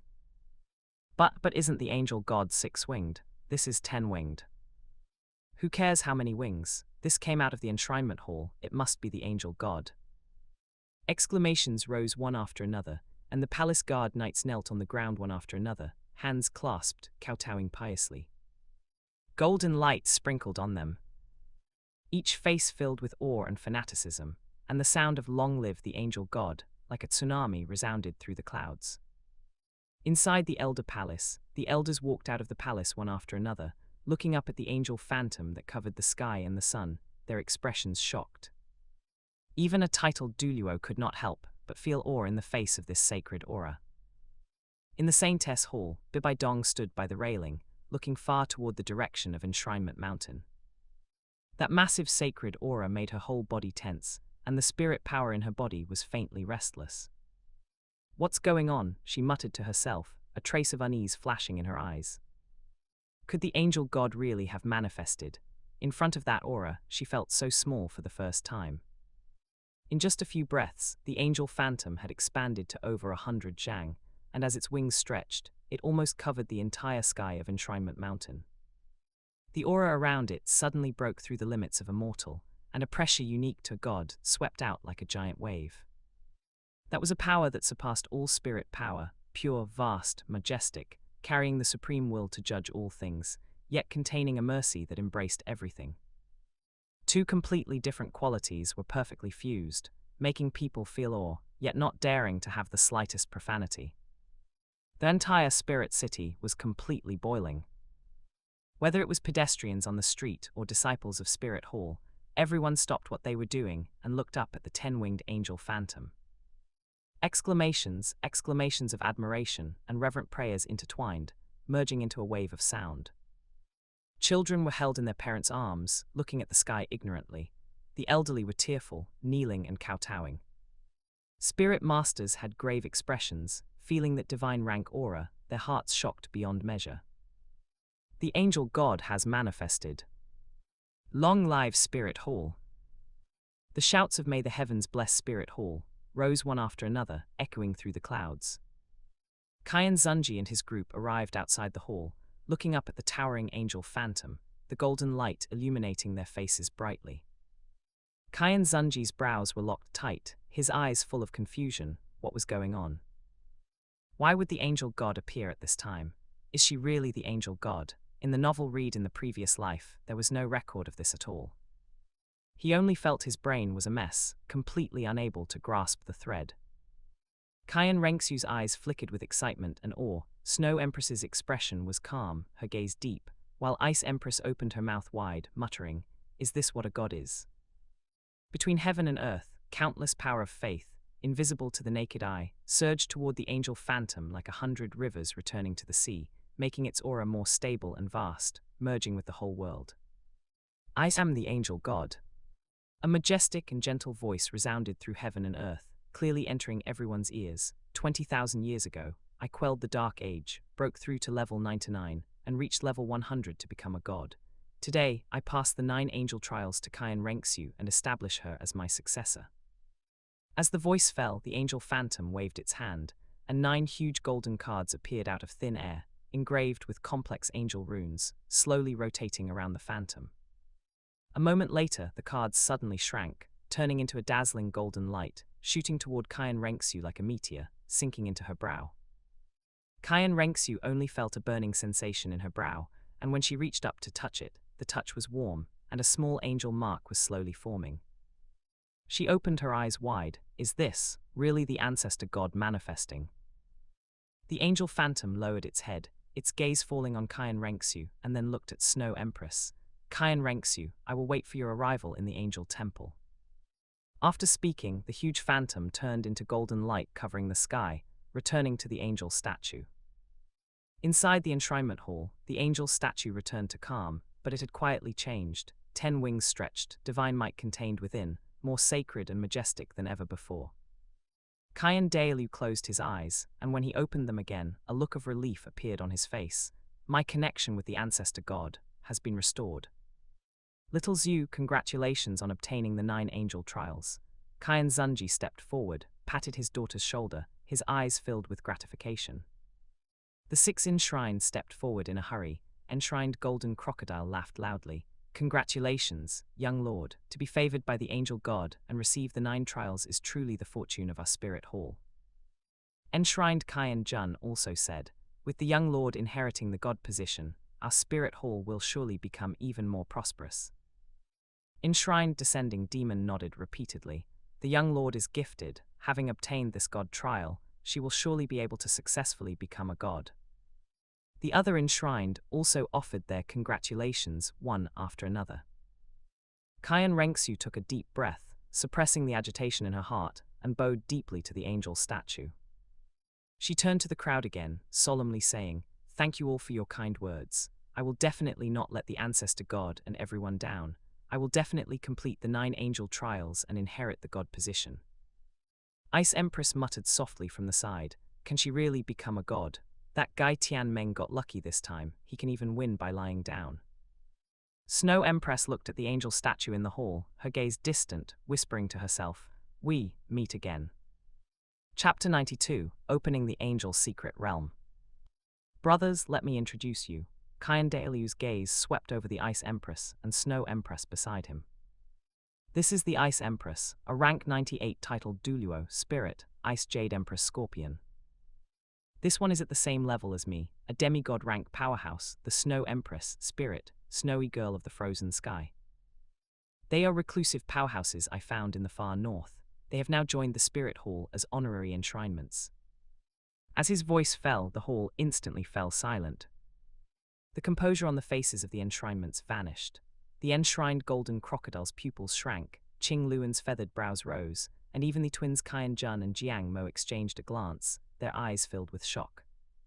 Rank 98 titled Douluos were already as rare as phoenix feathers or unicorn horns, and demigod rank powerhouses were at the very peak of the continent. For the Spirit Hall to add another demigod, such an increase in strength was enough to make any power take notice. Haha, good, excellent. The enshrined golden crocodile was the first to recover, clapping and laughing loudly, his voice making the hall's beams tremble slightly. Our Spirit Hall has gained another demigod. It seems this old man can only settle for the position of 3rd enshrinement. The ranking of us 7 remains as before. Qian Dailiu raised his hand to suppress the discussion. These 2 are honorary enshrinements. Although they enjoy the treatment of enshrinements, they are different from ordinary ones. They have families to look after and are only registered in the hall, forming their own faction. Their treatment is slightly lower than a normal enshrinement, with 200,000 gold coins per month, and cultivation resources at 30% of a normal enshrinement. He thought to himself, spirit beasts rely on heaven and earth's spiritual Kai, and heaven and earth treasures to cultivate. Human resources have limited effect on them, so 30% is more than enough. I see, the enshrined golden crocodile restrained his smile and cupped his hands toward the Ice Empress and Snow Empress. I am the 2nd enshrinement of the Spirit Hall, Golden Crocodile, a rank 99 Super Douluo Spirit, Golden Crocodile King. 3rd enshrinement, Qing Luan, rank 98 titled Douluo Spirit, King Luan Divine Bird. 4th enshrinement, Lion, rank 98 titled Douluo Spirit, Blazing Lion. 5th enshrinement, Location, rank 97 titled Douluo Spirit, Extreme Cold Bow. 6th enshrinement, Qian Jun, rank 97 titled Douluo Spirit, Coiling Dragon Rod. 7th enshrinement, Jiang Mo, rank 97 titled Douluo Spirit, Coiling Dragon Rod. The enshrinements paid their respects in turn, their gazes containing both scrutiny and respect for the strong. The Ice Empress nodded slightly, her voice as clear and cold as ice. Ice Empress, rank 98 titled Douluo Spirit, Ice Jade Empress Scorpion. The Snow Empress spoke indifferently, her aura as steady as a mountain. Snow Empress, Demigod Spirit, Snowy Girl of the Frozen Sky. Now that you've met, Zyros, you come with me. Qian Dailiu looked at Qian Renxue, then said to Qian Xunji, Jia, take the Ice Empress and Snow Empress to their palaces. Qian Renxue followed as instructed, walking with Qian Dailiu into the depths of the enshrinement hall. Qian Xunji led the Ice Empress and Snow Empress toward the back mountain. The stone steps wound upward, flanked by towering ancient trees. Hey Qian Xunji, why are our cultivation resources so little? Only 30%. The Ice Empress suddenly stopped, hands on her hips, her brows furrowed in dissatisfaction. 30% is little. Qian Xunji turned back, his eyes carrying a hint of mockery. Even if I piled resources on you, could you break through? Your true forms are spirit beasts. Even if you've transformed, your cultivation foundation hasn't changed. You rely on heaven and earth treasures, and heaven and earth spiritual Kai to advance. In a human-simulated environment, ordinary heaven and earth treasures have very little effect on you. Giving you more would be nothing but a waste. But you can't treat us so differently. The Ice Empress pouted like a child who had been denied candy, looking aggrieved. Ice Empress Qian Xunji is right. The Snow Empress raised her hand to press on her shoulder, her gaze sweeping the surroundings. Human resources are not very effective for us, and haven't you noticed? The heaven and earth energy here is more than twice as dense as where I lived. Oh, it really is. The Ice Empress focused her senses, a slight chill rippling around her, her eyes instantly lighting up. Qian Xunji, why is the energy here so dense? This is a legacy land set by the ancestral god. It's only natural for the energy to be dense, Qian Xunji said indifferently. The closer you get to the enshrinement hall, the richer the energy becomes. This place is quite nice. The Ice Empress's eyes darted around, and she stepped closer with a hint of cunning. How about you let me live in the enshrinement hall? The enshrinement hall is a place to worship the ancestral god. Do you want to kowtow at dawn and dusk to serve the ancestral god? Qian Xunji raised an eyebrow and asked in return. Then never mind, the Ice Empress stepped back despondently. Where are you taking us? To your exclusive palaces. Qian Xunji turned and continued forward. Enshrinements and elders all have exclusive palace buildings. It's a symbol of status. We just arrived, and the palaces are already built. The Snow Empress looked at the eaves hidden in the sea of trees ahead, slightly surprised. Enshrinement Mountain, Elder Mountain, and Pope Hill always have 3 extra palaces built as spares. Qian Xunji didn't look back. These 2 of yours were built over 20 years ago. After a short while, the 3 arrived in front of a palace, without a plaque. The palace was built against the mountain, with green tiles and vermilion pillars. Though not overly ornate, it exuded an air of solemnity. Qian Xunji pointed about 100 yards ahead. This is one of them, and there's another over there. Which of you will live here? The Ice Empress looked at the tall palace gates, the carved window lattices shimmering in the sunlight, her eyes blinking repeatedly. This is really for us to live in. Otherwise, Qian Xunji gave her a flat look, laughing inwardly. Spirit beasts who haven't seen the world. Snow Empress, you live here, I'll go over there. The Ice Empress turned to the Snow Empress, her tone full of excitement. The Snow Empress nodded. All right. I'm going back, arrange yourselves. Qian Xunji turned to leave but added, do you need servants, subordinates to attend to your daily life and run errands? No need, we can manage on our own, the Snow Empress politely declined. After Qian Xunji left, the Ice Empress excitedly stepped into her palace. The furnishings inside were simple but exquisite, with jade floors and a cold jade bed, though it was somewhat lonely in its emptiness. She walked around, rubbing her chin and muttering, it seems like something is missing. I'll have to go with the Snow Empress to buy some things tomorrow. But what should I buy? I don't really understand these things. She suddenly eyes lit up. Right, I'll call Qian Xunji, he'll definitely know. She looked at the sunlight streaming outside the hall, the corners of her mouth curving up. Here is much more comfortable than the ice caves in the far north, and it's not cold. It's really nice. Inside the enshrinement hall, Qian Douluo gazed at Qian Renxue and asked deeply, Zairozu, do you know how the ancestral god became a god? 20,000 years ago, the continent fell into dark turmoil. Qian Renxue stood with her hands clasped, her voice clear. The fallen were everywhere, including many at the titled Douluo level. The ancestral god led the people of the church in a century-long battle against the fallen, finally settling the chaotic world and becoming the light of the continent. She gathered the faith of the entire continent, broke through rank 99 to reach rank 100, and achieved the angel godhood. The ancestral god became a god through faith. Our Qian family has guarded the continent for 20,000 years as a return for that faith. Qian Douluo's gaze was as solemn as iron. Now the ancestral god has chosen you. Zairozu, are you ready to inherit the ancestral god's will? Qian Renxue straightened her back, her eyes bright as stars. Grandfather, I am ready. I will not fail the ancestral god's trust. I will protect the continent and inherit the angel godhood. Qian Douluo nodded with satisfaction and turned toward the angel statue. In an instant, the divine force within him erupted. Golden light surged out like a tide, reflecting the patterns on the statue. The sacred aura in the hall suddenly intensified, the air seemingly turning into a golden fluid flowing around them. Open, Qian Dailiu raised his right hand and gave a low shout that shook the hall. About half a zhang in front of the angel statue, the space rippled, and a circle of light about 1 zhang in diameter slowly emerged. Golden light flowed within the circle, and countless angel runes leaped as if they had come to life, emitting a heart-palpitating sacred pressure. Chapter 93, Steps to Godhood. Bibong angrily destroys the Saintess Hall. Qian Renxue, go in. The place of the legacy is inside. Qian Dailiu's voice carried a hint of gravity. Qian Renxue nodded, took a deep breath, and stepped into the halo of light. Golden light washed over her body like flowing water, her robes fluttering gently in the radiance. Qian Dailiu followed closely behind.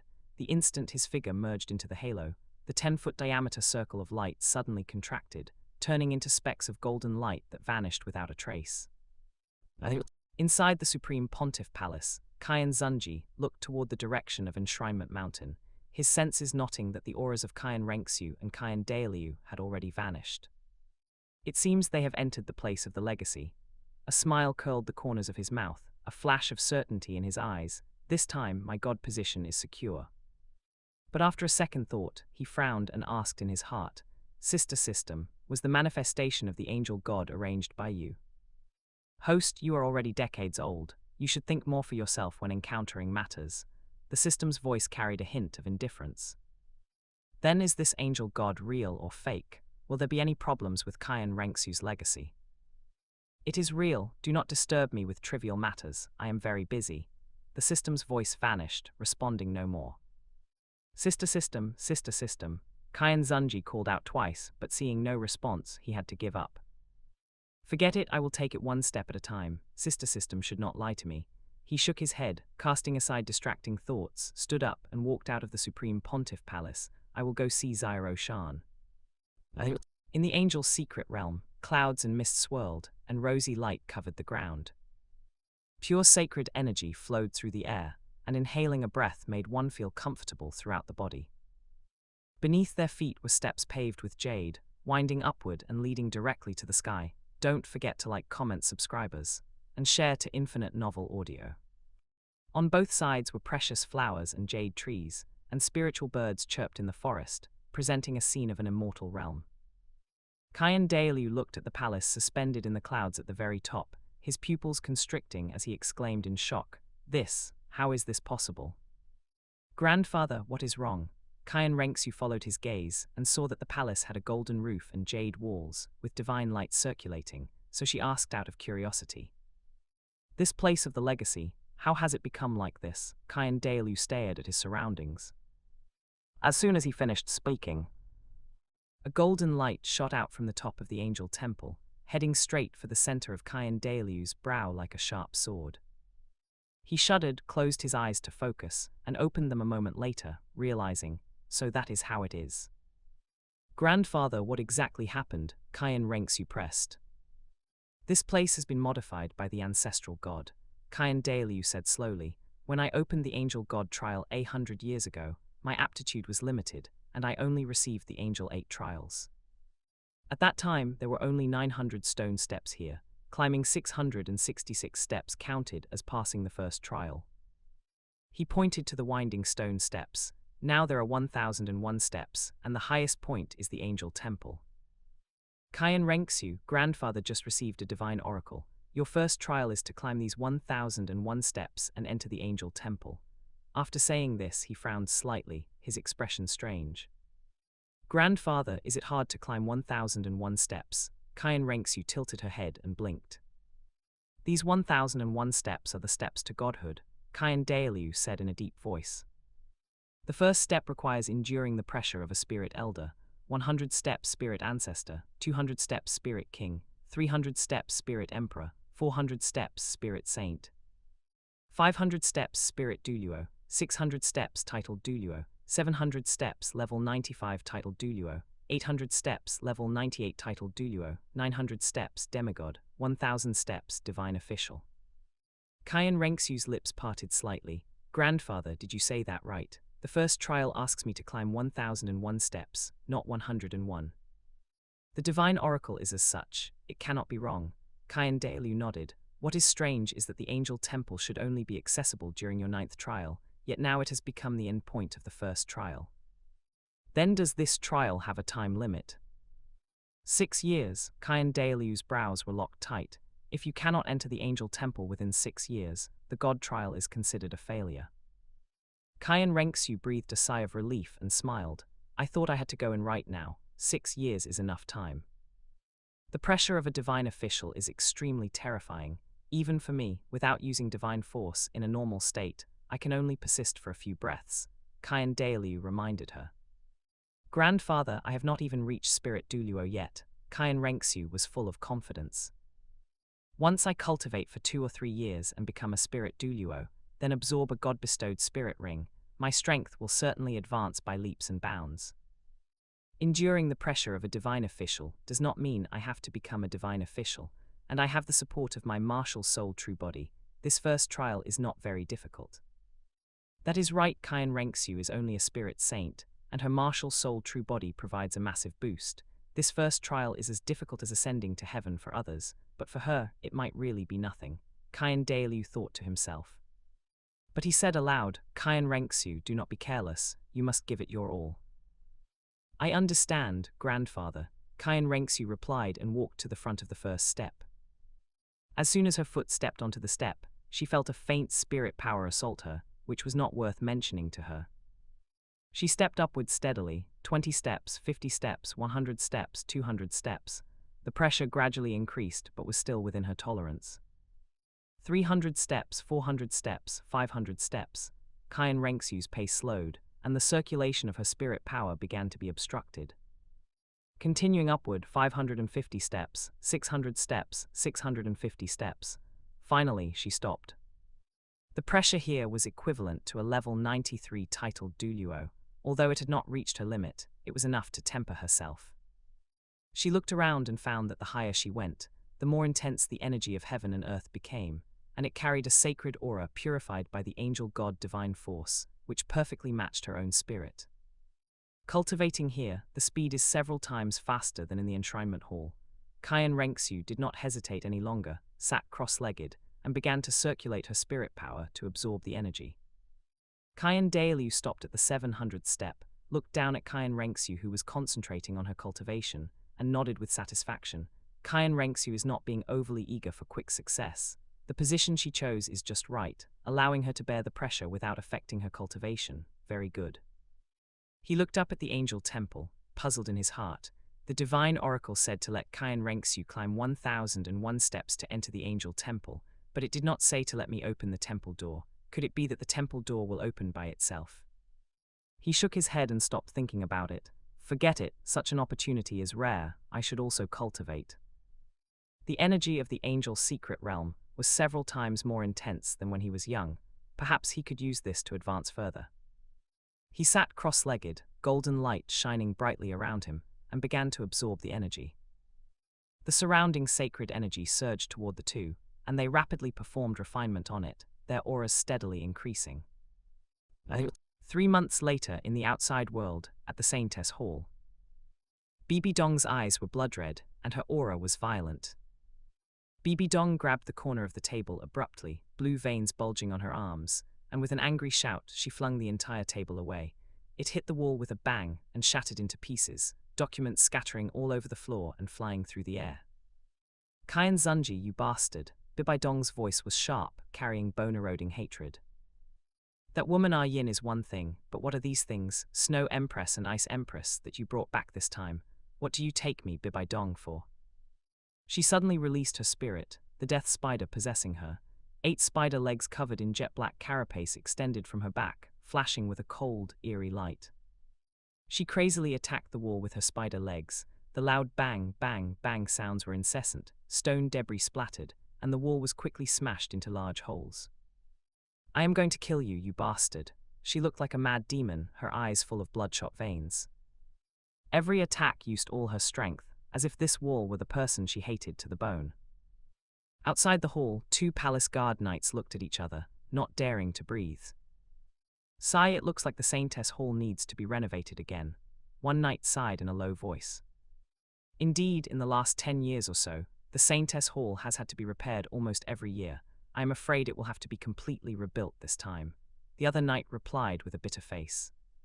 "Hush, keep it down. If the Holy Maiden hears us, we are finished." The first knight hurriedly waved his hand and lowered his voice. "I heard that His Excellency the Supreme Pontiff has been with 2 female spirit masters recently, and they are very beautiful." "I heard that too. It seems one is called Ice Empress and one is called Snow Empress." The other knight's eyes flashed with curiosity. "They are quite bold to actually dare to call themselves Empress. Is their cultivation very high?" "I am not sure, but they both have an enshrinement token hanging from their waists." "Enshrinement token? How is that possible? Does that not mean they are 2 excellencies?" "Hard to say, I have never heard of such people, but regardless, they are not people we can provoke." The two shrank their necks, not daring to say anything more, only listening to the loud noises coming from inside the hall, trembling with fear. The commotion inside the hall grew louder and louder. Walls cracked, beams swayed, and the entire Saintess Hall trembled violently, as if it would collapse at any moment. Martial souled true body, Bibong let out a hoarse low roar, her aura surged again, and her spider legs swung faster, the destructive power becoming even more astonishing. "Run, run, the Saintess Hall is collapsing." The two knights' faces turned pale, and they turned to run. Boom! With a loud noise, the roof of the Saintess Hall collapsed first, and bricks and tiles fell like raindrops. Immediately after, the entire hall collapsed with a crash, kicking up clouds of dust. The two knights swallowed in fear, and one said urgently, "I will go report to His Excellency the Supreme Pontiff. You go check on how the Holy Maiden is." After saying this, he took off running toward the Supreme Pontiff Palace without looking back. "Hey, come back, I will go report." The remaining knight stomped his feet in anxiety, but saw his companion had already run far away. He had to bite the bullet and grope through the ruins, searching for Bibong's figure, his face full of fear and helplessness. From that day on, everyone did not see Bibong for a long time. It was not until the Saintess Hall was rebuilt that she reappeared in front of everyone, only the coldness between her brows was even more intense than before. Chapter 94, Tianxiang Pavilion, the 100-Beast Banquet. Inside Tianxiang Pavilion, the voices were boisterous, and every seat was taken. The air was filled with a rich aroma of food, mixed with the laughter of diners and the shouts of the waiters, making it exceptionally lively. Qian Renxue entered the pavilion with Bingdi, the Snow Empress, and Jin Yue, immediately attracting many gazers. A waiter quickly came to greet them, his face piled with a diligent smile. "Distinguished guests, please come in. Would you like an elegant seat or a private room?" "Give me the best, highest-tier private room," Qian Renxue said, taking out an elder's token from her sleeve. After the waiter saw the token clearly, the smile on his face instantly froze. Then it became even more humble, his waist bending lower, and his voice even trembled slightly. "Yes, yes, yes. Since an elder is here, you naturally deserve the best private room. Distinguished guests, please follow me upstairs, please." He led everyone through the noisy lobby, climbing up to the 5th floor along the carved wooden stairs. He stopped in front of a door carved with the words, "Yunxeo." "Distinguished guests, this is one of the 3 highest-tier private rooms in our Tianxiang Pavilion. Only masters of the Spirit Hall Elder level are qualified to enter." Pushing open the door, the furnishings inside were elegant, and from the window, one could even overlook part of the street scene of Spirit City. "Serve me your signature dishes, start with 30, Qian Renxue said as she sat down. "All right, 30 signature dishes, I'll go inform the kitchen right away." The waiter withdrew with light steps, as if he had received a great favor. "Xiroxu, what is this place? Why did you take out the elder's token?" Bingdi asked curiously, looking around the room with confusion. "This is a property of Spirit Hall, Tianxiang Pavilion," Qian Renxue explained. "Taking out the enshrinement token or the angel token would be too ostentatious. The elder's token is just right. The chefs here are all food system spirit masters. The dishes they make are not only delicious, but also use century-old spirit beast meat as ingredients. Eating them can activate the spirit power in the body and make cultivation smoother." She felt slightly strange in her heart. Bingdi used to call her Qian Renxue, but since she came out of the Angel's secret realm, she changed it to Xiroxue. The Snow Empress did the same.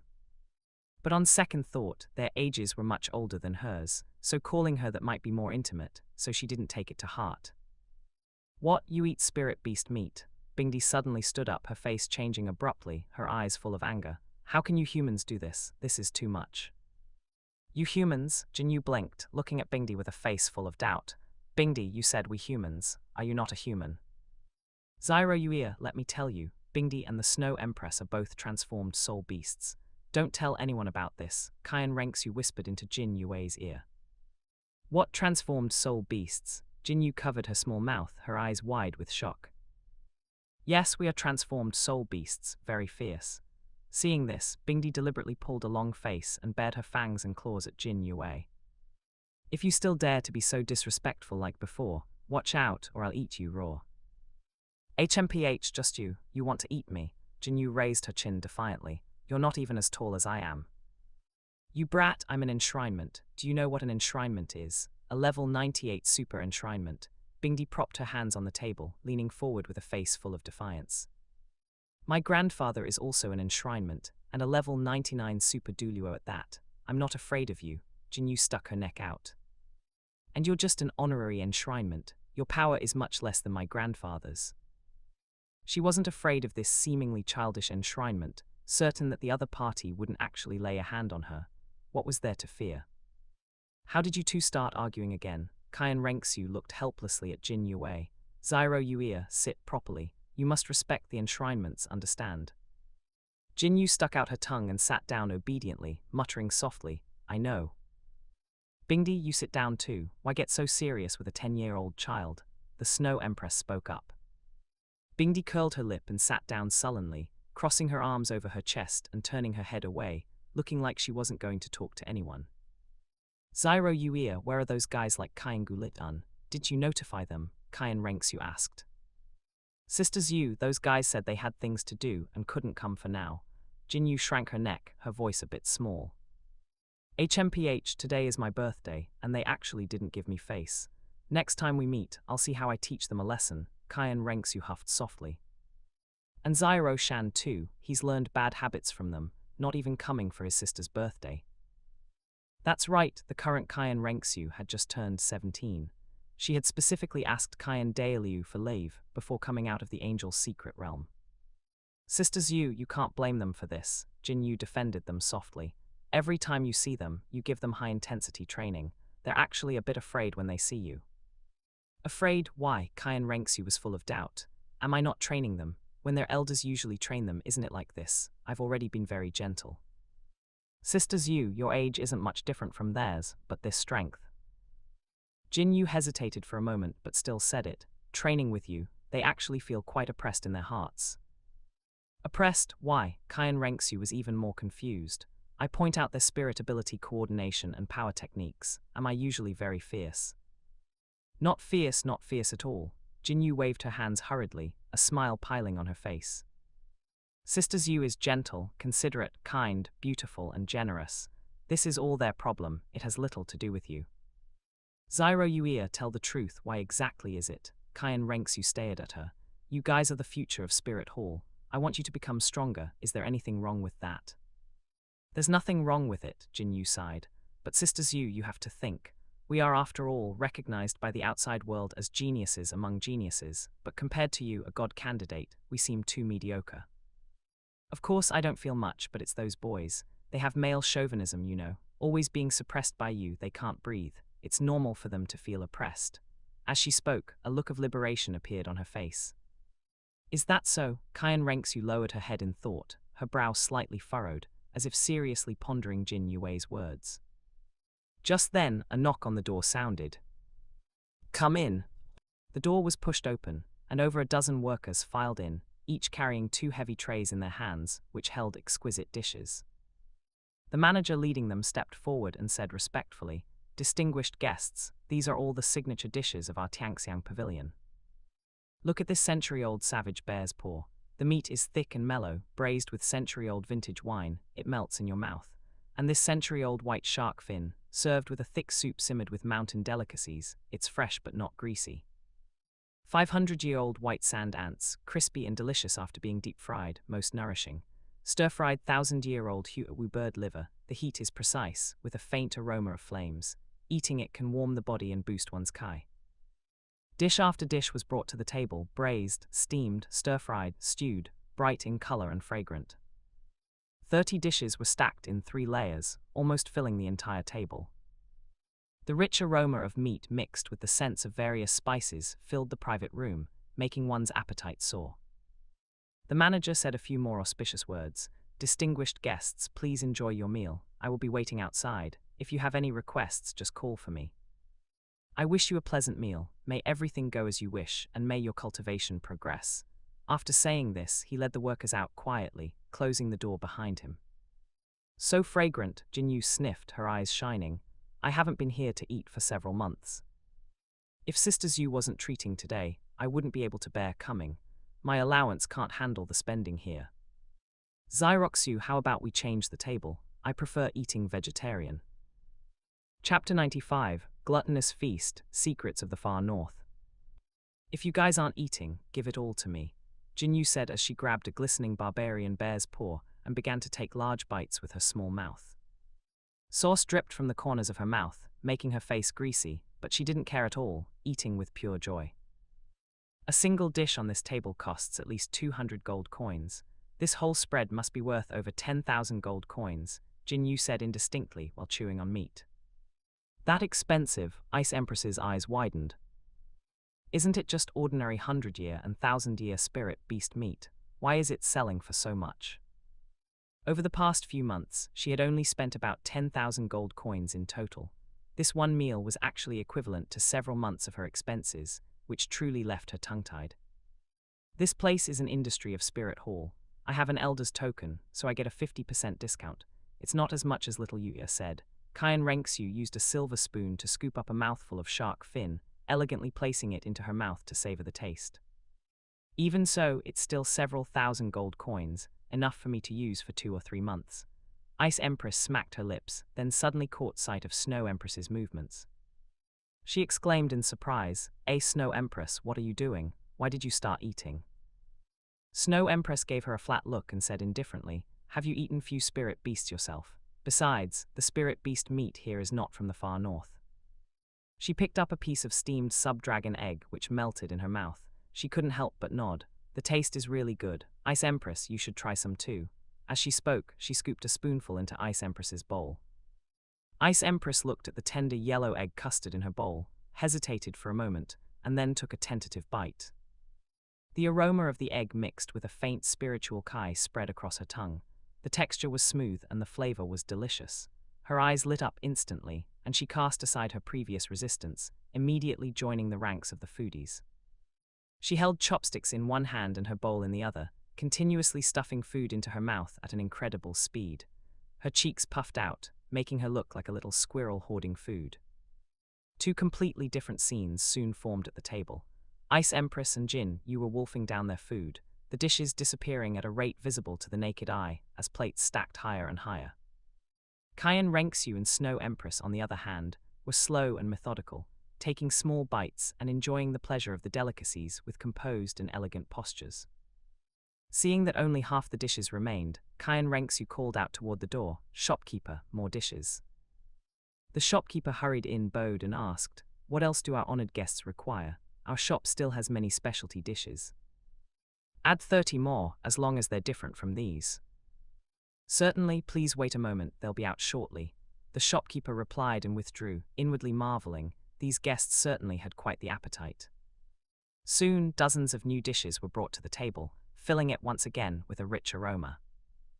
An hour later, both Ice Empress and Jin Yu were leaning back against their chairs, their hands resting on their round bellies, not wanting to move an inch. I thought I could eat a lot, but I didn't expect you to be even more of a glutton than me, Ice Empress." Jin Yu let out a burp, her voice sounding a bit lazy. "I am a spirit beast, after all." Ice Empress rubbed her stomach and let out a satisfied sigh. "If not for the limitations of this human body, I could have eaten double the amount of food." It had been a long time since she had eaten so heartily. Qian Renxue looked at the plates piled on the table and the floor. A rough count revealed there were over 100. It turned out that Jin Yu and Ice Empress had just been competing to see who could eat more. Jin Yu had over 20 plates piled by her feet, while Ice Empress had over 80, Snow Empress had about 10, and Qian Renxue herself had about 20, which wasn't much. Ice Empress, if you spirit beasts have to eat this much every day, why are there still so many of you? Qian Renxue finally asked the question she had been holding back for a long time. Spirit beasts grow so slowly. Logically, there shouldn't be so many high-level spirit beasts. Once a spirit beast's cultivation reaches 100 years, their dependence on food isn't that great, Ice Empress explained.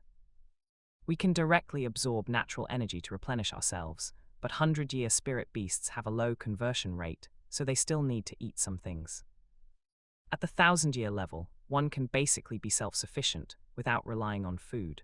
Those over 10,000 years mostly find a lair to sleep in to conserve even more energy. Can't you spirit beasts grow faster by absorbing energy through predation? Why do you all lie flat instead? Ice Empress gave her a look.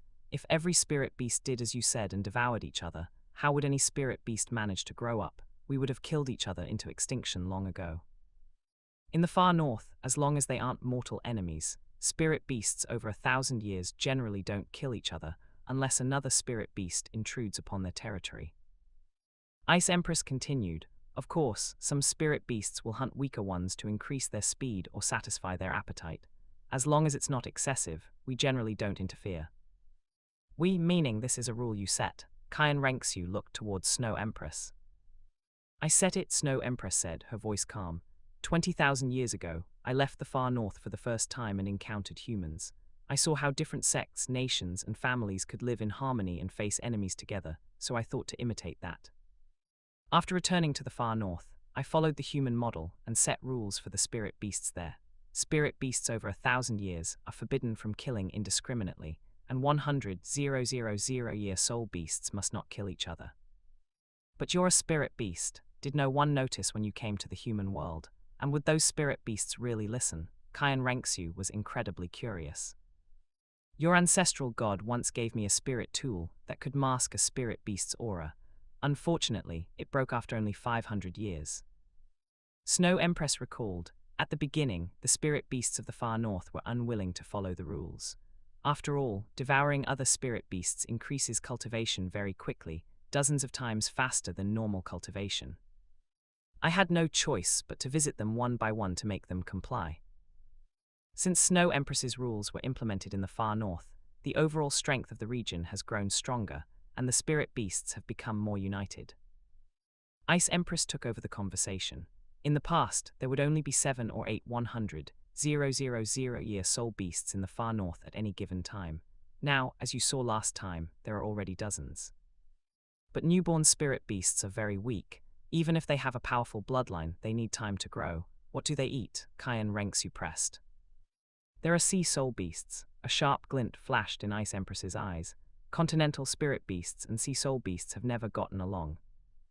Our ice jade scorpion hatchlings have 10 years of cultivation from birth. They can reach the 100-year level after eating sea soul beasts for a few years, and reach the 1,000-year level within decades. Every few years, the sea soul beasts and the far north go to war. Our fallen clansmen are dragged into the sea by the sea soul beasts, while their low-level spirit beasts killed in battle are used to feed our young. We eat the high-level ones ourselves to increase our cultivation. So that's how it is. No wonder the spirit beasts of the far north are so united. These rules have been in place for 20,000 years, Qian Renxue realized. What am I hearing? Jinyu sat there blankly, her brain struggling to process everything. Setting rules for the entire far north 20,000 years ago, and there are dozens of 100,000-year soul beasts now. She suddenly felt like she had overheard a monumental secret. Her mouth hung open, unable to close for a long time. Chapter 96, Qian Renxue's Small Group. Little Yuja, do you know what fear is now? Bing Dai raised her chin, her tone carrying a hint of pride. My far north doesn't just have many 100,000-year soul beasts. There are also over 10,000 soul beasts, over 50,000 years old, most with combat power comparable to a spirit Douluo. If you dare provoke me again, I'll have them besiege your grandfather and beat him into a pulp. HMPH, I'm not afraid. Jinyu stiffened her neck, her face full of stubborn defiance. I still have Grandpa Qian, Grandpa Kingluan, Grandpa Lion, and many other grandpas. If you dare come, you'll all have to stay in the spirit hall and work for us. And my sister Zhu, once she becomes a god, it won't matter how many of you come. You little brat Bing Dai was choked up for a moment. Just as she was about to explode, her eyes suddenly darted around. She switched to a smiling expression. Little Yu, is the food here good? It's delicious, Jinyu nodded immediately, a satisfied look on her face. And I feel like my cultivation speed has increased several times over. This effect should last for half a month. Bing Dai pulled off the enshrinement token from her waist and waved it in front of Jin Yue's eyes, tempting her. If you stop challenging me from now on, I'll bring you here to eat once a month. How about it? She was calculating in her mind. An elder token gives a 50% discount, so there's no reason an enshrinement token wouldn't. Even though a meal would cost 10 to 20,000 gold coins after the discount, she had 200,000 a month, so this amount of money was nothing. Winning over Jin Yu meant no one would always be working against her anymore. This deal was quite a bargain. Sister Bing Dai, you said it. You'll bring me to eat once a month. Jin Yue's expression changed instantly, her eyes sparkling with anticipation. Bing Dai nodded with satisfaction. Don't worry, I'm a woman of my word. Sister Zhu, why are you looking at me like that? Jin Yu noticed the disdainful look from Qian Renxue and immediately pouted aggrievedly. I only get 3,000 gold coins a month in allowance, and I don't get a discount here. Eating my fill once would cost several months' worth of allowance. I'm really poor. Stop crying poverty to me. Qian Renxue shook her head helplessly and stood up. Come on, let's go to Tianyang Pavilion. They have the best musicians in Spirit City. The group rose from their seats, and the shopkeeper quickly followed behind. At the downstairs counter, Qian Renxue asked, Shopkeeper, how much did we spend today? To our honored guest, it's a total of 81,350 gold coins. Since you have an elder token, just 40,000 will do. The shopkeeper's face was piled with a fawning smile, his attitude extremely respectful. Qian Renxue took out a gold card and handed it over. The shopkeeper took it with both hands and carefully swiped it on the nearby spirit tool. After it showed the deduction of 40,000. He quickly returned the card with both hands, bowing as he said, Thank you for your patronage, honored guest. Tianyang Pavilion welcomes you back anytime. Next time, we will surely prepare the freshest ingredients for you. Qian Renxue and the others said no more, turning to walk out of Tianyang Pavilion and merging into the crowd on the street. At a certain martial arts arena in the spirit hall, two youths were sparring. One held a long spear with a deep blue shaft that had a faint flowing light. It was Qian Renxue. The other held an iron staff, pitch black as ink, its shaft covered in fine patterns. It was Qian Renxue. Qian Renxue struck first. With a shake of his spear, the tip turned into a blue shadow, piercing straight toward Qian Renxue's heart at lightning speed. Qian Renxue remained calm, sweeping his iron staff with a whistling wind to accurately knock the side of the spear tip. With a crisp clang, sparks flew. Qian Renxue felt a massive force transmit through the spear, which nearly flew out of his hand. He quickly withdrew his spear and retreated to steady himself. Qian Renxue pressed his advantage, swinging his iron staff in a full circle, smashing toward Qian Renxue's waist like a gale, sweeping away fallen leaves. Qian Renxue tapped the ground with his left foot, and suddenly bent his body backward until he was almost parallel to the ground, narrowly avoiding the blow. Before he could even steady himself, he flicked his wrist, and the spear swept upward from below, its tip pointing directly at Qian Renxue's chin from a tricky angle. Seeing this, Qian Renxue stomped his left foot, forcibly shifting his body half a foot to the right, while lowering his iron staff to block the spear tip. Their weapons clashed, and they entered another struggle of strength. The muscles on their arms were taut, and their faces were filled with focus. A moment later, Qian Renxue suddenly changed his move. He withdrew the spear, then thrust it out like a spirit snake emerging from its hole. The spear tip traced 3 afterimages in the air, pointing at Qian Renxue's left shoulder, right ribs, and knee respectively. Qian Renxue's eyes narrowed. He swung his iron staff so fast it was impenetrable, blocking all 3 attacks before leaping backward to create distance. Stop, I'm done. Qian Renxue raised his hand to call a halt, panting heavily. Why stop? I was just getting into it. Qian Renxue withdrew his blue-silver overlord spear, feeling somewhat unsatisfied. Qian Gulijun walked over, placed a hand on Qian Renxue's shoulder, and smiled. Zyro Shan, today is your sister's birthday. Are you really not going? Yeah, Zyro Shan, we only didn't go because we had things to do. If you don't go, aren't you afraid your sister will be angry? A red-haired youth spoke. It was Yan Lai. Several other youths stood beside him, all looking at Qian Renxue. Why aren't any of you going? Qian Renxue scratched his head, looking confused. Aren't we supposed to be training? We don't have time. Qian Gulijun sighed. In a few days, my grandfather and the others are coming to check our cultivation progress. If we don't pass, this month's allowance is gone. If none of you are going, how can I go alone? Qian Renxue made a bitter face. My sister and her friends are all girls. I'd be the only guy. It feels so awkward. Oh, Yan Lai lightly punched Qian Renxue's shoulder and teased. You're not shy, are you? You already have a fiancé and you're still shy. Be a man, be more open. Who said I'm shy? Qian Renxue's cheeks flushed red as he stiffened his neck to retort. Seeing this, the other youths burst into laughter, and the martial arts arena was filled with a cheerful atmosphere. All right, a lean youth spoke. It was King Feng. Today they have their gathering, and we'll have ours. My family recently got a 5,000-year-old silver-winged great rock. The taste is incredible. Come home with me, we'll roast it and have a good drink. Great, Qian Gulijun was the first to respond. Silver-winged great rock meat is good stuff. It would be a shame to miss it. I'm in too, Yan Lai raised his hand. I just finished a fight and I'm hungry. Qian Renxue hesitated for a moment, then nodded. All right, I'll go too. The youths looked at each other and smiled, walking toward King Feng's home with their arms around each other's shoulders, their laughter carrying far into the distance. P.S. Any good suggestions? I'm not sure what to name this. You can leave a comment here. Names, spirits, you can write them all down. Chapter 97, Arrogant Bibong. Outside the enshrinement hall, Bibong's voice, carrying an uncontrollable rage, resounded across the plaza. Qian Dailiu, come out here. Before her voice even faded, she felt the sunlight behind her being blocked by something, as a heavy, mountain-like aura pressed down on her. Turning around, she saw Qian Dailiu standing with his hands behind his back, his white robes fluttering slightly in the wind, his hair a pale gold. A divine aura flickered around him, making him seem like an eternal mountain range. Bibong, what have you come to the enshrinement hall for? Qian Dailiu's voice was calm and rippleless. Qian Dailiu, I am at rank 90. Bibong looked up and stared directly at him, her tone completely impolite. I want my 9th spirit ring.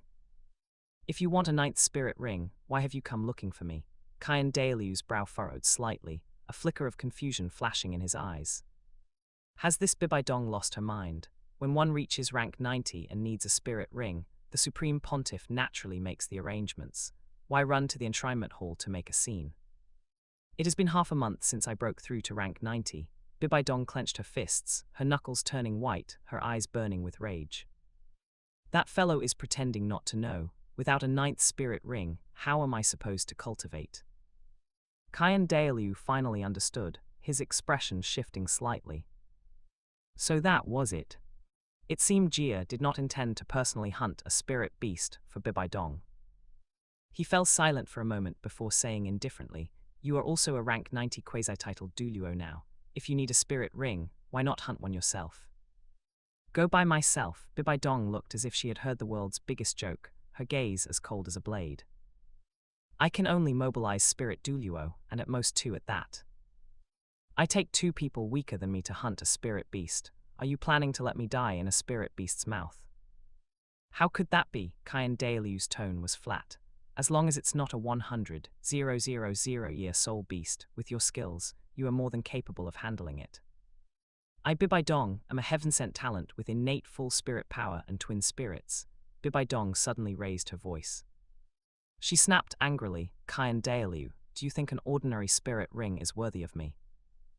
These past 10-odd years had been the most stifling time of her life. Not only did Qian Xunji squeeze her cultivation time, but he also humiliated her from time to time, while this old man before her saw it all clearly yet sat by and did nothing. Now I want a 100,000-year soul beast as compensation. Is that too much? It's not too much at all. This is what they owe me, they all owe me. Looking at Bibong's near frenzy. State Qian Delu fell silent. He was not unaware that Jia's temperament had changed drastically over the years, but Jia was now someone with a god trial upon him, and more importantly, he was his own son. Bibong was his daughter-in-law and also little Zhu's mother. It was truly difficult for him to intervene in the entanglement between these two. But leaving Bibong stuck at rank 90 forever was ultimately not a solution, and it would be hard to explain to little Zhu's side. Tomorrow, I will send Spirit Eagle Douluo and 5 Spirit Douluo to you, Qian Delu finally spoke. Go to the Stardew Great Forest and hunt a suitable spirit ring. Spirit Eagle, Bibong sneered, the rank 91 titled Douluo who just broke through last year. Qian Delu, what I want is a 100,000-year spirit ring. A single titled Douluo is not enough, at least 3, her tone was forceful. Bibong titled Douluo are the vital pillars of my spirit hall. How can I dispatch 3 for you alone? Qian Delu's brow furrowed tightly. Spirit Eagle plus 5 Spirit Douluo, along with yourself as a quasi-titled Douluo, is enough for you to hunt a suitable spirit beast. I will tell Spirit Eagle that they are to cooperate with you, not take orders from you. 100,000-year soul beasts are exceptionally fierce. My spirit hall cannot suffer casualties just to hunt one spirit beast. Any spirit beast under 100,000 years is yours to choose. I want a 100,000-year soul beast. Bibong's eyes were blood-red, her nails digging deep into her palms as blood seeped out and dripped onto the ground. I want it. Bibong, do not push your luck. Qian Delu suddenly released a portion of his spirit pressure, the pressure of a demigod descending like an invisible giant boulder. Bibong couldn't help but retreat a few steps, her face turning slightly pale and her breath becoming ragged. You have no choice. Qian Delu's voice turned a few degrees colder. Withdraw, depart for the Stardew Great Forest tomorrow. You only have this one chance. Having said that, he turned and stepped into the enshrinement hall, the golden doors slowly closing behind him. Qian Delu, Qian Xunji. Bibong gritted her silver teeth, the names squeezed through the gaps in her teeth with bone-eroding hatred. Just you wait, I will definitely make you pay the price. I definitely will. She turned abruptly, her skirt sweeping across the ground as she left in a stumble, carrying a body full of rage. Her silhouette under the sunlight appeared exceptionally lonely and venomous. The next day, outside the Saintess Hall, Spirit Eagle Douluo wore a black dress, with 5 Spirit Douluo of steady auras standing behind her. Bibong, dressed in black, stood to the side with an expressionless face. Qian Delu's voice came from midair, carrying authority. Spirit Eagle, prioritize your own safety above all else. Do not provoke a 100,000-year soul beast. I obey the High Priest's command. Spirit Eagle Douluo bowed in response, her voice clear and powerful. Go then, go and return quickly. Yes, Spirit Eagle and the 5 Spirit Douluo responded in unison. Bibong led these 6 people, transforming into several streaks of light as they sped toward the Stardew Great Forest, their figures quickly vanishing into the horizon. On the way, Bibong suddenly spoke, looking toward Spirit Eagle. Spirit Eagle, I know a place where there is a 100,000-year soul beast. It is injured.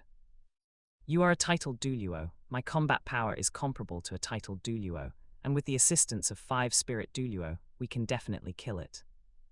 Your Highness Saintess, the High Priest has ordered that we must not provoke a 100,000-year soul beast. Spirit Eagle did not even turn her head, her tone resolute. Spirit Eagle, I only want the spirit ring. Bibong slowed down, her voice carrying temptation.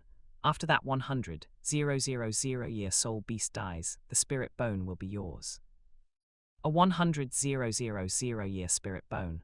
Spirit Eagle stopped abruptly, her eyes flickering with uncertainty. The temptation of a 100,000-year spirit bone was difficult for even a titled Douluo to resist. Spirit Eagle, a 100,000-year spirit bone, is far more precious than a 100,000-year spirit ring. It is a supreme treasure that can be passed down as a legacy. Bibong leaned in a few steps, her voice lowered and filled with allure. As long as you cooperate with me, we can definitely kill it. I only want the spirit ring, the spirit bone will be all yours. Spirit Eagle looked at Bibong, then scanned the 5 Spirit Douluo beside her.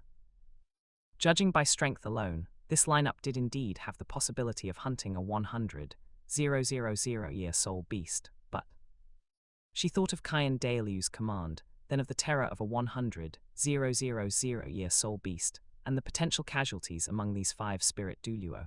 Her brow furrowed tightly. It might not be hard for her to save her own life, but these people. After hesitating for a moment, Spirit Eagle finally shook her head. Your Highness Saintess, my orders are to help you hunt a spirit beast under 100,000 years. A 100,000-year one is not within the scope of my duties. My apologies. Target Stardew Great Forest, full speed ahead. Having said that, Spirit Eagle ignored Bibong, accelerated with the 5 Spirit Douluo, and sped away as several afterimages. Bibong watched their receding backs, a flash of unwillingness and malice crossing her eyes. Ultimately, she gritted her teeth and chased after them. Chapter 98, Bibong absorbs Death Spider Emperor.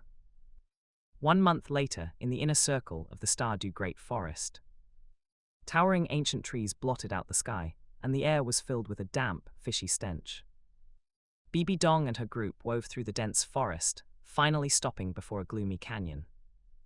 Ahead, a massive Death Spider Emperor lay on a rock. Its dark carapace shimmered with a ghostly light, its 8 long legs were covered in barbs, and its abdomen bore strange patterns. Its 90,000 years of cultivation exuded a heart-stopping, ferocious aura. Bibong's gaze instantly turned fiery as she stared fixedly at the Death Spider Emperor. This spirit beast was perfectly compatible with one of her spirits, as if it had been born specifically for her. She clenched her fists, a look of determination flashing in her eyes. Bibong, this Death Spider Emperor has 90,000 years of cultivation. Its combat power is comparable to a normal 100,000-year soul beast. Spirit Eagle Douluo frowned, her tone heavy. I suggest you choose another one, it might cause us casualties. Spirit Eagle Douluo Qian Dailiu said that I could choose any spirit beast under 100,000 years. Bibong's tone was cold, her gaze firm. I want this one, and it can only be this one. Spirit Eagle's complexion darkened, but in the end, she said nothing more. Seeing that Spirit Eagle was unwilling to take the initiative, Bibong sneered. Spirit Eagle Douluo, I will take the lead this time. You all just need to cooperate, no need for you to take risks. Before the words faded, black light surged from her body, and her Death Spider Emperor spirit instantly possessed her. 8 spider legs grew from her back. She stomped hard on the ground and pounced toward the Death Spider Emperor like an arrow released from a bow, her spider legs whistling as they struck directly at its carapace. The Death Spider Emperor let out a sharp hiss, its 8 legs moving in unison to meet her. They collided instantly, the friction of their carapaces producing a harsh sound, and black-green venom splashed out, corroding the vegetation on the ground. The 5 of you release your spirit abilities from a distance, don't get close, Spirit Eagle shouted, green light blooming around her body as her fiery Spirit Eagle spirit possessed her. Her figure turned into a red shadow, flanking the Death Spider Emperor on the left with Bibong. Her sharp claws carried a scorching aura, continuously tearing at the Death Spider Emperor's carapace, leaving behind charred marks.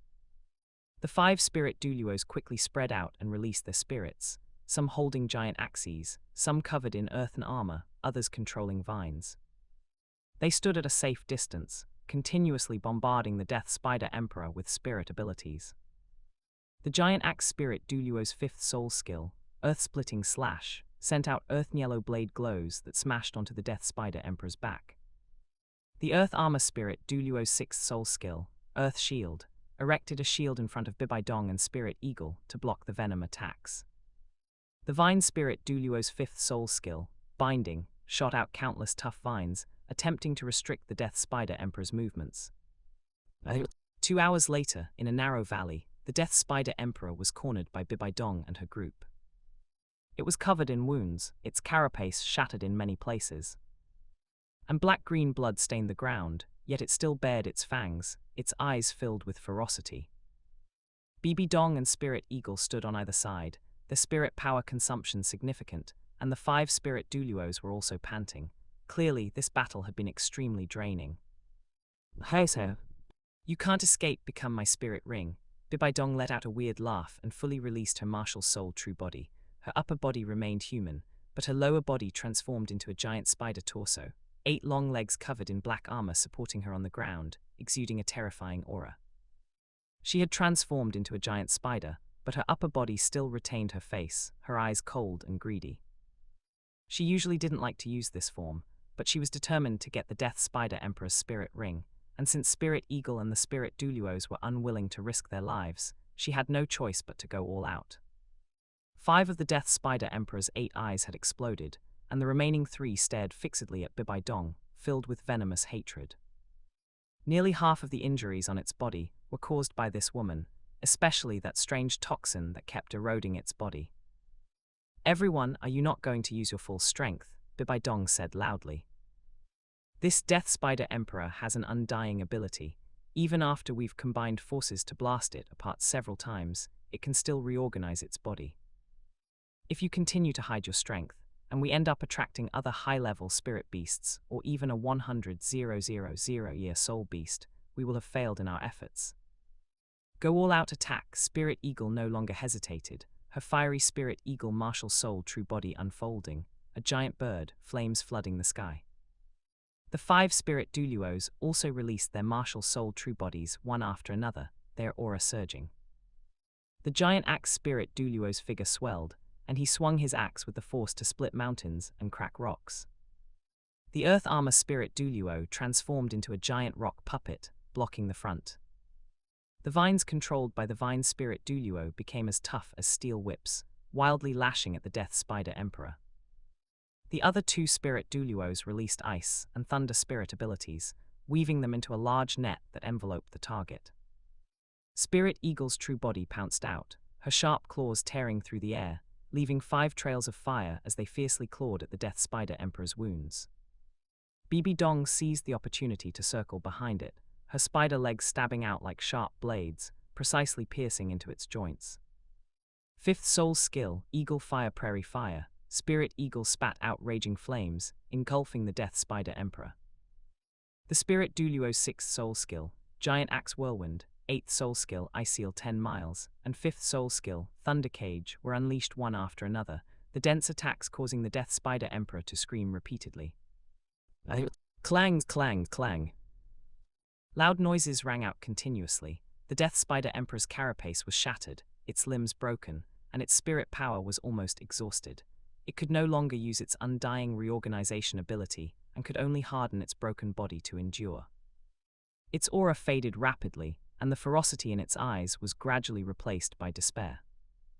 A fierce look flashed in Bibong's eyes. Her figure flickered as she switched to possessing the devouring Spider Emperor spirit, black and purple energy condensing at her fingertips. 6th Soul Skill, Eternal Wound. A giant phantom spider leg stabbed out with strange fluctuations, ignoring the Death Spider Emperor's remaining defenses and precisely piercing through its body. The energy of Eternal Wound erupted instantly, crazily consuming the Death Spider Emperor's already depleted spirit power.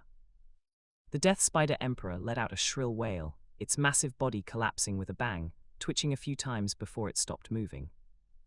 "Its body is turning red," Spirit Eagle suddenly shouted. "Bibong, hurry, it's going to self-destruct." Hearing this, Bibong jumped onto the Death Spider Emperor's back without hesitation. 8 spider legs stabbed into various parts of its body simultaneously, her spirit power running wildly, forcibly absorbing the energy the Death Spider Emperor was using for self-destruction, along with its soul. The Death Spider Emperor's head rolled down limply, its life completely extinguished. A pitch-black spirit ring slowly rose from its body, emitting rich energy fluctuations. Bibong sat cross-legged, reached out, and began to absorb the black spirit ring. The spirit ring rotated around her, and massive energy continuously poured into her body. The 5 Spirit Douluos quickly spread out, forming a defensive perimeter, watching the surroundings vigilantly. A spirit master is most vulnerable when absorbing a spirit ring. They must not only resist the lingering soul shock of the spirit beast, but also guard against attacks from other spirit beasts in the forest. This was the inner circle of the Stardew Great Forest, where 10,000-year spirit beasts could be seen everywhere, and high-level spirit beasts over 50,000 years were lurking in the shadows. In their eyes, humans were no different from heaven and earth treasure that could enhance cultivation. Even if a spirit master had the ability to kill a spirit beast, they would never dare to absorb a spirit ring alone. That was no different from courting death. This was also why spirit masters with factions tended to live longer and improve their cultivation faster. Without the protection of a faction, one didn't even have the qualifications to obtain the most suitable spirit ring. The mercenaries waiting for employment on the outskirts of the Stardew Great Forest were born because of this. The path of a spirit master was, from beginning to end, a path that burned money. An hour later, the aura on Bibong's body gradually stabilized. 9 spirit rings rotated slowly around her, the last pitch-black spirit ring particularly eye-catching, declaring that she had officially stepped into the ranks of the titled Douluo. She stood up, her gaze sweeping over the Death Spider Emperor's corpse, when she suddenly noticed a faint glimmer on its abdomen. She walked over and pried open the damaged carapace, and a dark purple spirit bone appeared, exuding pure energy. Spirit bone, it's actually a spirit bone. Spirit Eagle Douluo walked up, a flash of surprise in her eyes, then bowed. Holy maiden, what good luck. The 5 surrounding spirit Douluos also gathered around, their eyes full of envy. A 90,000-year spirit bone was absolutely the best of the best. They might not encounter one in their entire life of Cultivate. As for snatching it, they didn't even dare to think about it.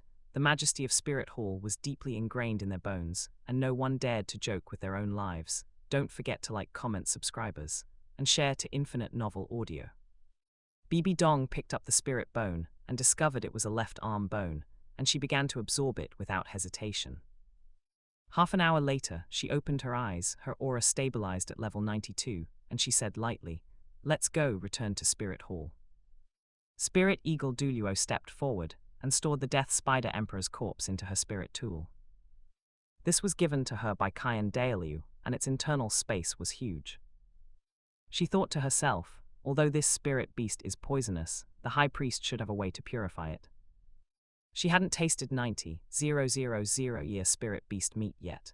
When the time came, she would ask the High Priest for 100 or 200 jin, which would make this month of hard work worthwhile.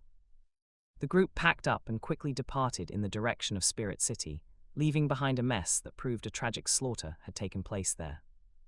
Chapter 99, Soul Core Secrets, Triple Cultivation Method. Deep within Enshrinement Mountain, an elegant palace stood quietly, its plaque bearing the words Snow Palace. It was the residence of the Snow Empress. She found the name Snow Empress Palace too ostentatious, so she removed the word Empress, which suited her cold temperament better. Inside the hall, the Ice Empress was holding a cup of fragrant tea, sipping it slowly with a look of pure contentment.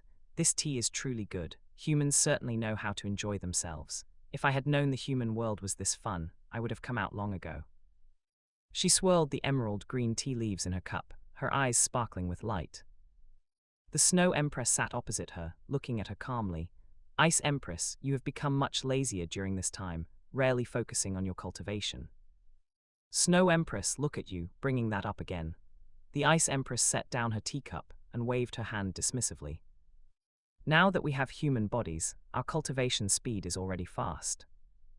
Besides, that Daoxuan scripture Qian Xunji gave us is truly a treasure. Combined with my own meditation method, my cultivation speed has more than doubled.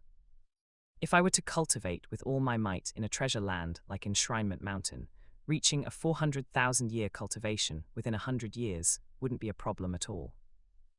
Then why do you still spend all day playing instead of cultivating properly? I'm not stupid. The Ice Empress shrank her neck back, a hint of lingering fear appearing on her face. If my cultivation rises too quickly and triggers a heavenly tribulation, I'm not sure I could survive it. If my cultivation is high enough but my physical body strength can't keep up, wouldn't it all be for nothing in the end? Just as the Snow Empress was about to say more, footsteps echoed from outside the hall, followed by Qian Xunji's voice. So both of you are here. He pushed the door open and entered. The Ice Empress's eyes immediately lit up as she leaned in. Qian Xunji, what are you here for? Are you going to take us somewhere fun again? Her face was full of anticipation. I've come this time because I have something to ask of you. Qian Xunji's gaze swept over the two of them, his tone becoming a bit more serious. What is it? The Snow Empress asked, her expression remaining indifferent. I want to know how you spirit beasts condense a soul core. You actually know about soul cores. The Ice Empress's mouth hung open in surprise, her eyes filled with disbelief.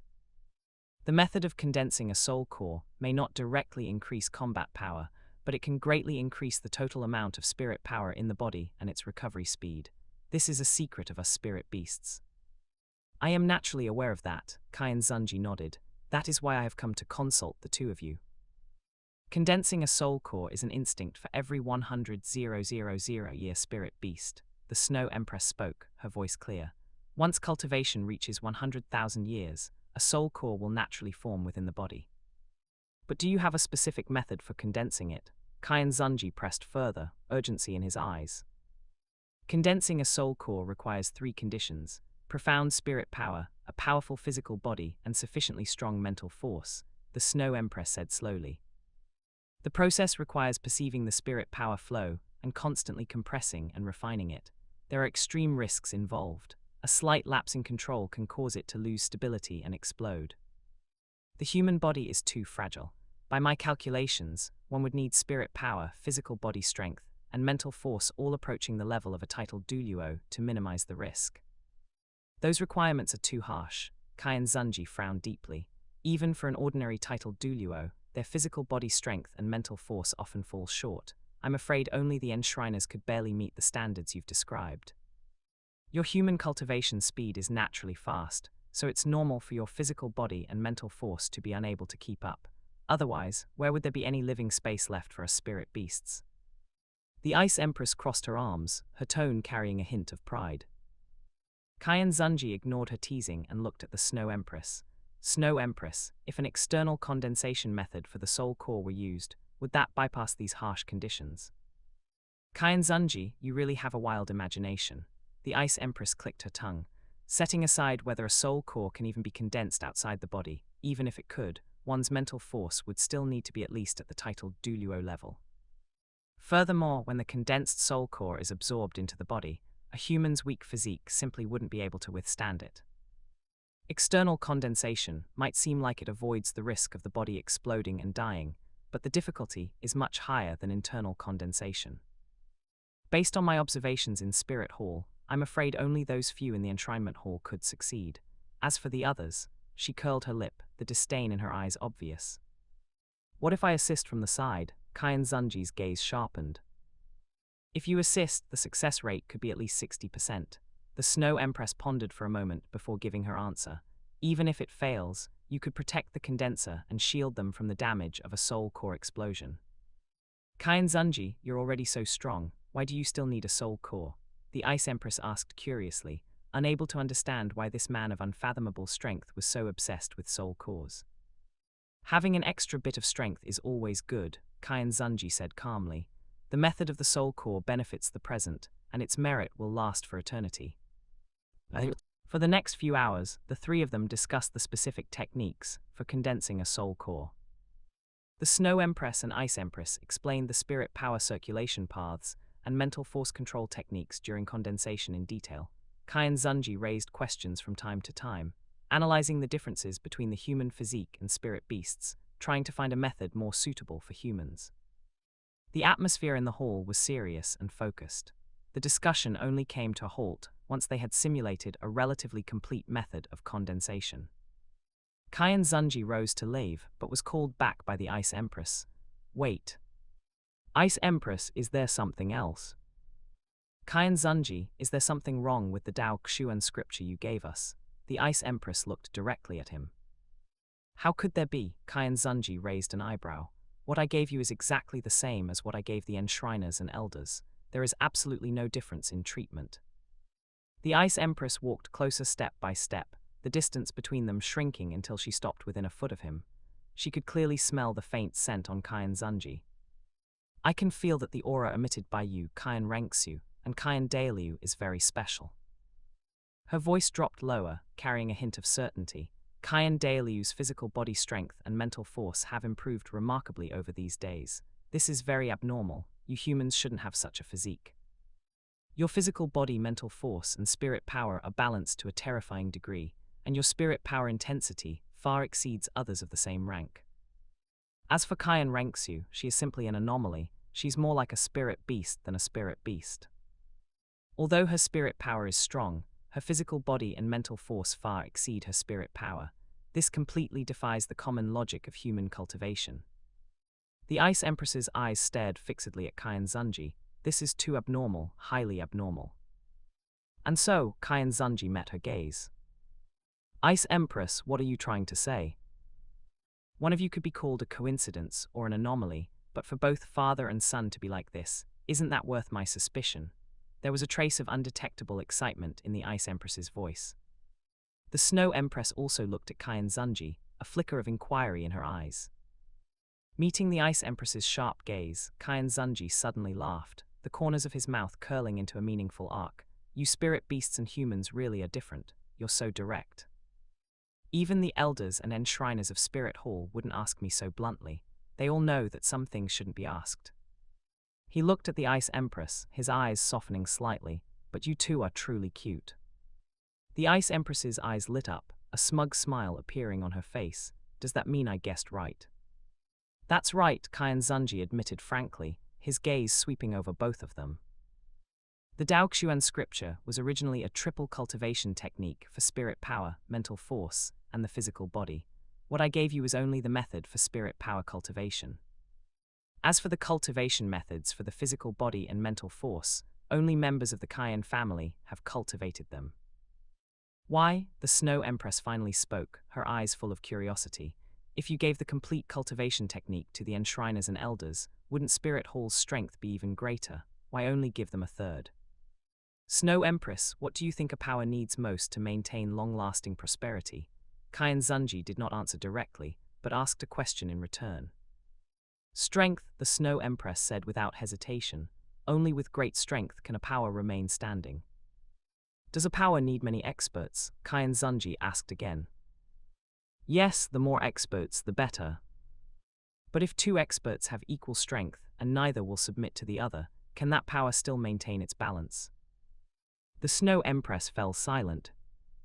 She thought of the far north, if her own strength hadn't created such an overwhelming gap over the others. How could those unruly spirit beasts have obediently followed the rules? And how could the far north have the peace it enjoys today? Chapter 100, Condensing the Spirit Core. You just said it out like that, are you really okay with it? Ice Empress widened her eyes, her face full of surprise, clearly not expecting Qian Xunji to be so frank. You spirit beasts have always been straightforward, and I have no need to beat around the bush. Qian Xunji's gaze lingered on their faces. His tone was profound, besides, you are different.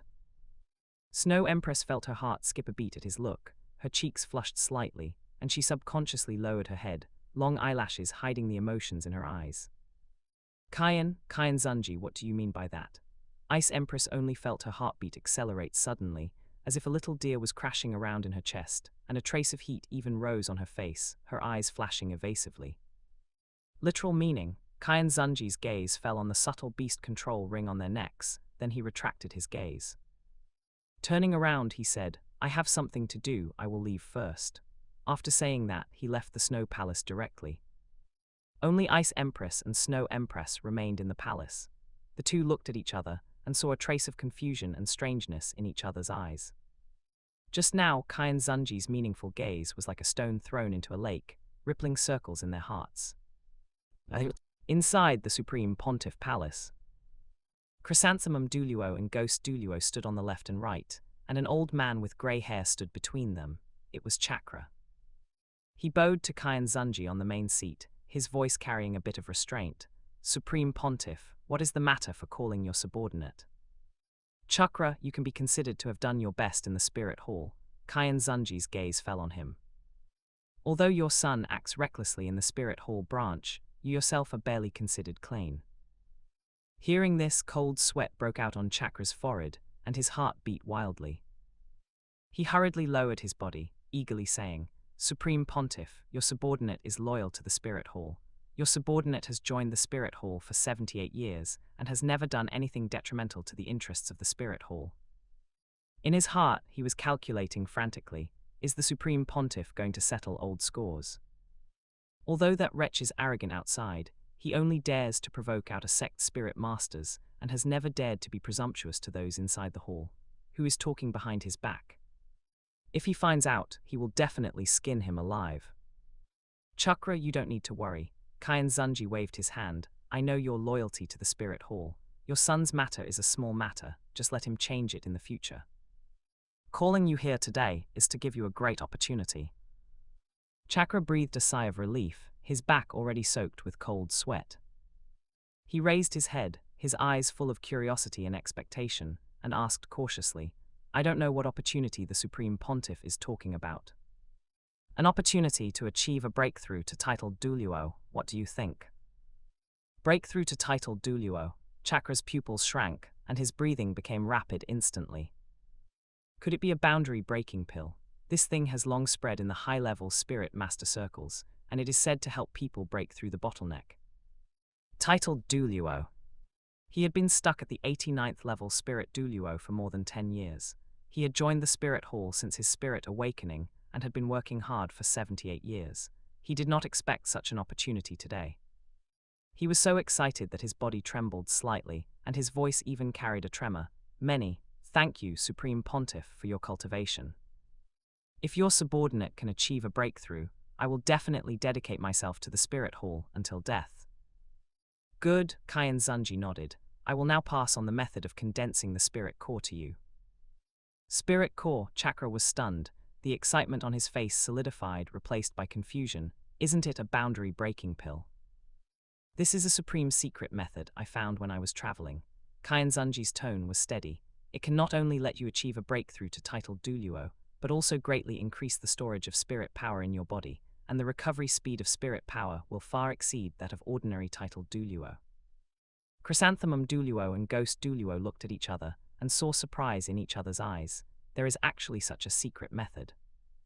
Chakra's excitement was ignited again, and he bowed deeply again. "I implore the Supreme Pontiff to bestow this opportunity upon your subordinate." The spirit core needs to be condensed outside the body, using mental force to communicate with the power of heaven and earth, using spirit power as an adhesive, constantly gelling and compressing, first condensing the prototype of the spirit core, and then. Qian Xunji explained the method of condensation in detail, from the operation of spirit power to the control of mental force, clearly and logically.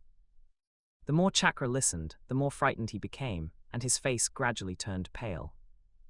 As an 89th level Spirit Douluo, he usually absorbed the energy of heaven and earth step by step, slowly performing refinement.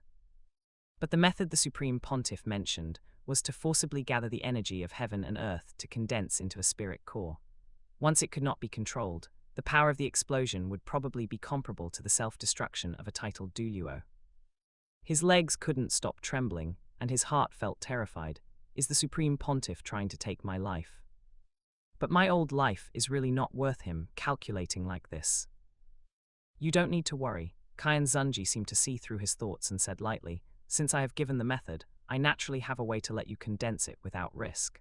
Even if you cannot succeed, you will not be in danger of life." Chakra was still hesitating. Qian Xunji's face was slightly cold, and his tone carried a trace of pressure. "Chakra, don't you believe me?" "I dare not. Your subordinate is willing to try." Chakra's heart froze. He gritted his teeth and made a decision. He raised his head, his eyes carrying a bit of determination to die. "If your subordinate has any accidents, I hope the Supreme Pontiff can take care of your subordinate's son and grandson. You will be a titled Douluo afterwards, and you will have the ability to take care of them yourself." Qian Xunji's voice softened a bit. "Start." Chakra took a deep breath, closed his eyes, and slowly released his mental force, sensing the energy of heaven and earth around him. The spirit power in his body operated according to the method Qian Xunji said, gradually resonating with the outside energy. The air in the Supreme Pontiff Palace began to fluctuate, and strands of energy gathered towards Chakra. "Too slow," Qian Xunji whispered. His own spirit power suddenly erupted, like an invisible hand, forcibly mobilizing the surrounding energy of heaven and earth, rushing towards Chakra. In an instant, the Supreme Pontiff Palace was filled with light, and rich energy gathered around Chakra like a tide, forming a visible energy vortex. In the center of the vortex, a little light was slowly condensing, which was the prototype of the spirit core. An hour later, the veins on Chakra's forehead bulged, sweat slid down his cheeks, soaking his clothes, and his body trembled. Slightly due to the huge pressure, and his mental force was already somewhat overdrawn. "The mental force is still too weak, he is about to fail to hold on," Qian Xunji commented lightly.